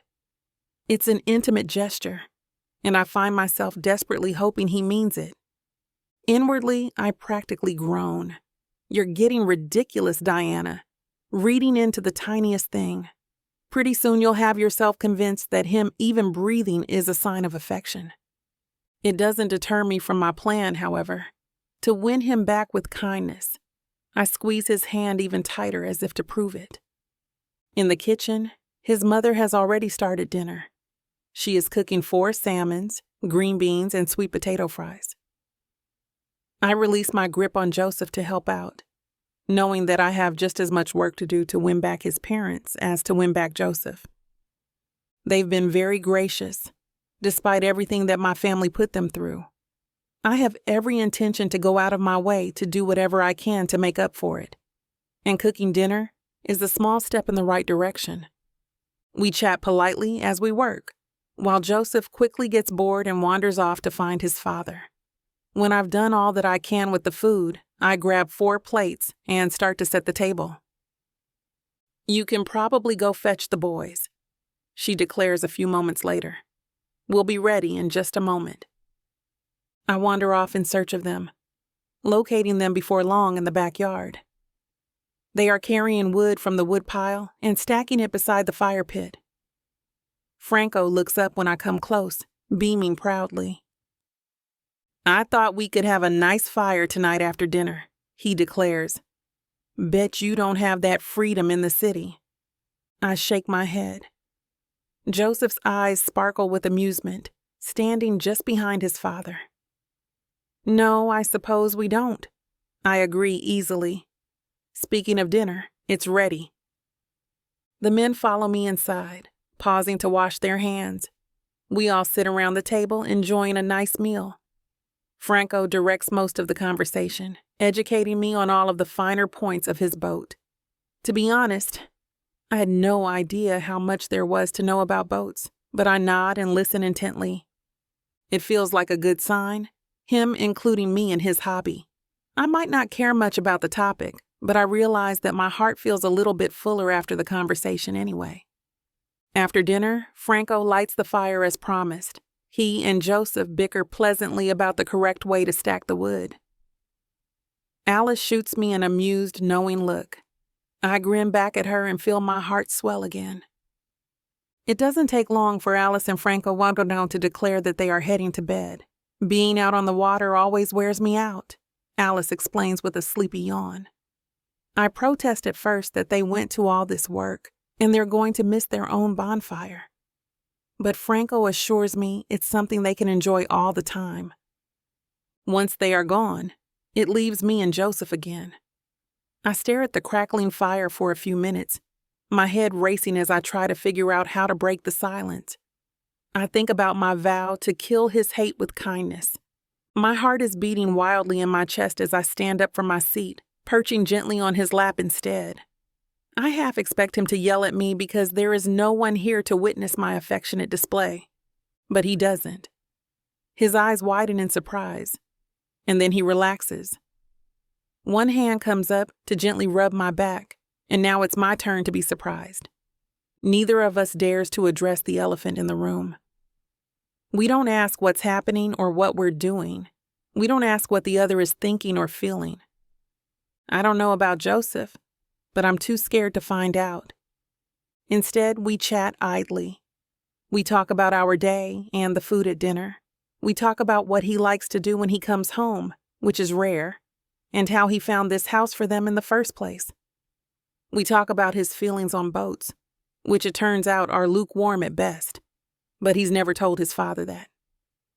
The last topic he brings up is something that he's never done here before, though he says he did try it once in Vegas. Intrigued, I press him for more information. He leans forward in the seat to whisper dramatically in my ear, as if there is anyone else here to hear him. Skinny dipping? I giggle in genuine surprise. I wouldn't have seen that coming in a million years. It's hard for me to picture the old Joseph, the one I fell in love with back in college, ever going out of his way to parade around nude. But this isn't the old Joseph. Not anymore, I remind myself. Okay, I agree boldly. Okay, he repeats, cocking an eyebrow. He looks at me expectantly, waiting for me to back down. Now it's officially a challenge between us. There isn't a chance in hell I'm caving first. I climb off his lap, standing to turn around and face him. Putting one hand on his shoulder, I lean forward so that we are face to face. I still my voice to sound confident and self-assured. Okay, I announce pointedly. Let's skinny dip. You're not chicken, are you? His jaw goes slack for a moment, caught off guard. Then his face lights up, looking back at me with a mixture of amusement and determination. Chicken? He demands. Come on, hot stuff. Let's see what you got. Joseph stands abruptly out of the chair, streaking past me to run toward the dock of the lake. I dissolve into a fit of giggles as I attempt to chase after him. That's not fair. You got a head start. Chapter 29. Joseph. The water is calm, smooth, and relaxed, a welcome reprieve from the muggy night. Diana swims circles around a buoy, but is graceful as a dove against the moonlight. It's been years since I've gone skinny dipping, and the last time almost cost me a courtesy stay in the slammer for indecent exposure. But not here. This is my parents' private land. They can do whatever the hell they want, and so can I. Deep in thought, I barely hear Diana approach from behind and tread water. She kisses my shoulder. Water's amazing, she says. Sorry to interrupt again. The following juicy scene is too hot and heavy for YouTube. You can listen to the full unabridged version on tylawalker.com with discount code SAVE40. Now, where were we? Chapter 30.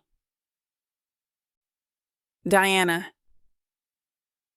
I wake up curled against Joseph's side. The heat from his body radiates through me, and a feeling of contentment takes root. My mind wanders back to yesterday, the time spent with his parents, dinner, the lake. Heat rushes through my veins as I think about how we spent our time by the lake. Our time alone made me feel as though the past had been completely erased. It was, hands down, the best day of my entire life. A dream come true. He starts to stir. I run my fingers across his bare chest, pressing my lips to his shoulder. And that's when reality sends me crashing right back down to earth. He shrugs me off without so much as a good morning and disappears into the bathroom. I try to talk to him while we're packing and preparing to leave, but he continues to ignore me. He barely spares a glance in my direction. The few times our eyes do meet, a chill wraps around my entire body, and my heart begins to ache. I don't understand what's changed so drastically between last night and this morning. His parents are downstairs waiting when we step into the foyer with our luggage.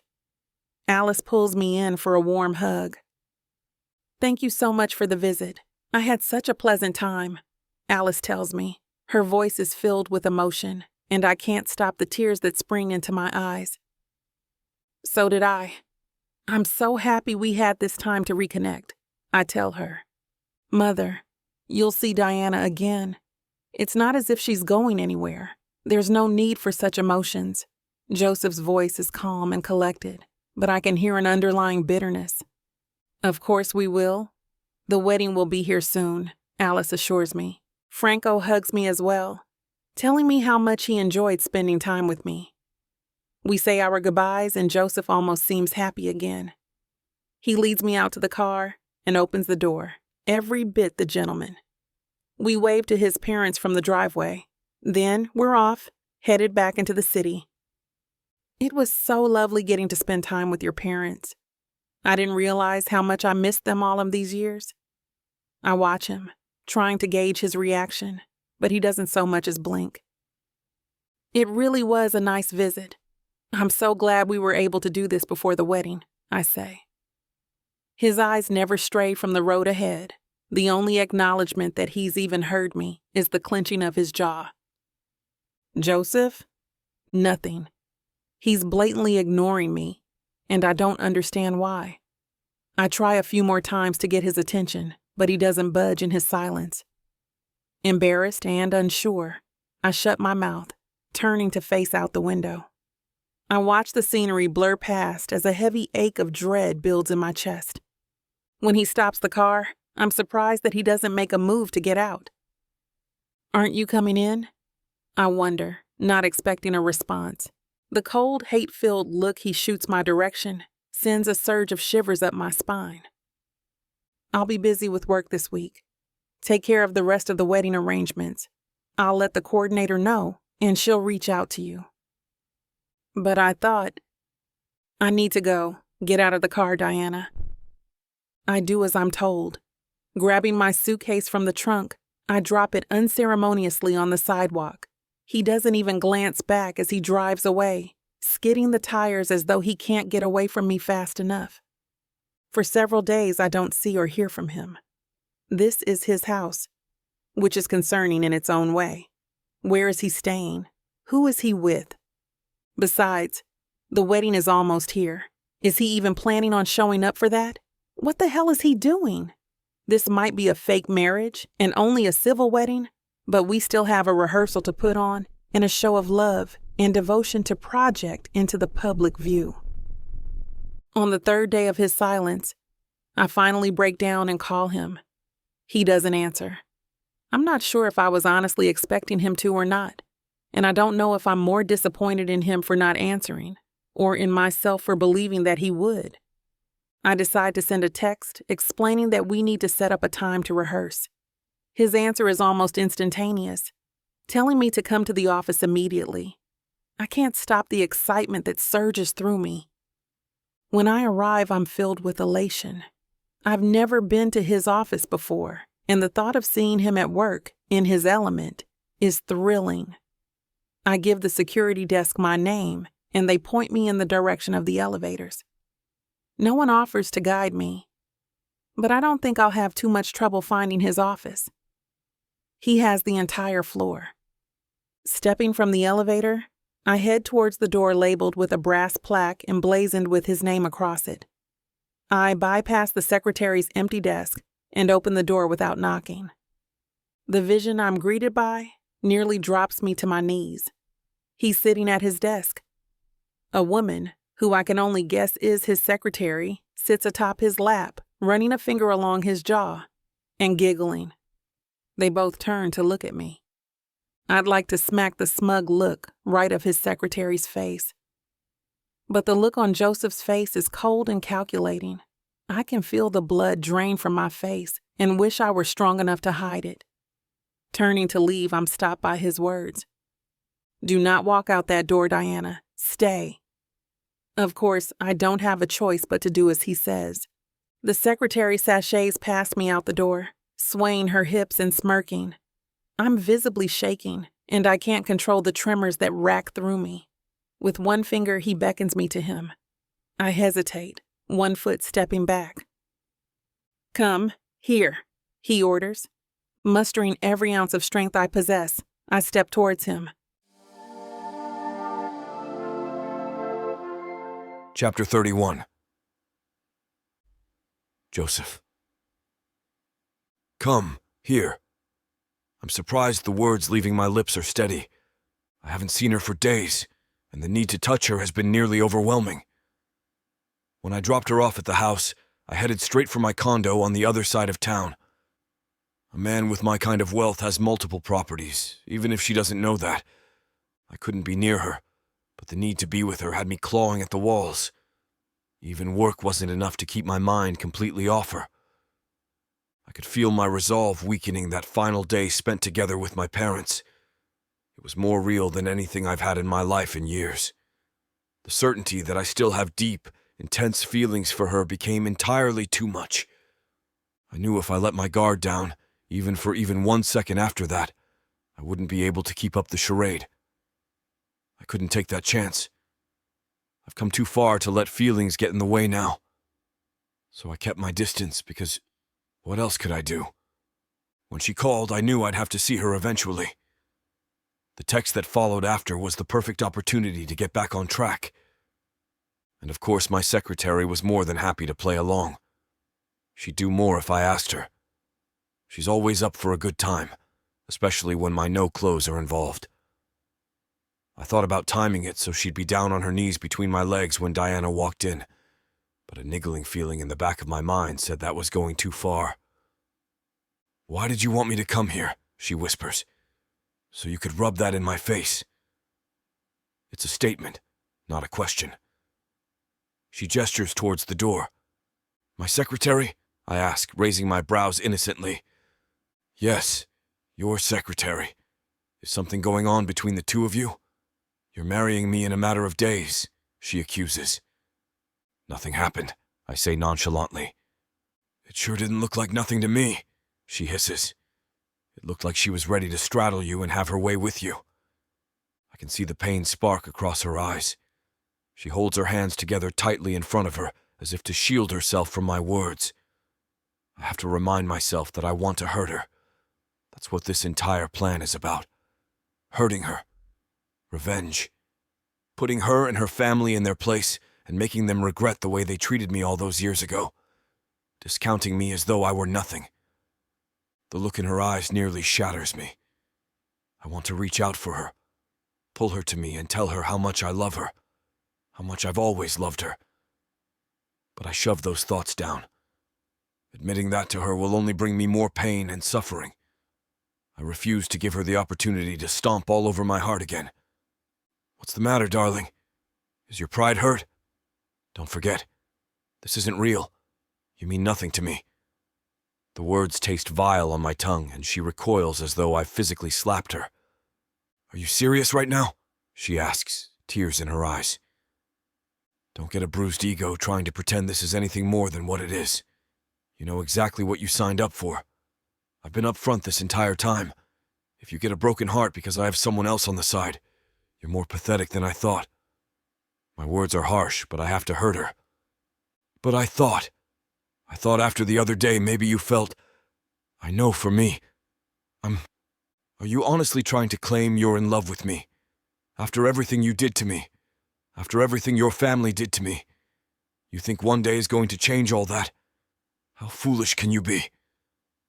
The laugh that rips from my throat is strangled, and I pray to whatever God might be listening that she doesn't notice. She steps toward me, hand reaching out as though to offer something. I don't let her get far enough. Grabbing her, I pull her to me and slam my lips against hers. The kiss is heated and frenzied. It's meant to put her in her place, to stop her questions and remind myself that I don't care. Instead, I'm overwhelmed by how much I've missed her.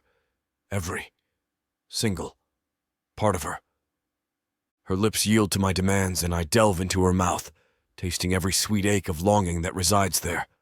Pressing my body to hers, I wrap my arms around her, pulling her closer. But it still isn't enough. It will never be enough.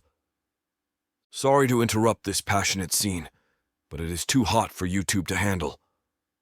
You can listen to the full unabridged version of events on tylawalker.com with discount code SAVE40 for 40% off all digital products, including this audiobook. Chapter 32. Diana. I reach out to touch him, to wipe away the pain stretched achingly across his features. He's trying to hide it, using anger as a weapon against me, but I can see through it. Somewhere inside of him is the man I used to love, the man I still love. He doesn't let my fingers reach his face. Grabbing me, he slams his mouth against mine in a kiss so hungry, so filled with passion and longing, I can feel it through my entire body. He pulls me flush against him, so not even a breath of air is between us. His arms wrap around me, pressing me closer. Lips locked together, tongue demanding entry. I open to him, and it's as though every cell in my body ignites. His fingers trail down my spine. My body vibrates with the need for him, so consuming I feel I might explode with it. One hand disappears from my back. His body shifts, and everything atop his desk tumbles to the floor. He turns us around and lifts me onto the edge of the desk, never taking his lips from mine. Then his hands are on my face and he deepens the kiss. Our tongues tangle, and I can't stop the moan that flutters from the back of my throat.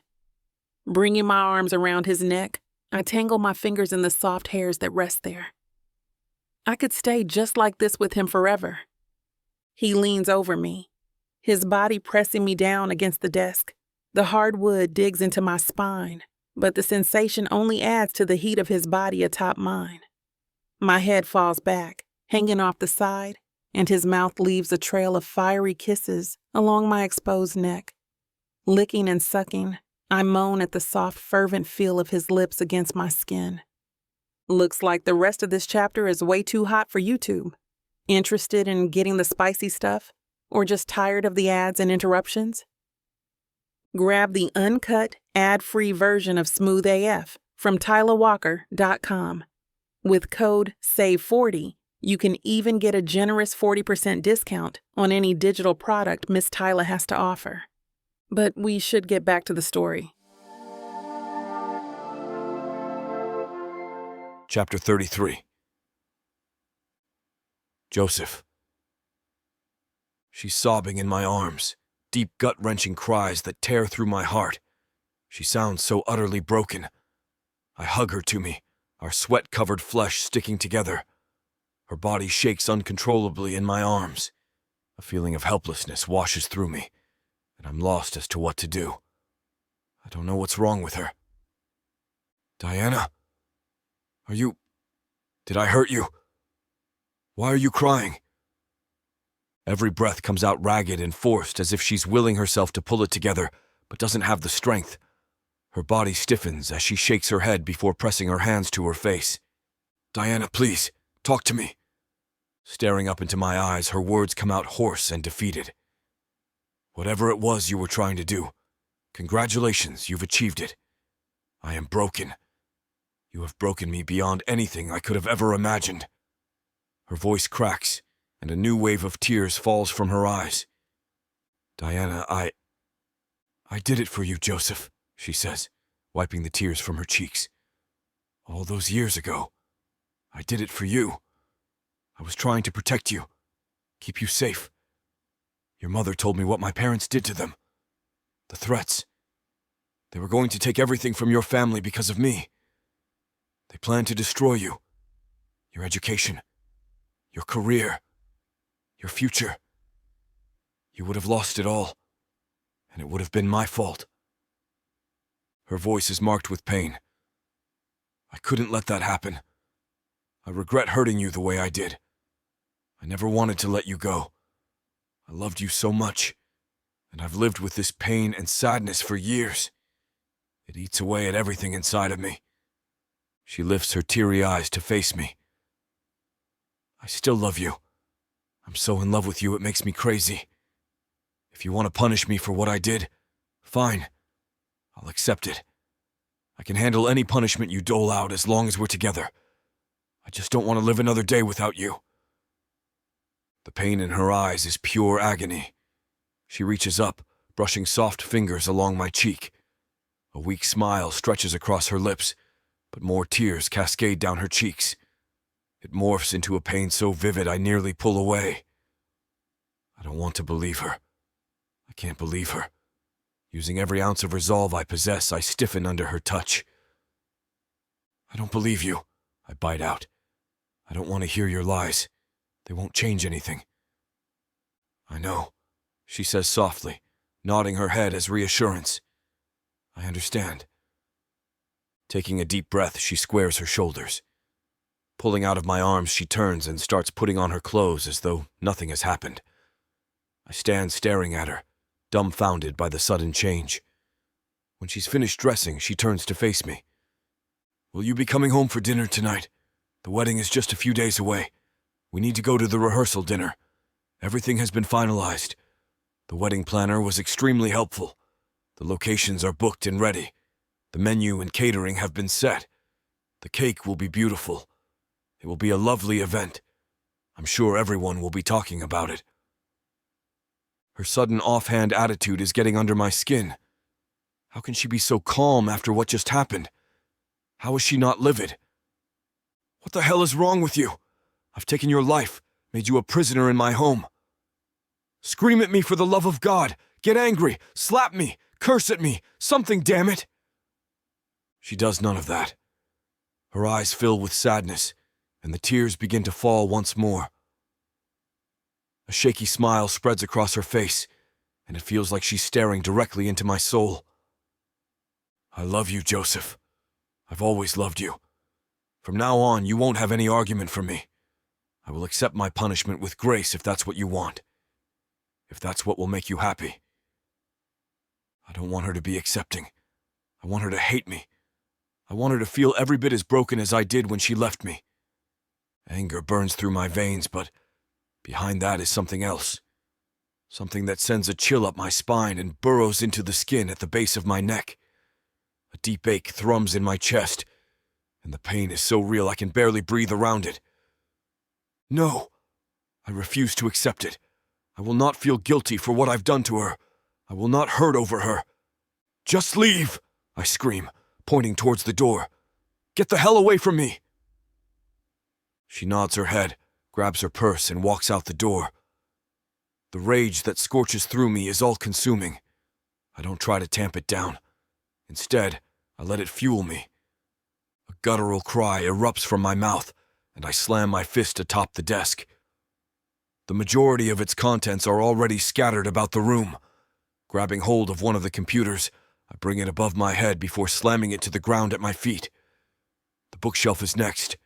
Running my hand over the books there, I relish in the thunderous crash they make as they catapult to the floor.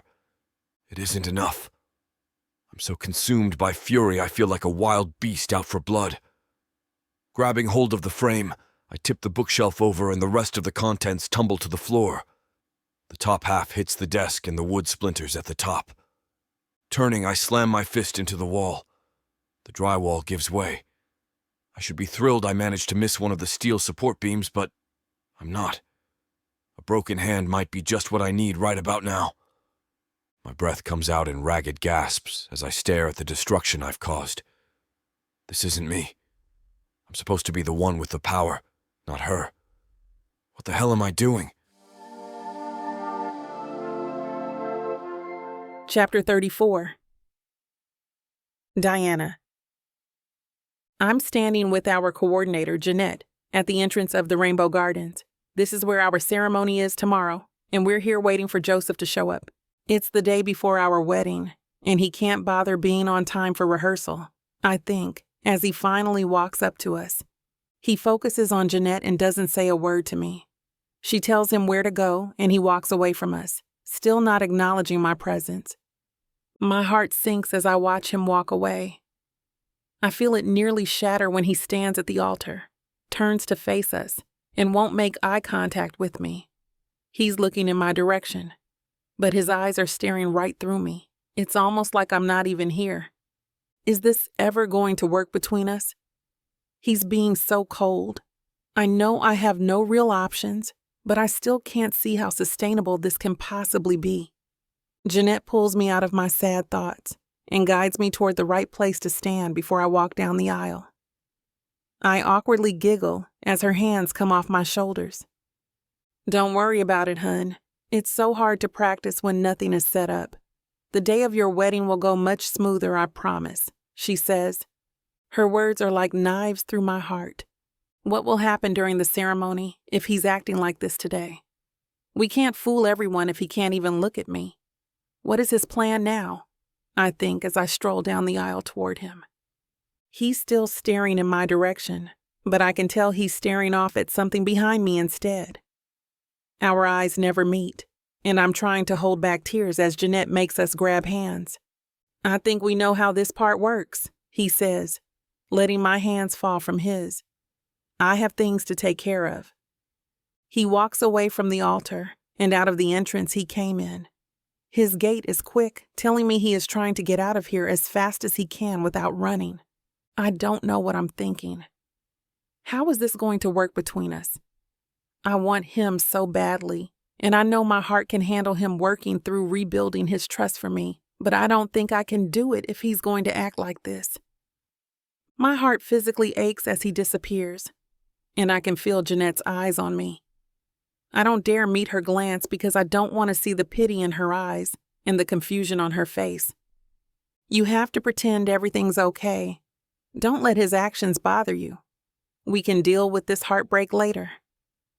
I put a smile on my face and step away from the altar toward Jeanette.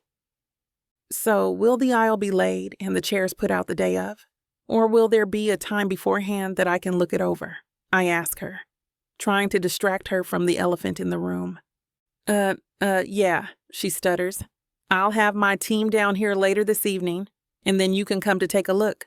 Some brides even like to be a part of the setting up. You're welcome to be here for that, but it's not necessary. I walk past her and gaze around the room. It's such a gorgeous garden, and I can't believe it's my wedding location. It's the spot every little girl dreams of when planning her wedding. Are you still loving the spot you chose? Jeanette asks. Yes, it's my dream spot. I can't believe such a place actually exists. I respond, spinning in a circle like a princess. I'm so glad. She walks me around and shows me her ideas for the decorations and where the seating will line up. I go along with everything she says, pretending to be happy. But in the back of my mind, I can't stop seeing Joseph walking away from me, leaving me at the altar. What if he leaves me standing by myself tomorrow? When Jeanette finishes and her team arrives, she asks if I'm staying to help. I nod my head no, saying I trust her process. She laughs and we part ways. See you for your big day tomorrow, she yells on my way out. I hope it's big for the right reasons, not the absolute humiliation I'm starting to expect. I'm standing at the full-length mirror in the dressing room, looking at my reflection. The dress I'm wearing fits perfectly, accentuating my curves. The sweetheart top gives me just enough cleavage to feel powerful, but as I'm staring at my reflection, I'm lost in darker thoughts. What am I doing? Is this really worth it? Suddenly, the door opens behind me, and Jeanette walks in. The ceremony is just about to start. Let's get you in your place, she says and walks me down the hall. You look stunning. Thank you, I answer as I hear the music start playing. The doors open and I see all our guests rising from their chairs. Joseph is smiling. Is he smiling at me for real? Or is this just another part of the act? I wonder, as my father grabs my arm and starts walking us toward him. When we reach the altar, my father kisses my cheek and hands me to Joseph with an awkward smile. Joseph nods and grabs both my hands, pulling me into him. As soon as our skin touches, a wave of emotions washes over me. I don't know which one to focus on first.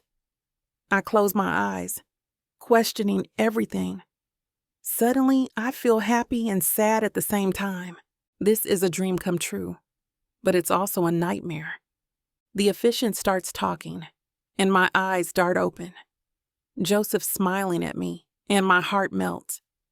A warm feeling washes over me as the man talks about the bond that's forming between us by saying our vows. Next, it's time for our vows. We agreed to keep it simple and not write our own. I'm okay with repeating what they tell us because I don't know how my true feelings can stay out of something personal. You may now kiss the bride, announces the officiant. I can't believe it's over. How is it over already? Where is my mind? I think. Joseph grabs my chin and pulls me into him until our lips meet. I feel a burning passion inside me at his warm sensation. He lets the kiss linger a little longer than I plan, making me crave more of him. He throws our hands in the air, and everyone cheers for us.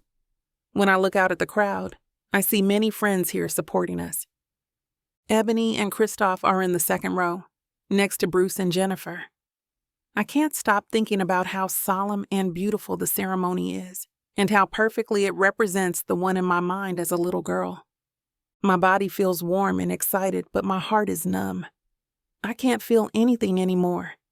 This is all I want, yet I can't be happy because it's not what he wants. Everyone looks at us with such excitement, almost like this is real. I want to tell them to stop, to take it all back. I can't. So we walk down the aisle anyway, heading toward the reception to follow. Chapter 35. Joseph.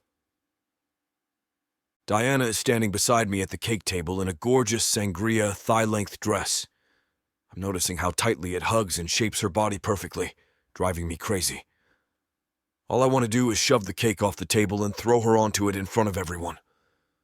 She smiles at the crowd, watching our friends laughing and talking amongst themselves. I watch her in awe of how she carries herself, even today. We stand here telling a lie to everyone we know and love, yet she's grinning from ear to ear like it's the best day of her life. Is she pretending for everyone? Or is she happy to be here with me? I wonder, noticing our families standing on opposite sides of the room. I'm glancing at them, taking my eyes off Diana, and not seeing her attention suddenly shift to me.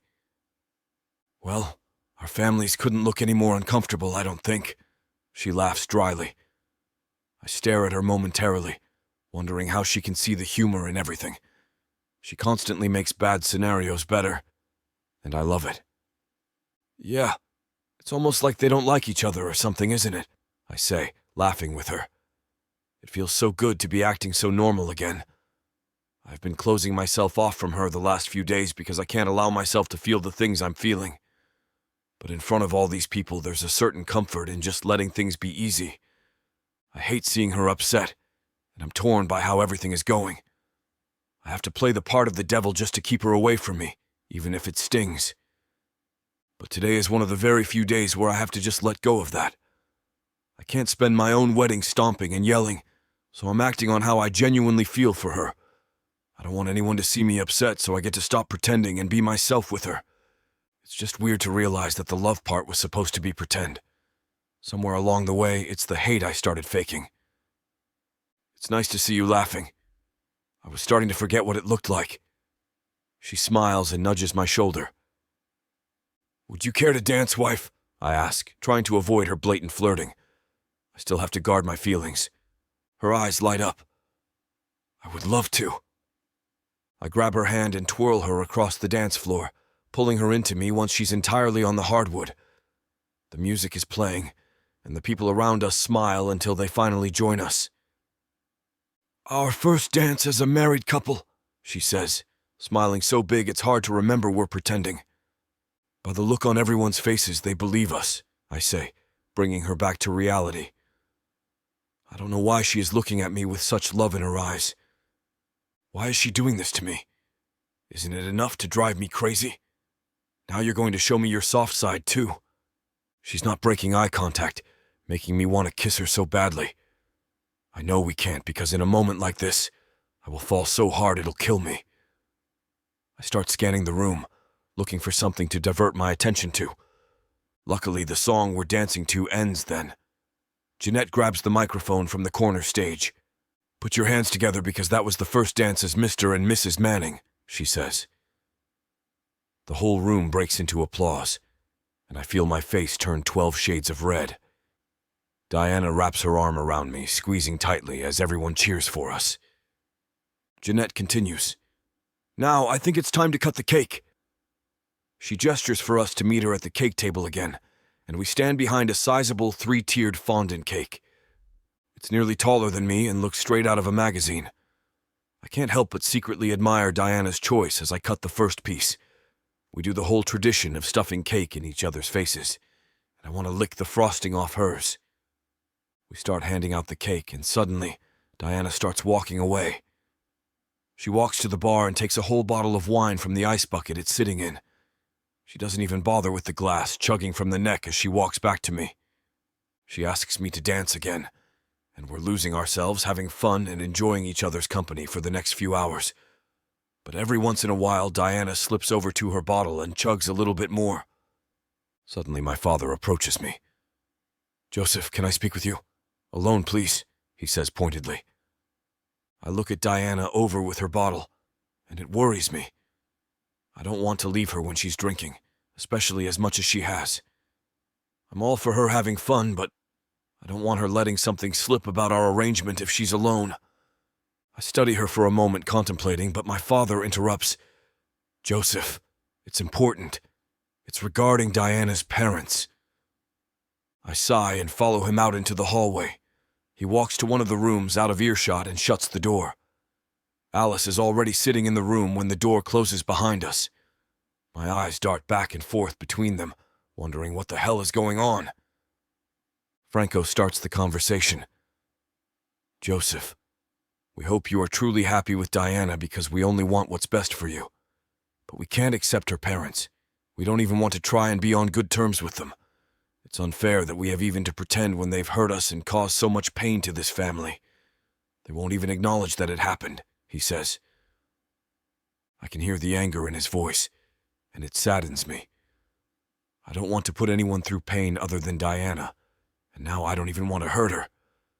I don't know how I keep messing up so badly, letting her inside my head and hurting everyone around me. I understand, but can you be cordial and I'll take care of it? I say, feeling guilty as ever. We talk for 10 minutes before heading back into the reception room. When I walk across the threshold, I scan the room for Diana. I can't find her anywhere. Panic sets in instantly as I notice the side door wide open. Chapter 36. Diana. When I see Franco steal Joseph and they leave the room, I glance around, taking everything in. The alcohol starts to hit all at once, and I can't take it. My heart starts pounding, and my chest aches. Without thinking, I find the nearest exit and bolt while no one is looking. I need some space and fresh air. I run down the hallway crying and confused, not knowing what I want to do. As I near the outside of the hotel, I throw open the doors, and the cool breeze hits me in the face. I'm walking quickly along the sidewalk when suddenly a car pulls up beside me. The window rolls down and Jaden's head pops out. "Hey, are you okay? I saw you run out of the hotel, so I followed to see what was going on. What's wrong? What happened?" He asks. He wants an answer, but I can only think about getting as far away from here as possible. Tears begin rolling down my cheeks because I want him to take me away from here. This place is suffocating me. The whole act is killing me inside. If I don't get out this instant, I'm going to go crazy. I yell. Jaden's staring at me, confused, but nods and gestures for me to get in. I run around to the passenger side and climb in beside him. "Where do you want me to take you?" he asks. I shake my head no, and he speeds off in no specific direction. I sit beside him in the chair, fuming and trying to think of what to do to calm my emotions. I can't help but feel like the only thing that's going to help is getting it off my chest. I need to tell someone what we're doing and about the arrangement. Jaden's a good friend. Who better to know than him? Plus, he's here for me right now, not Joseph. He's not here to stop me, I think, as I begin spilling my guts. "Jaden, everything I'm doing is a lie," I say, looking down at my lap. I can feel him stare at me, and even though he doesn't say anything, I instantly feel relief. "What are you talking about?" he asks, confused. I sigh and continue. "Mine and Joseph's arrangement. It's all a lie. We've been fooling everyone." He repeats his previous question, and I feel tears start building. Joseph and I knew each other in college. We were dating, actually. Well, more than that, we were in love. I thought I was going to marry him, but then my parents got in the middle, and I ended it harshly trying to keep him out of it. But it ended up hurting him horribly, and now I've discovered that my parents nearly ruined his parents' lives over the whole thing, so I didn't even save him from the bad part in the first place. Jaden's staring at me, not saying a word. I'm talking so fast I'm barely taking any breaths. "So what about the wedding?" he asks finally when I take a pause. "It's a sham. My parents made bad business decisions, and we would lose the company if we didn't figure out how to save it. Joseph is offering to get the business out of trouble in exchange for my hand. It's all his plan to make my life miserable as payback for breaking his heart all those years ago." Tears are streaming down my cheeks, and I can't look at Jaden. I can feel the tension in the car rising as I speak, and I don't want to see the look of disgust or ridicule on his face. He's silent for a moment, and I'm beginning to think he's not going to say anything when he suddenly pulls off the road and parks. How could someone do something like that to you? That's awful. I'm so pissed at him. I knew I didn't like him. But I had no idea the extent of why I shouldn't, he says. He squeezes my hand and the tightness tells me how angry he is. I'm sorry. I didn't mean to get you involved. I just needed a friend to listen to me and to get this off my chest. No one besides the two of us knows, and it's so lonely. I start feeling guilty for including him. The anger he's showing me is why I keep it to myself. We didn't make it far down the street, but getting the secret off my chest makes me feel better. I feel good enough to start calming down and realizing what I'm doing. This was all a mistake. Jaden, can you please take me back to the reception? I ask nervously. He looks at me, confused again. Why in the hell would I do that? Why would you even want to go back? If it's only because of your parents' business, we can devise another way to save it. I'm really sorry for unloading this on you, Jaden. I shouldn't have. Seeing a familiar face when I was having a bad moment was just so good, and I guess I took it a little too far. I hang my head again, feeling even worse now that he's so upset. I'm so glad you told me, and I hope you know I'll do whatever I can to help you. I mean it. Just say the word, and I'll do everything possible to help you out of this mess. You shouldn't have to sacrifice your happiness because of your parents' mistakes. You deserve much better than that. The seriousness behind his response sends a red flag sailing through the air between us. Oh my God. How have I not seen this? He likes me as more than a good friend. I see him as... Oh boy. I have to let him down easily. He's staring at me, and I smile with a hint of sadness. I appreciate you having my back.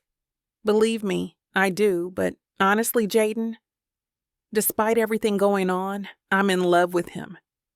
Jaden's expression changes from resentment to anger to shock in a matter of seconds. Worry washes over me as I watch the expressions dance across his face. I'm waiting to hear an earful about how horrible I'm being and what a mistake it is. But instead, he just nods. I understand. I'll take you back to him. He pulls back onto the road, and I'm glad we weren't too far away because it's a silent drive back. He pulls back into the space he picked me up from and walks me inside to make sure I make it safely. I'm leading us, doing a walk of shame back into my reception. I'm sure everyone notices I'm missing by now, so the whole way down the hall, I'm trying to come up with an excuse for leaving. I'm still thinking as I round the corner and cross the threshold into the ballroom, but as soon as I do, I realize I don't need an excuse. Everyone seems to be huddled in their own little groups, and no one is even paying attention to me. The looks on my parents' faces tell me they are furious about something. Joseph's parents look worried as I walk in, and so does Joseph. His expression quickly changes to anger. He starts marching toward us with his fists clenched. "Where the hell have you been?" he demands. I needed some fresh air," I answer. I don't think he even hears the answer.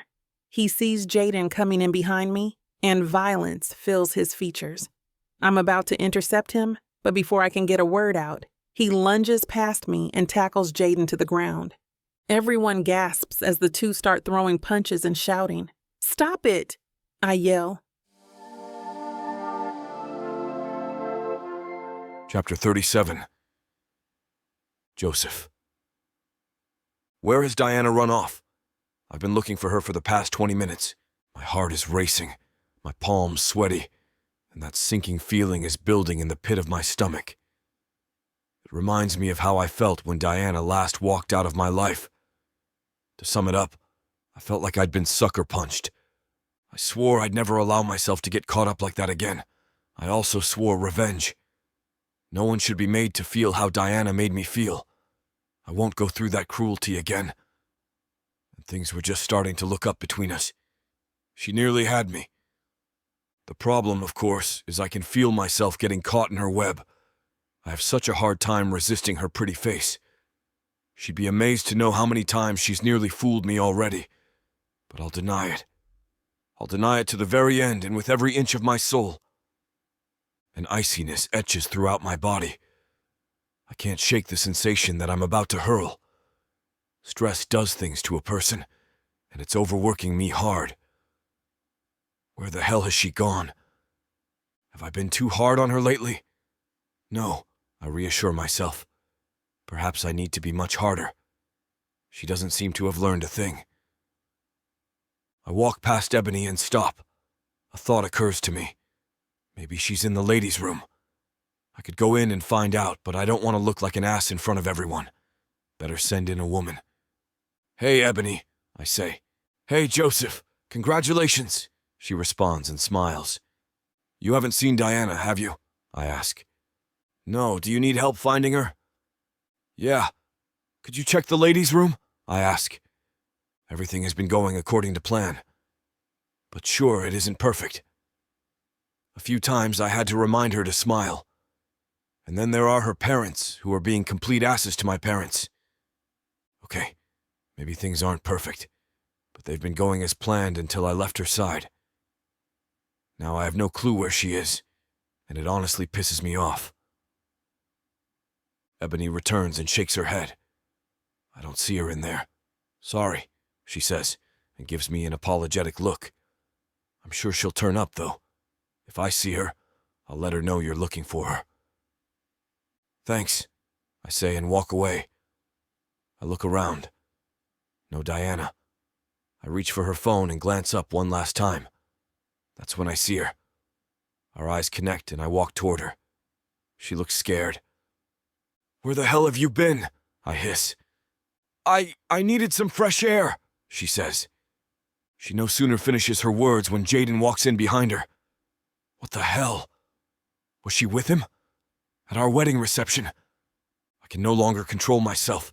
It's as though a light switch was turned on and all I see is red, pure, unadulterated anger. I'll kill Jaden. I'll kill him. I raise my fist, ready to swing. You bastard! I shout. She is my wife! Joseph, wait! Jaden begins. His words arrive too late, and I am too pissed to listen to reason. I lunge at Jaden, tackling him to the ground. I swing, but he rolls right. We struggle and knock over the punch table. Cold, red, sticky liquid goes everywhere, soaking us both. All around us, everyone is shouting and screaming and running, some away and others toward us. I don't care. I take another swing and land a solid one against Jaden's chin, splitting my knuckles wide open. I don't feel a thing. All I feel is rage burning within me. My wife, not yours! You hear me? I yell at Jaden. You have no right to her! Jaden glares at me before responding. Manning, you are a moron! You're taking everything wrong! And you're treating your wife like scum, man! Wake the hell up! I finally tick. It's on, asshole! I scream and rush him. I push him back and we topple over another table, knocking it to the ground with a crash. Our bodies continue colliding, and we smash a few chairs past the table. Jaden grunts as we struggle, but he's tougher than I thought. Not that I give a damn. Stop, Joseph, please! Diana screams from behind me. Nothing happened. Her voice seems like it is a million miles away. Jaden pushes me off of him and rolls away. It gives us both enough time to get back on our feet. Someone grabs me from behind, trying to hold me back. I shake them off and land an elbow to their gut. I hear a deep grunt as I run back toward Jaden. This time he's ready for me. He sweeps me with his foot, knocking me back to the floor. I take out another table on my way down. Dishes and crystalware crash to the floor around us. Jaden's fist slams into my gut. I grunt and hit back. My fist is still bleeding from when I hit his jaw. The cuts widen as I connect with his cheekbone again.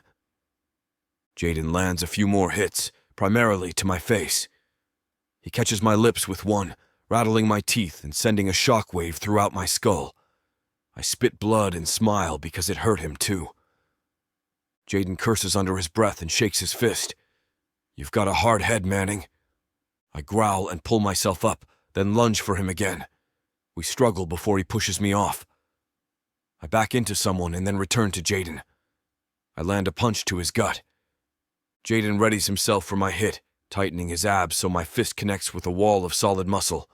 He grunts but holds himself steady and pushes me back again. That's enough! Jaden yells and holds his hand out. I growl and am ready for another lunge at him, but Kristoff grabs me from behind and tackles me to the ground. I struggle because I'm not done with Jaden yet, not by a long shot. It takes a moment, but I land a couple of hits to Kristoff. Finally, he lightens his grip and I break free and right myself again. Now, says Jaden, you got it all wrong. I didn't touch her. Man, screw you! I yell and lunge for him again. He lands a hit to my gut before connecting his fist with my chin. This time it's my turn to wince in pain as his blow rattles my skull and again sends more shock waves throughout my body. I turn and send an uppercut to meet his jawline. He stumbles back a few steps before steadying himself. Chapter 38. Diana. The air is filled with yelling, grunting, and cursing. Not just from the men, but from the crowd that's gathered around their fighting. The noise is growing into a cacophony that quickly feels like it's closing in on me. My head is pounding. My gut feels like I've swallowed lead. I feel completely powerless, not just to stop the fight, but to change anything in my life right now. This entire ordeal has left me catatonic, and I almost feel as if I'm going to collapse as I watch the chaos unfold before me. I see Joseph, red-faced and scowling, throwing punches at Jaden, who's doing his best to defend himself. He manages to put a little distance between them, but in a split, Joseph lunges again. Jaden manages to dodge the punch, but the action is close enough to me that I see Joseph's fist come hurtling towards my face. I close my eyes, expecting it to connect. I'm half hoping it does if it means this will all end. Instead, I feel strong hands around my shoulders, jerking me backwards and out of the trajectory of Joseph's fist. When I open my eyes and turn around, I see Bruce staring down at me. Better step back, Diana. His disapproving look makes me think he's not just talking about the fight. By his side, Ebony is staring at me incredulously. What the hell were you doing? Who leaves their wedding with another man? I wish I could tell them what's really happening. I wish they could see all the horror that's happening behind the scenes and how broken I am from this. The weight in my stomach is dragging me so far down, and as I look at their judging eyes, it only gets heavier. I open my mouth to say something, to try, in some way, to explain what's really going on. Before I can, Bruce steps in front of me. He inserts himself into the fight, which is getting scarily violent, and my moment is lost. Ebony's no longer paying attention to me, and I sink back into the catatonia that seems to be my only reprieve. Creed has stepped in too now. Between Bruce, Kristoff, and Creed, they have managed to pry Joseph and Jaden apart. Jaden's nose is streaming blood, and he looks at me as Bruce and Creed drag him away. I can't decipher the look, and I'm not sure I want to. I lower my gaze before I get myself, or anyone else, into any more trouble. As they pass, I hear Creed whisper under his breath at me, "I hope you're happy, slut." The weight in my stomach gets heavier. I try very hard to stare at the floor, not daring to say a thing in return. I'm desperately hoping that if I just keep studying the carpet and make myself small, that I'll disappear. But that, it seems, is a fate too good for me. My mother's alligator skin heels step into my little square of safety, and I know I have more judgment to face. I look up and see her brows knitted into a look I can only describe as disgust. Beside her, my father wears the same expression. "What did you do, Diana?" My mother was never one to mince words. "What happened?" My voice is stuck in my throat. As much as I want to cry, to scream, to tell everyone what's really going on, I can't say a thing. Even if I did, it's pretty clear at this point that my parents don't give a damn about me. Instead, I just stare, hoping again that if I stay silent and still, I'll simply cease to exist, and this will all be over. My father has no intention of letting that happen, though. He steps forward swiftly. His look of disgust mingled with rage, and I flinch instinctively as he raises his hand. Once again, though, the impact never comes. Instead, a shadowed presence enters our circle. I bristle immediately at my proximity to the dark energy beside me. Joseph, although bruised and bloodied, is still a commanding presence. In the current circumstances, he's even more intimidating than usual. Somehow, though, he's come to my aid. He grabs my father by the wrist before the intended slap can connect. "Don't you dare touch my wife. You don't have the right." His voice is savage and cruel, and my father backs down immediately. I don't know whether to feel relieved or insulted, but it hardly matters. Joseph is teaching me I don't have the right to much of anything these days. As if reading my mind, he lets go of father's wrist and grabs mine. With a sharp yank intended to put me in place, the same way he just put my father, Joseph pulls me in the direction of the elevators. Without saying a word to anyone, we leave the reception and its ensuing chaos behind. The elevator doors close, and I can feel Joseph is seething. He wastes no time laying into me. What was that? I can't even look at him. You just disrespected me and embarrassed me in front of everyone we know. Do you have any idea how reckless that was? He pauses for a moment, as if waiting for my reply. But I stay silent. I take a deep breath, trying to ride this out. Behind his abuse is a human being, lost as he may be behind this wall of rage and pain. I take a chance and raise my eyes to meet his. He's still angry, but my gaze seems to startle him. For just a split second, his expression changes before he hides it again. But he meets my gaze. He looks at me. It's a start. Then the elevator pings and the moment is broken. He grabs my wrist and strides towards the hotel room door, dragging me behind him. Chapter 39. Joseph. The door slams behind Diana and me, and I can feel the rage bubbling inside. I start loosening my tie, thinking the pressure around my neck is causing more harm than necessary. "Look, I'm sorry," Diana says, starting to apologize, but I interrupt her. "Quiet. I don't want to hear it. You made a fool out of me in front of everyone. How could you do something like that? What were you thinking? This night was supposed to be about us, and you made it about you and Jaden." "What is wrong with you?" I ask her, stepping forward until I'm inches from her face. I can't help but notice the perfection of her skin up close, the way it shines even when she's feeling guilty. It makes me crave her, which only adds to my anger toward her. Why do I want her so badly when I'm so angry? Why does she have this control over me? I know. I'm really sorry. If you just let me explain, she begins again. I decide not to stop her this time. I'm trying to listen to her explanation, thinking it might soften the blow.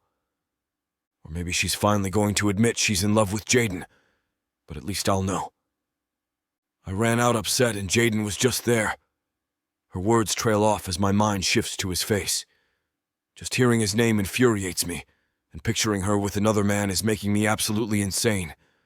I can't think straight when the thought of them bounces around my head. Diana, I don't want to hear it. I immediately give up on my plan to seek the truth. She's just tiptoeing around it anyway. Once a liar, always a liar. I walk toward the bedroom, but she grabs my arm, attempting to stop me from turning. Please, just let me explain, Joseph. My name escaping her lips is like a drug to me. It sucks me in, and I can't stop myself.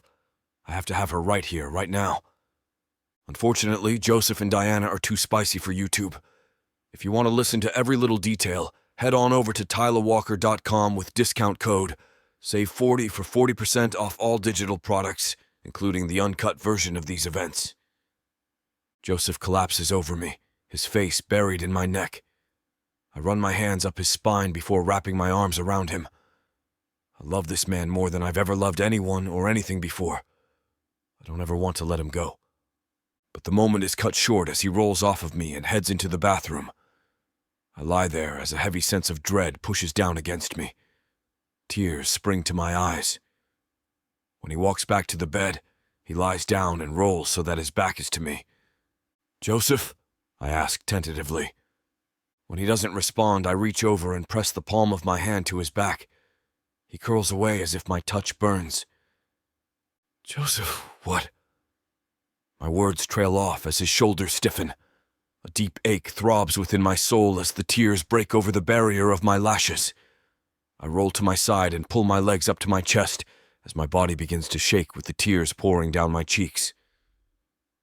I don't know how long I cry before sleep and exhaustion finally overtake me. Chapter 40. Diana. The words rumble from his throat, and my body's response is immediate. I don't understand how I can be so ready for him when we've only barely finished.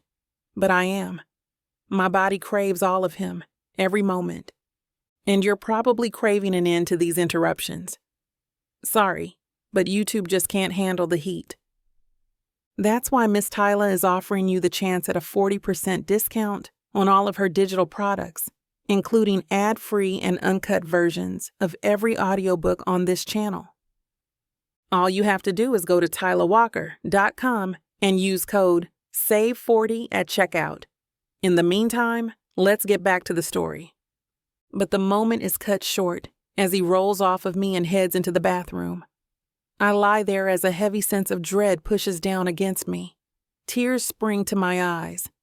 When he walks back to the bed, he lies down and rolls so that his back is to me. "Joseph?" I ask tentatively. When he doesn't respond, I reach over and press the palm of my hand to his back. He curls away as if my touch burns. "Joseph, what?"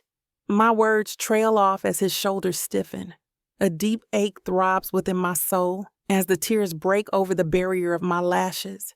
I roll to my side and pull my legs up to my chest as my body begins to shake with the tears pouring down my cheeks. I don't know how long I cry before sleep and exhaustion finally overtake me. Chapter 41. Joseph. Diana's rose-scented perfume wafts through the air as I take my first deep morning breath. Her scent brings a smile to my face as the thoughts of our many positions dance around my brain. My eyes slowly open as I prepare to see her gorgeous eyes peering into mine. I roll over, preparing to get a full glimpse of her perfect bedhead hair, but the other side is empty to my surprise. She's not lying next to me, and I start to panic. I sit up in bed, trying to calm my breathing as I wonder if she's left. "Where is she?" I ask myself as I spring out of bed to look for her. She's standing gracefully on the balcony, sipping a cup of coffee and letting the breeze blow her hair. I stop in my tracks, not wanting her to hear my footsteps, and watch her. I admire her in silence, looking at every curve while thinking about last night. The breeze blowing her hair back reminds me of it bouncing everywhere as we please each other, her sexy body on top of me, and her glistening skin as we work up a sweat. But I start to feel guilty for being rough and jealous. She doesn't deserve this. She deserves romance and someone who worships the ground she walks on. I can't keep treating her this way, and want to be the man she needs. Oh my God. All this time, the hatred evolved from love, and then back to it again. I want to fight it so badly, but I'm tired. Jaden's words from our fight keep echoing through my head, telling me I'm screwing this up. Is he right? How can I keep lying to myself like this? She's the one I want, the only person in the entire world for me. But how am I supposed to tell her when I've hurt her more than too much? How do I go back and fix things? What if she uses my feelings to her advantage and leaves me for real this time? I can't let her know, and I must keep my feelings inside. But does she like Jaden? It hurts my heart to even think about it. My mind can't help it as flashes of them touching and embracing appear in front of me. God damn, it shouldn't hurt this badly to think about her with someone else, should it? But then again, why is my brain torturing me with this in the first place? I scoff and shake my head, forgetting I'm keeping quiet, which makes my presence known. Diana turns around slowly to face me, and our eyes meet. My nerves are instantly on fire as she smiles at me. I smile back at her and feel a wave of peace wash over me. Maybe we can just forget everything that's happened and start all over again? Perhaps she can love me when the time comes. "Good morning, Joseph," she says with excitement. Her tone surprises me, but I try to match my response with the same tone. "Good morning, Diana. Are you hungry? I could order us some breakfast if you'd like." "That sounds great." She heads inside to start the hotel room's coffee pot while I call for room service. As I hang up the phone, she places a coffee cup next to me on the table. "Here you go. I know how much you need your coffee in the morning, so I made sure to get it ready for you." She laughs. I smile and teasingly roll my eyes at her as she sits down beside me on the small couch. Breakfast comes quickly, and I head toward the door at the sound of a knock. Tipping the delivery boy, I bring the meals inside. I pull the small coffee table closer, arranging our food. "Thank you," she says. "This smells delicious." I nod and take a seat beside her. We both dive into our omelets, and she's gently moaning over the goodness. I can't help but remember her moaning for me in other ways, and it starts to drive me crazy. But I don't say a word. We're both comfortable as if last night didn't happen, and I don't want to ruin it. Incredibly, she can act so sweetly when I behave so childishly. I let my jealousy get in the way of my clear thinking, and I'm so glad she's not judging me for it. It feels surprisingly good to be sharing a non-intimate moment with her. Something as simple as sharing an omelet and light small talk is exactly what this morning needs. I'm happy with our arrangement and the way each part of it seems to fall into place. I get the sudden urge to splurge and get away with her. I need to start this whole arrangement over, on a better foot. Jaden's right.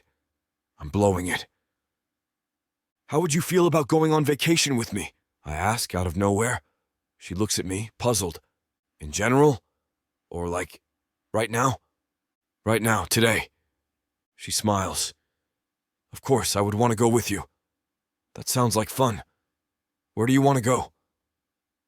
"I have an idea, but it's a surprise," I say, cleaning up our plates.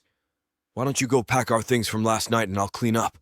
We'll stop by the house to get situated before our next adventure." She nods and runs to the bedroom. My heart is pounding with excitement, and I can't believe she wants to go. I clean up as quickly as I can. While she is still busy in the other room, I pull out my phone and start making plans. I'm going to be the best fake husband she's ever seen.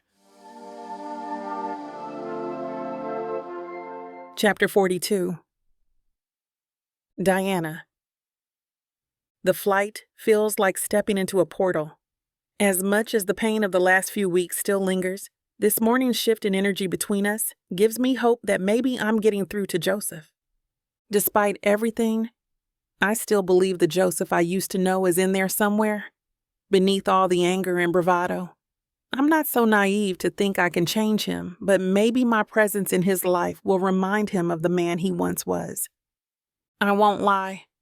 His unexpected reappearance has brought back memories of who I used to be when we were together, who we used to be. He surprised me with a trip to Japan. That's exciting in itself, but it's particularly tender for Joseph and me. It's something we used to talk about all the time, planning endlessly for our imaginary trip to the land of the rising sun. Before we ever could get there, though, our relationship was cut short. When he announced the destination, the first thing I thought of was all those dreams we crafted together. Back before everything got so messy and scary and complicated. The fact that he wants to take me here, of all places, makes me think that he's remembering those dreams too. I awake to the jolt of the plane's tires hitting the ground and immediately realize I've fallen asleep on Joseph's shoulder. I look up to see his reaction, but his gaze is focused out the window, and I let it go. He didn't wake me or push me off him. I have to take that as a good sign. I follow his gaze to see Tokyo rising up to meet us and feel a little spark of excitement flare in my chest. Maybe we'll finally get to enjoy the trip we always talked about. Joseph turns to me, and I swear I see a hint of a smile on his lips. My heart almost skips a beat at the sight of it. So, where to first? I can hardly believe this is really happening. Strolling through Wayno Park, I'm completely overwhelmed by the beauty of the place.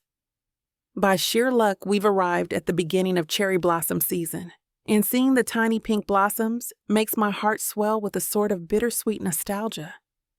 This is one of the things we talked about most when we were first together. Finally, fulfilling the plans I never thought I'd see come to life is surreal. I don't dare mention it, for fear of sending Joseph back into a dark place, but I hope he's feeling what I am. They're just as beautiful as I imagined, I venture. I want him to know I'm aware of the plans we once made to take this exact walk, without saying it outright.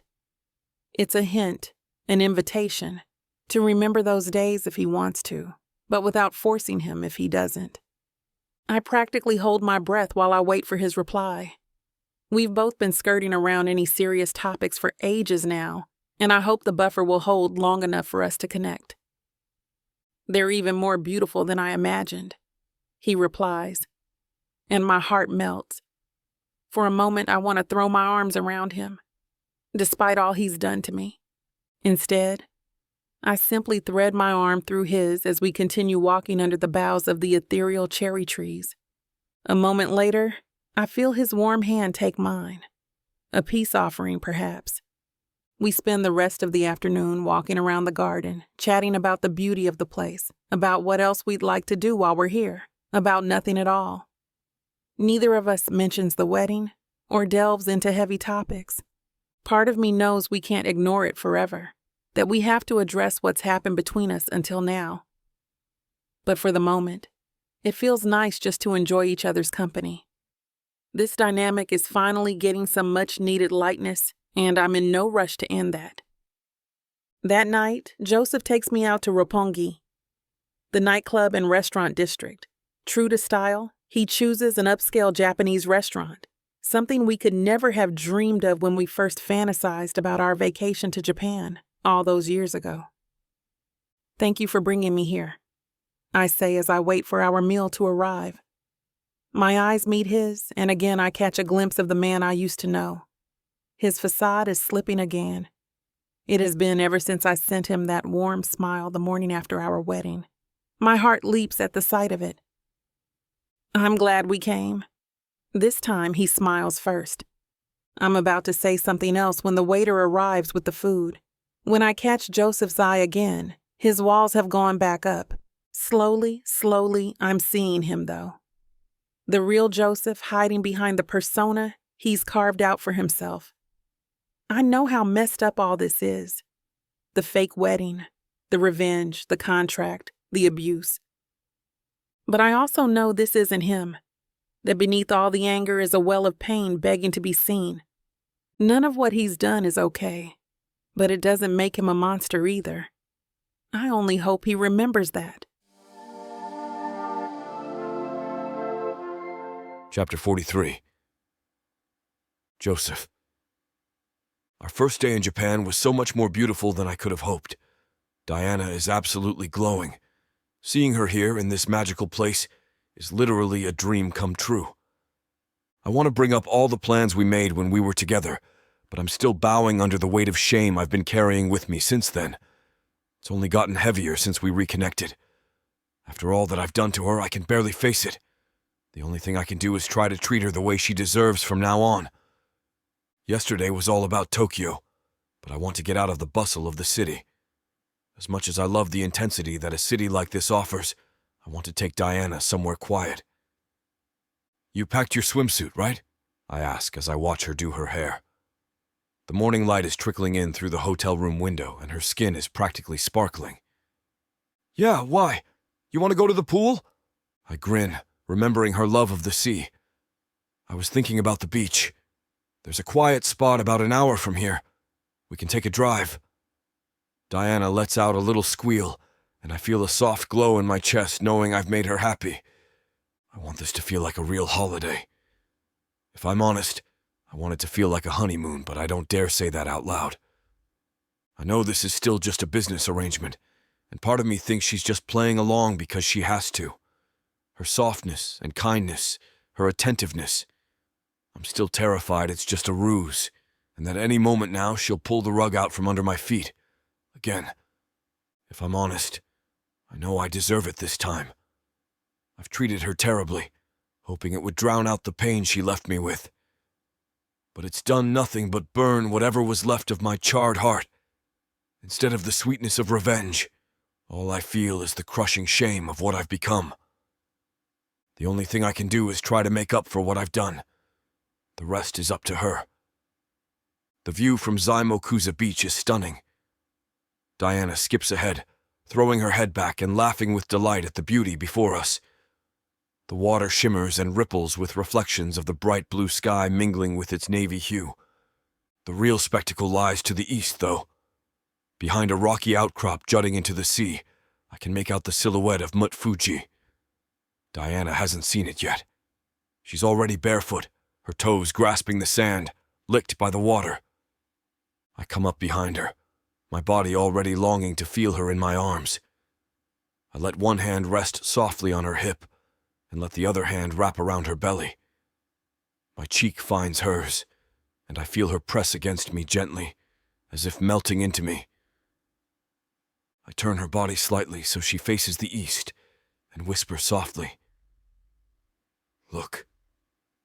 Her breath catches as soon as she sees Mount Fuji towering over the ocean like a surrealist painting. Oh my God, Joseph. I love hearing her say my name. For one blissful moment, I'm transported back to when things were good between us, when all was right in the world. I want to stay in this moment forever. Actually, what I really want is this moment to blend into another, just like it, and then another, and then another. A forever, made up of moments like this. The water is cold, but Diana coaxes me in. She doesn't have to try very hard, though. Seeing her in her swimsuit is all the convincing I need. We spend the afternoon swimming and talking. It seems like some topics are still off the table, but the mood is light. I feel myself letting down some of the walls I've been working so hard to build between us, and as much as it scares me, it excites me. When the sun finally begins to set, and even Diana has had enough of the waves, we take a walk into the town, passing more cherry trees in bloom. The streets are busy now, and as the last light of the sun dims, the streets come alive with glittering lights. The pink cherry flowers are illuminated by strings of fairy lights that snake up the trees and create a warm and ethereal glow. I'm sure it's magical, but I hardly see it. I'm surrounded by beauty, but I can hardly take my eyes off Diana. She looks so happy, and even the doubting voice in the back of my head can't ruin this moment for me. I open my mouth to tell her how much it means to me to be here. I want to tell her how much I've missed her, how deeply I've felt for her all these years. I want to beg her forgiveness for everything I've put her through, but something stops me. This moment is so perfect, and I'm scared that as soon as I mention all the horrors I've put her through, the spell will be broken. It's almost as long as it remains unspoken, all the ugliness is suspended in a state of unreality. Instead, I let myself and Diana simply enjoy the moment we're in. Diana seems happy to do the same, and we marvel at the beauty of the spring festival that seems to be forming around us. Throngs of people are packing the streets now, and we find ourselves dancing and laughing along with the festivities, caught up in this dreamscape. I love seeing Diana like this, and I love being like this with her. It's as though she's bringing me back to life. Eventually, we make our way back to the car, catching one last glimpse of the water. There's a bright moon rising over the sea, and in the moonlight I catch Diana's eye. My hand is on her cheek, and my lips on her lips before I can even think. This is the moment, the one I want to live over and over again forever. Chapter 44. Diana. The warmth of the sunlight beaming through the curtains wakes me up. I smile, remembering my night with Joseph and how amazing it feels to be here with him. I roll over to lay my hand on his chest, realizing he's not in bed. I sit up and look toward the bathroom. Maybe he's in the shower? I wonder. but the door is open and the lights are off. I look around the room for him and notice that something about it seems different. I scoot to the edge of the mattress in a panic, and the feel of the bed sheets under my hands is different than I remember. Then my sleepy brain jolts awake, and everything comes back to me. I shouldn't be in a hotel room at all. We got back from Japan 2 days ago. My surroundings seemed to be a hotel of some sort, which didn't stand out to me at first. I just spent a week in various hotel rooms after all. But I shouldn't be here now, wherever here is. I went to sleep last night in my own bed. I jump off the mattress and run for the door. I grab the lock and it won't budge. Oh my God. I'm locked in and can't get out. Where am I? What's going on? How am I here? Am I being kidnapped? Where's Joseph? All the thoughts are rushing through my mind, and I can't figure out what to do. My heart is racing and I feel sick to my stomach. If the doors are locked, how can I get out?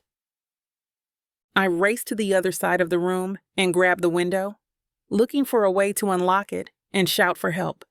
It doesn't budge either, and I feel tears welling in my eyes.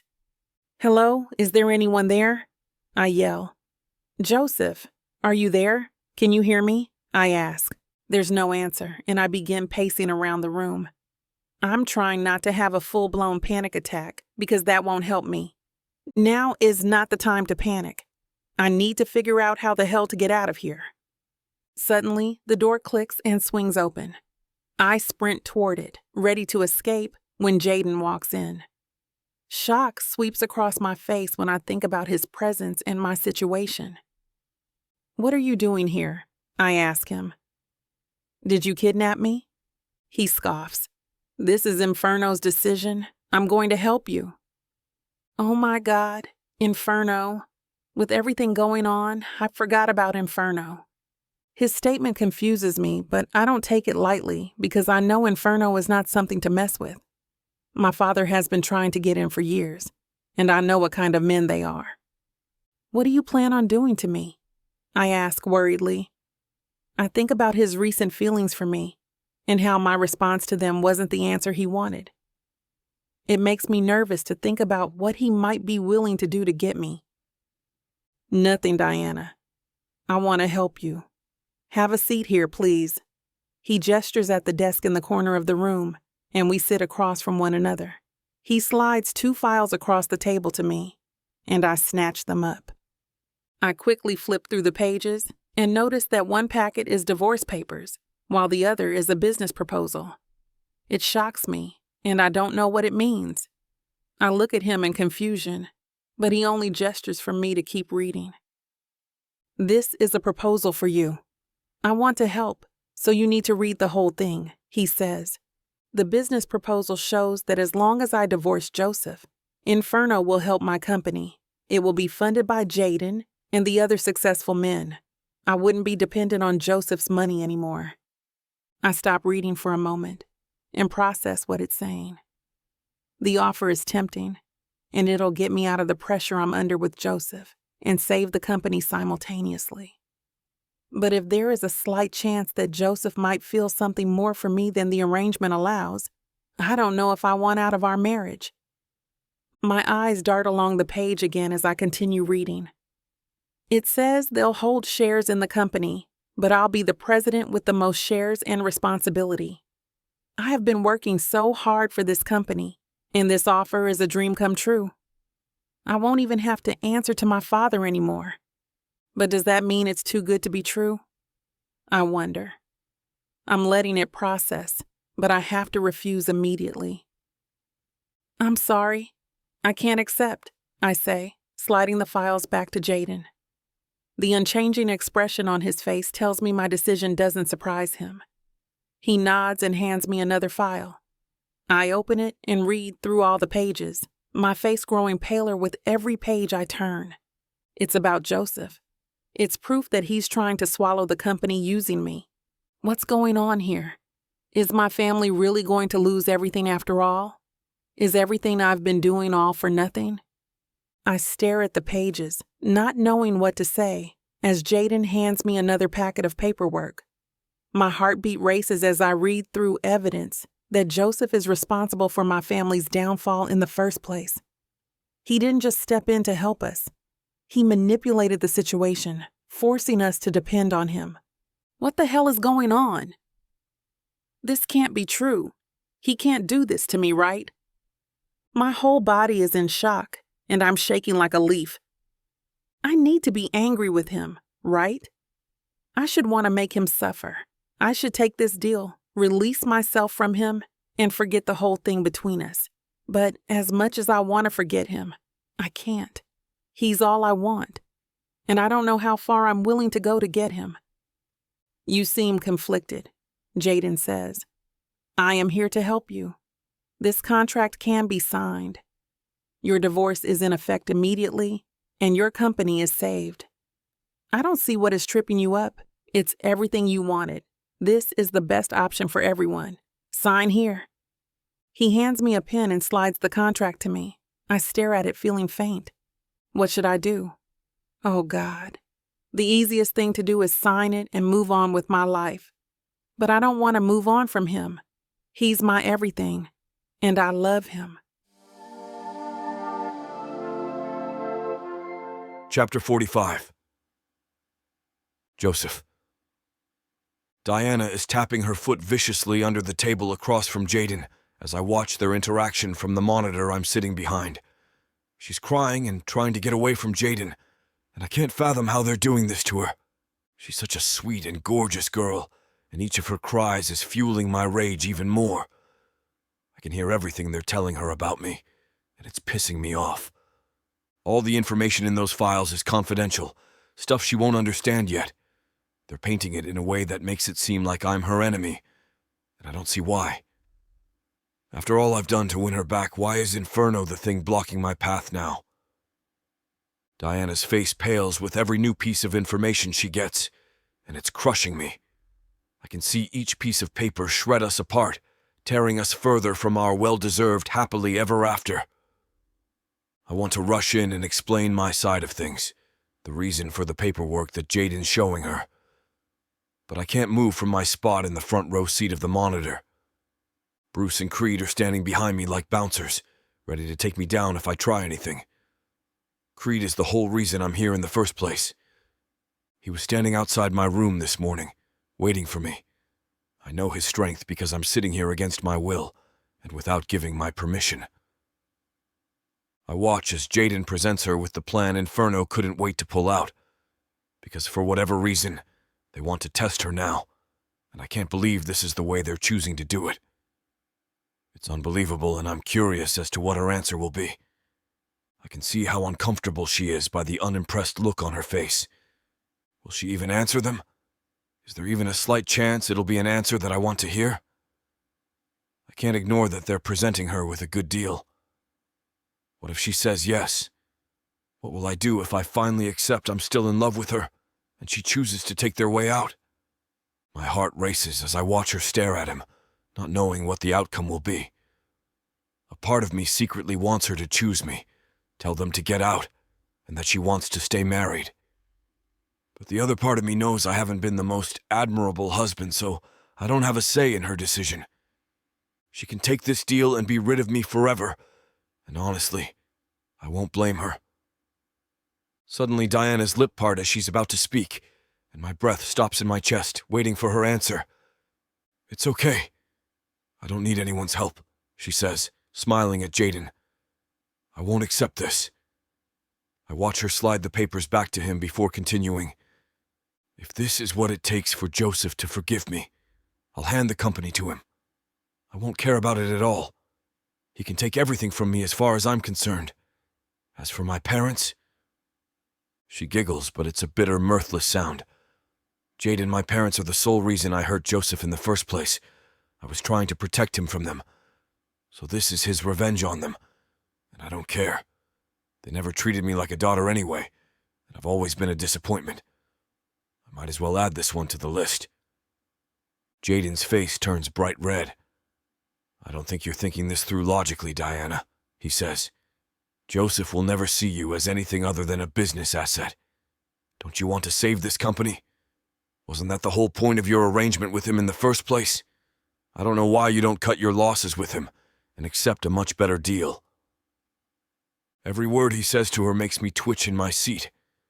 I want to storm in and knock the smug look off his face. He will never have her. I don't know why he can't accept it and move on, leaving us the hell alone. He tries continuing, but Diana's crying interrupts him. Because, Jaden, I love Joseph. If I could turn back time, I'd still do the same thing to protect him. It's worth it to me, and I never want to let someone feel like it wasn't. I can't believe what she's saying. It hits me like a ton of bricks, nearly knocking the wind out of me. It's incredible to hear her honest emotions and to know she feels the same way I feel about her. My heart is racing. I can't stop thinking about wanting to wrap my arms around her. I also can't stop thinking about how badly I want Jaden away from her. But the two men sitting behind me won't let me leave easily. What can I do to get past them and to Diana? She needs me, and we need to move on from this. I need to get her out of here and be the knight in shining armor she deserves. Next thing I know, I'm bursting the double doors open to the room where Jaden has Diana. I have tears welling in my eyes as I run to her. Her eyes light up as soon as ours meet, and I grab her in my arms, hugging her as tightly as possible. Oh my God. I can't believe you found me. What are you doing here? How'd you even get here? I was in the next room and I heard everything. Her face drops. Wait, you heard everything? Yes, I did. I flash a huge smile at her and watch as her whole body stills, even her breath seeming to pause. My heart pounds with anticipation as I try and think of a way to word my feelings for her. Chapter 46. Joseph. Diana stares at me, waiting for me to speak like I hold all the answers in the world, and I can't help feeling nervous. I want to tell her exactly how I feel, but the thought of not having to hide behind our arrangement and letting my feelings out scares me. I feel everyone's eyes on me, only intensifying my nervousness. But I know she needs to hear it, and this is the best chance I have of saying what I want to before something gets in the way again. I take a deep breath and look deeply into her eyes. Diana, I begin, I'm going to be completely honest with you because, given the situation, I don't see any reason to hide anything anymore. I heard what you dared to tell Jaden, and I think you deserve the same courage from me. Her eyes light up again, and I see tears building up in her eyes. I want to stop them and tell her we can discuss it again if she needs time to process it. But I can't let myself stop, or I'll never start again. I have loved you since the moment I laid eyes on you. As much as I didn't want to admit it to myself, I never stopped loving you. I know our past is a bit rocky, thanks to your parents, but I want us to move past it. I want us to forget everything that's happened and start over fresh. We're married now, and I want to be a real and happily married couple. I want strangers on the street to be jealous of our happiness, I say, laughing. She smiles as a tear rolls down her perfect cheekbone. I'm so glad to hear you say that, she responds in a shaky voice. There's one more thing I wanted to say. Her expression turns serious and she steps closer. I want to say how sorry I am for the way I've been treating you. I should never have used you the way I did. I was hurting and retaliated instead of asking what happened or why you did what you did. I shouldn't have, and I'm sorry, but I vow never to hurt you again. I want to spend the rest of my days treating you like the queen you are and letting you be the person I fell in love with. I know it will take some time, and I'll do whatever I can in the meantime, but can you forgive me? The severe expression turns cold and she loses the hint of the smile on her face. My heart races, and I'm concerned with her lack of words. She's saying she's happy to know my feelings, but can she not forgive me? I stare into her beautiful eyes, waiting for her to crush me all over again. My breathing quickens as her lips part to speak. Joseph. She pauses. Jaden laughs behind her, and my heart sinks. She can't forgive me. I let it go too far, and she doesn't want me anymore. My eyes fall to the floor. I feel an inch tall, like someone with a high heel could crush me at any moment. Then she starts again. Joseph, I forgive you. I love you so much, and there are things we've both done that need forgiveness. I agree that we must put the past behind us and move forward. Jaden interrupts. Wait, so does this mean you're staying married? He asks. We both nod and Jaden scoffs. Well then, as dumb as I think that idea is, it means she passed the Inferno test successfully. Congratulations. Jaden walks out, annoyed, and I grab Diana, pulling her into me as close as I can. I love you too, Diana. You passed. It's smooth sailing now, I say, and lean in to kiss her beautifully shaped lips. She closes her eyes and meets my gesture. When our skin touches, goosebumps spread across my skin, and I want her naked. Our kissing intensifies the longer we let it linger, and I'm pressing her ass against the desk when Bruce walks in and interrupts us. Sorry to interrupt, but can you do that somewhere else? Bruce says, laughing. What? I ask, pretending not to understand his joke. Creed's voice appears from down the hall. He means you have your own room, so use it. You're grossing us all out. He laughs with Bruce. I face Diana again. Don't have to tell us twice. We'd love to, I respond, picking her up the way husbands carry their newlyweds over their threshold and walk out the door. But I'm not interested in the room at Inferno. No, I want to do this somewhere a little more special, a little more private. I carry her all the way out of the building and to my car. I'm glad they grabbed my car when they kidnapped us because this could have been really embarrassing if they hadn't. I chuckle, setting her down on the pavement beside the passenger door. I open it for her and let her climb in before shutting the door and walking to my side. Are you hungry? I ask as we're driving down the road. Let's go home, she exclaims. I look shocked at her, hoping her expression will tell me her reasoning.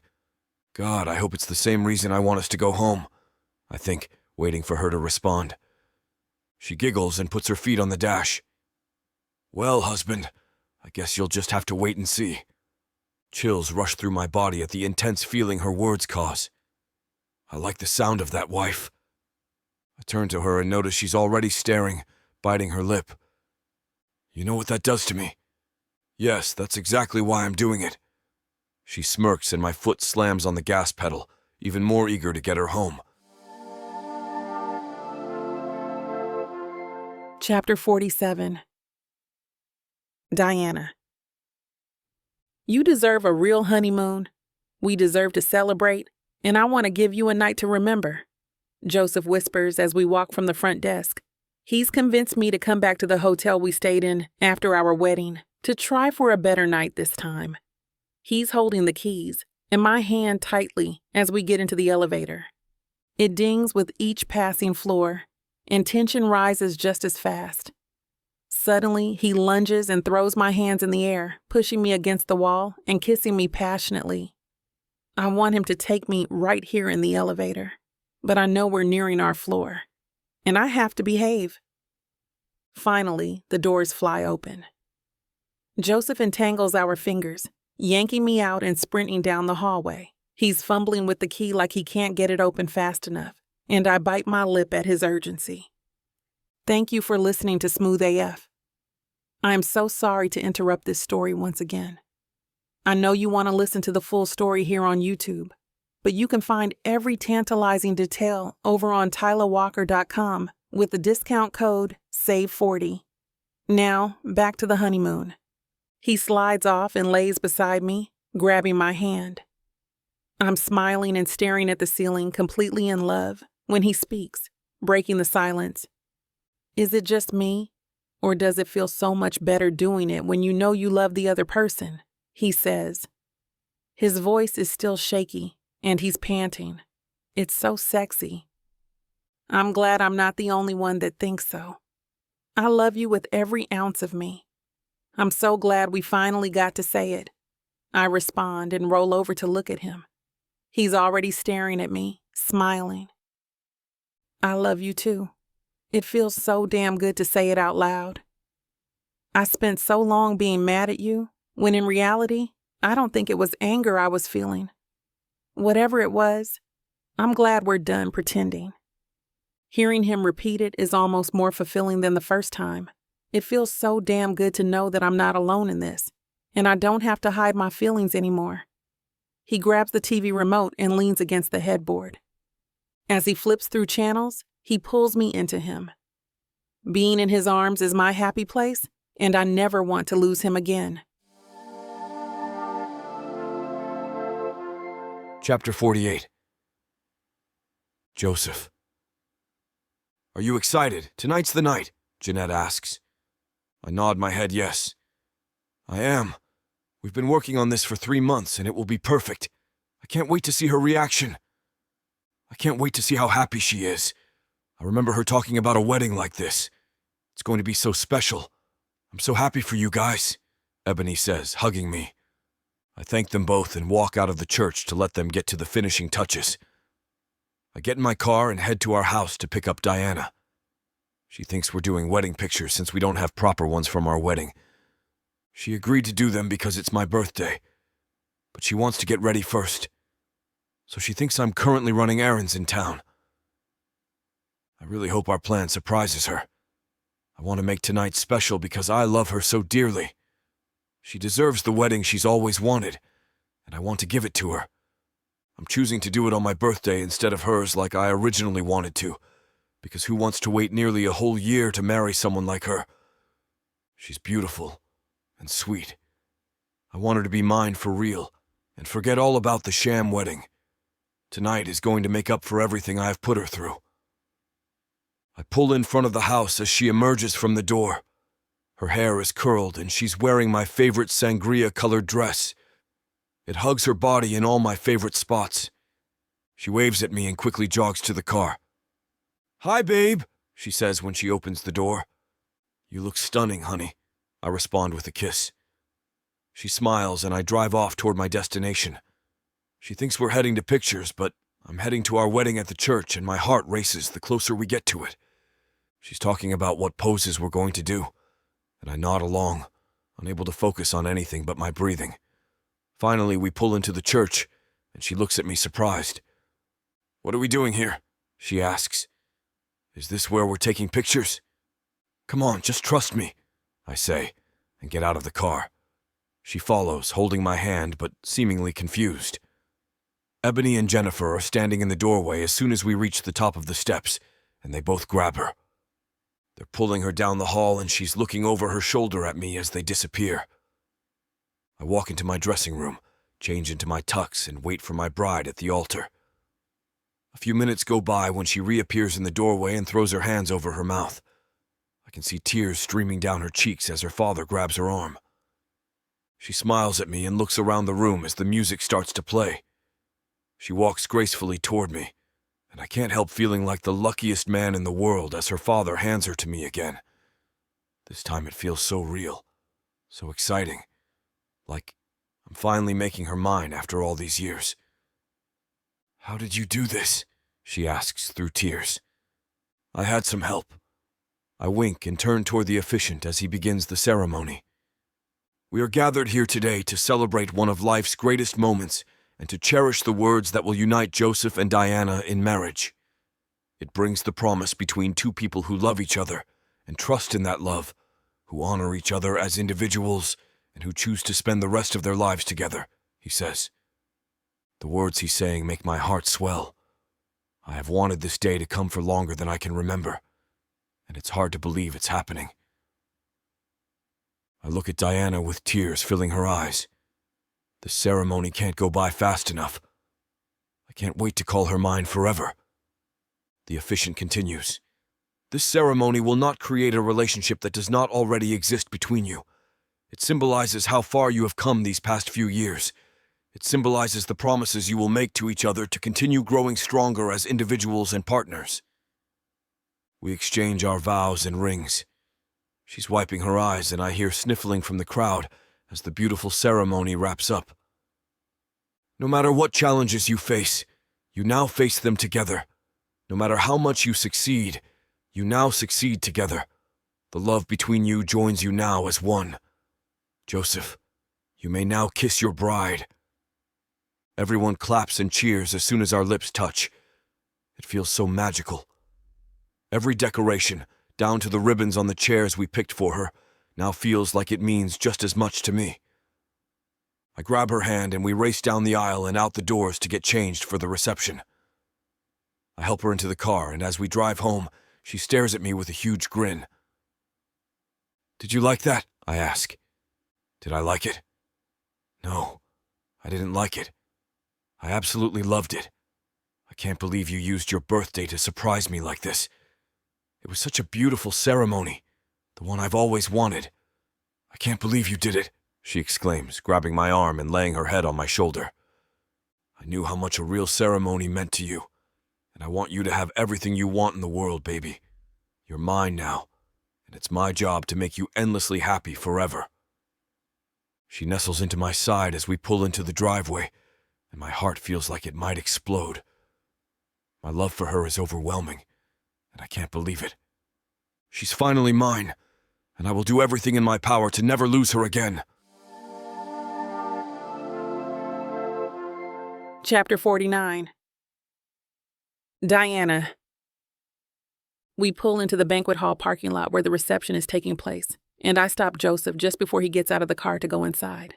I pull him into me and kiss him passionately. I can't believe this man is willing to go through all of this to make me happy, and he deserves to know how much I appreciate it. Now, with a kiss like that, I don't even want to go in. "Let's turn around and go home," he says, kissing me again. He reaches for the strap of my dress and I pull away. "I love you and want to do that. Trust me. I want to consummate this as soon as possible, but you promised me the wedding I'd never forget, and the reception is part of it. So you better get ready to have some fun with me because I'm ready to celebrate us, babe. I promise you can have me all to yourself as soon as it's over." I give him one last peck and we walk into the party. Everyone is already here, laughing and talking amongst themselves. It makes me so happy to see everyone enjoying the reception, and it feels so good that they're all here to celebrate with us. Joseph grabs my hand and immediately starts swinging me around the dance floor. We're laughing and spinning as our friends dance around us. It feels like a dream. I'm in a fairy tale, and someone needs to pinch me because I just married the love of my life, and it can't be real. A few hours pass of dancing, laughing, and cutting the cake when Joseph suddenly appears on the stage holding the microphone. It shocks me to see him in front of everyone as he starts to speak. First off, I want to say thank you to everyone for coming and supporting us. I know it means a lot to us both to have you here celebrating with us today. It makes it even more special to share it with the ones we care about. The crowd claps in approval, and he holds up his glass, nods, and continues. With that, I have a few words I'd like to say to my beautiful wife. My heart is pounding as I step toward him and prepare myself for what he might say. Diana, you are the most beautiful woman I've ever seen, and just when I think you couldn't get more gorgeous, you always manage to prove me wrong. I know proving me wrong is one of your favorite things, but I have to be honest, I don't mind that one. I laugh as he makes a kissing gesture at me. It truly is an honor to get to be with you every day. I love waking up to you and seeing your bed head before you shower. You make me the happiest man alive, and I'm so blessed to finally call you mine after all these years. He takes a deep breath, focusing on me. I know we had a rough start, and I never want to return to where we were, but I'm so glad we pushed through it. It means the world to me that you're still here, standing with me through it all, hopefully as madly in love as I am. And with that, I just want to say I love you so much. Do you have anything you'd like to say? He steps off the stage and hands me the microphone. I'm crying, and everyone is clapping for me as I bring the microphone to my lips. I take a deep breath and look at him, now across the crowd, as he sips his champagne and smiles at me. Wow, I did not expect this at all, I say through my tears, and my voice shakes as I continue. Joseph, that was the sweetest thing anyone's ever said to me. I love you so much and am so glad to be here with you. It's been a long journey getting here. even those years ago when we parted ways. To be here with a ring on my finger seems unreal, but I can't imagine being any happier than you've made me. I married the man of my dreams today, and it's such a great feeling. Now, with that being said, Joseph, can you step back up here for a second, please? I have a surprise for you. He steps back onto the stage, looking surprised and confused all at once. I pull a tiny wrapped box from my skirt pocket and hand it to him. He gently starts to unwrap the box. I wasn't sure if I wanted to do this here or wait until we were alone, but after your big, beautiful speech and openly sharing your deepest feelings, I thought it is only fitting to do it in front of all our guests. He opens the box, and a hand flies to his mouth. No words escape his lips, and tears start welling in his eyes. You're going to be a father, Joseph, I say in an even shakier voice.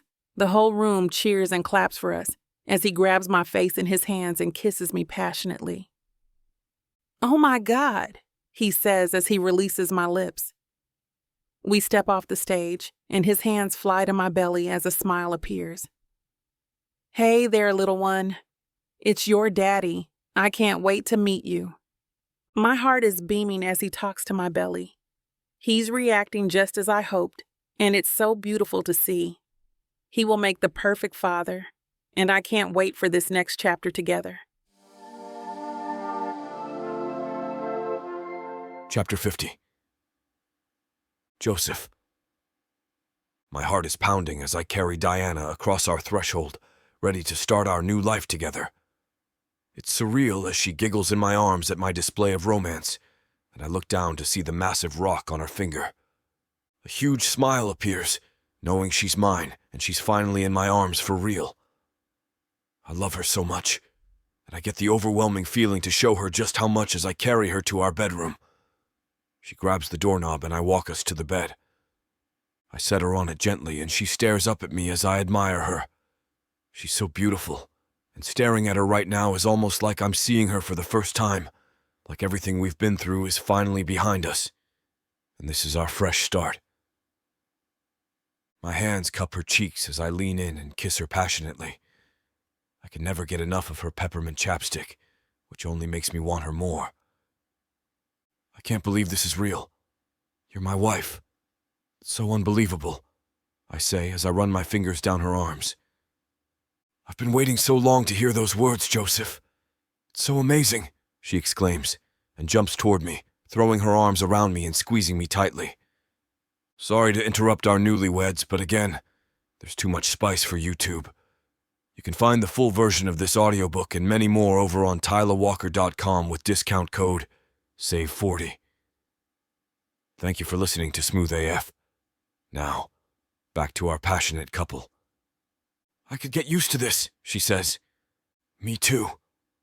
I laugh, and we grab our glasses and walk to the living room. I guess it's a good thing we have our whole life to enjoy it. She giggles, and we turn on the TV to find something to watch as we cuddle up with our wine. Chapter 51. Diana. They say there are two things in life you're never prepared for. Twins. I don't know who they are, but they're right. Twin newborns are a lot. And when I say a lot, I mean a monstrously big, nauseatingly sleep-depriving undertaking. I don't think I've ever been this tired before. For the first week, I was able to nurse them both at the same time, but they've both grown so much so quickly, they cannot fit on the nursing pillow together anymore, so late-night feedings take twice as long, which means I'm awake for twice as long at regular intervals. There's no rest for the weary in the daytime either. Like clockwork, once one goes down for a nap, the other one wakes up, screaming bloody murder. I swear they're conspiring against us. I've had human feces in my hair more times in the last 5.5 weeks than I care to admit. Plus, I've got postpartum recovery in the mix. Turns out, pushing 2 humans out of your uterus takes its toll on the body. We were not prepared for twins, at all. And yet I'm happy. Tired, but so happy. Joseph stepped up right away. Since we brought the babies home, he took over doing the laundry. Considering how many onesies and diaper pads and tiny socks 2 newborns soil in a day, this might be the most romantic thing anyone has ever done for me. I've been able to pump enough that he can feed them too. We've been taking shifts at night, so one of us gets uninterrupted sleep for a couple hours at a time. My parents and his each come by a few times a week to bring over meals and let us both catch up on some much-needed rest. While things with my folks aren't perfect, we're working through it, and I certainly trust them to take care of the twins. This evening, as the sun melts behind a silhouetted horizon, I lounge on the couch with Jamie on my chest, stroking the little curls on his head. He sleeps peacefully. Joseph, who has Emmy, sits next to me, watching her intently as her tiny chest rises and falls. Everything about this scene is so perfect. I can't help but smile. "What are you grinning about?" Joseph's whisper startles me ever so slightly, but fortunately, Jamie doesn't even stir. I meet Joseph's beautiful blue eyes. "I'm just very grateful," I say, "that we have 2 amazing little babies who keep us awake at all hours of the night and poop on everything and whose hiccups make me laugh." I pause, smiling wider. "They have cute hiccups," Joseph agrees. "And I'm grateful for our parents who have made this so much easier, because if I'm this tired with both sets of grandparents lending a hand, Lord only knows what it would look like without them." Joseph smiles now. "We'd make it work," he assures me. "Yeah, we would," I agree. "And that's why I'm grateful for you," I say earnestly. "I'm really lucky to have you as my co-pilot." "Me too," he says. "These past 5.5 weeks have been the scariest, most exciting, emotional, exhausting, fulfilling weeks of my life. And that's as much because of you as it is because of Jamie and Emmy. It's because Jamie and Emmy are yours. I mean, I'll give credit where credit is due. You did most of the work," he says. "Damn right I did." We both laugh quietly. "But I mean it, Joseph." "Thank you for giving me this," I say, gazing down at our perfect sleeping babies, then back up at Joseph. "Right back at you," he says, giving me a dazzling, dimpled smile. He leans in for a chaste kiss. Cradling Jamie's head so he won't wake, I follow his lead, and then we both return to our upright positions, checking to make sure the twins are still asleep. We sit in silence for a little while, letting the quiet wash over us. The room stills as darkness falls on the living room furniture. This might be the longest the babies have both been asleep at the same time, I think to myself. I decide to bring up the milestone that's been on my mind since the beginning of the week. "So I have my 6-week postpartum visit with my OB on Friday." I start. "That's good," Joseph says. "Hopefully it's routine and they don't find a 3rd baby somewhere in there," he says, amused at his own joke. "About that," I say. Any humor in Joseph's face falls away immediately. No, whatever you're thinking, no," I say quickly. He relaxes and begins rubbing Emmy's back in slow circles. "What I mean is, 6 weeks post is a big deal," I explain. "Assuming everything is routine, she'll be able to take out my stitches and I'll be able to resume normal activity again." Joseph raises an eyebrow. "I mean, I know we wheeled you to the car in a wheelchair, but you've been going about everything else without an issue. Unless there's something you're not telling me," he says. I chuckle. "Not what I meant," I say. Joseph still looks confused. So I lay it out as plainly as I can. As long as I'm mostly healed up, we can have sex again. Comprehension dawns on his face. "Oh," he says. I continue. "My parents are planning to come over on Friday night to watch the kids," I tell him. "I thought maybe instead of a nap, we could have date night." He smiles softly, nodding. "That sounds like an excellent idea,"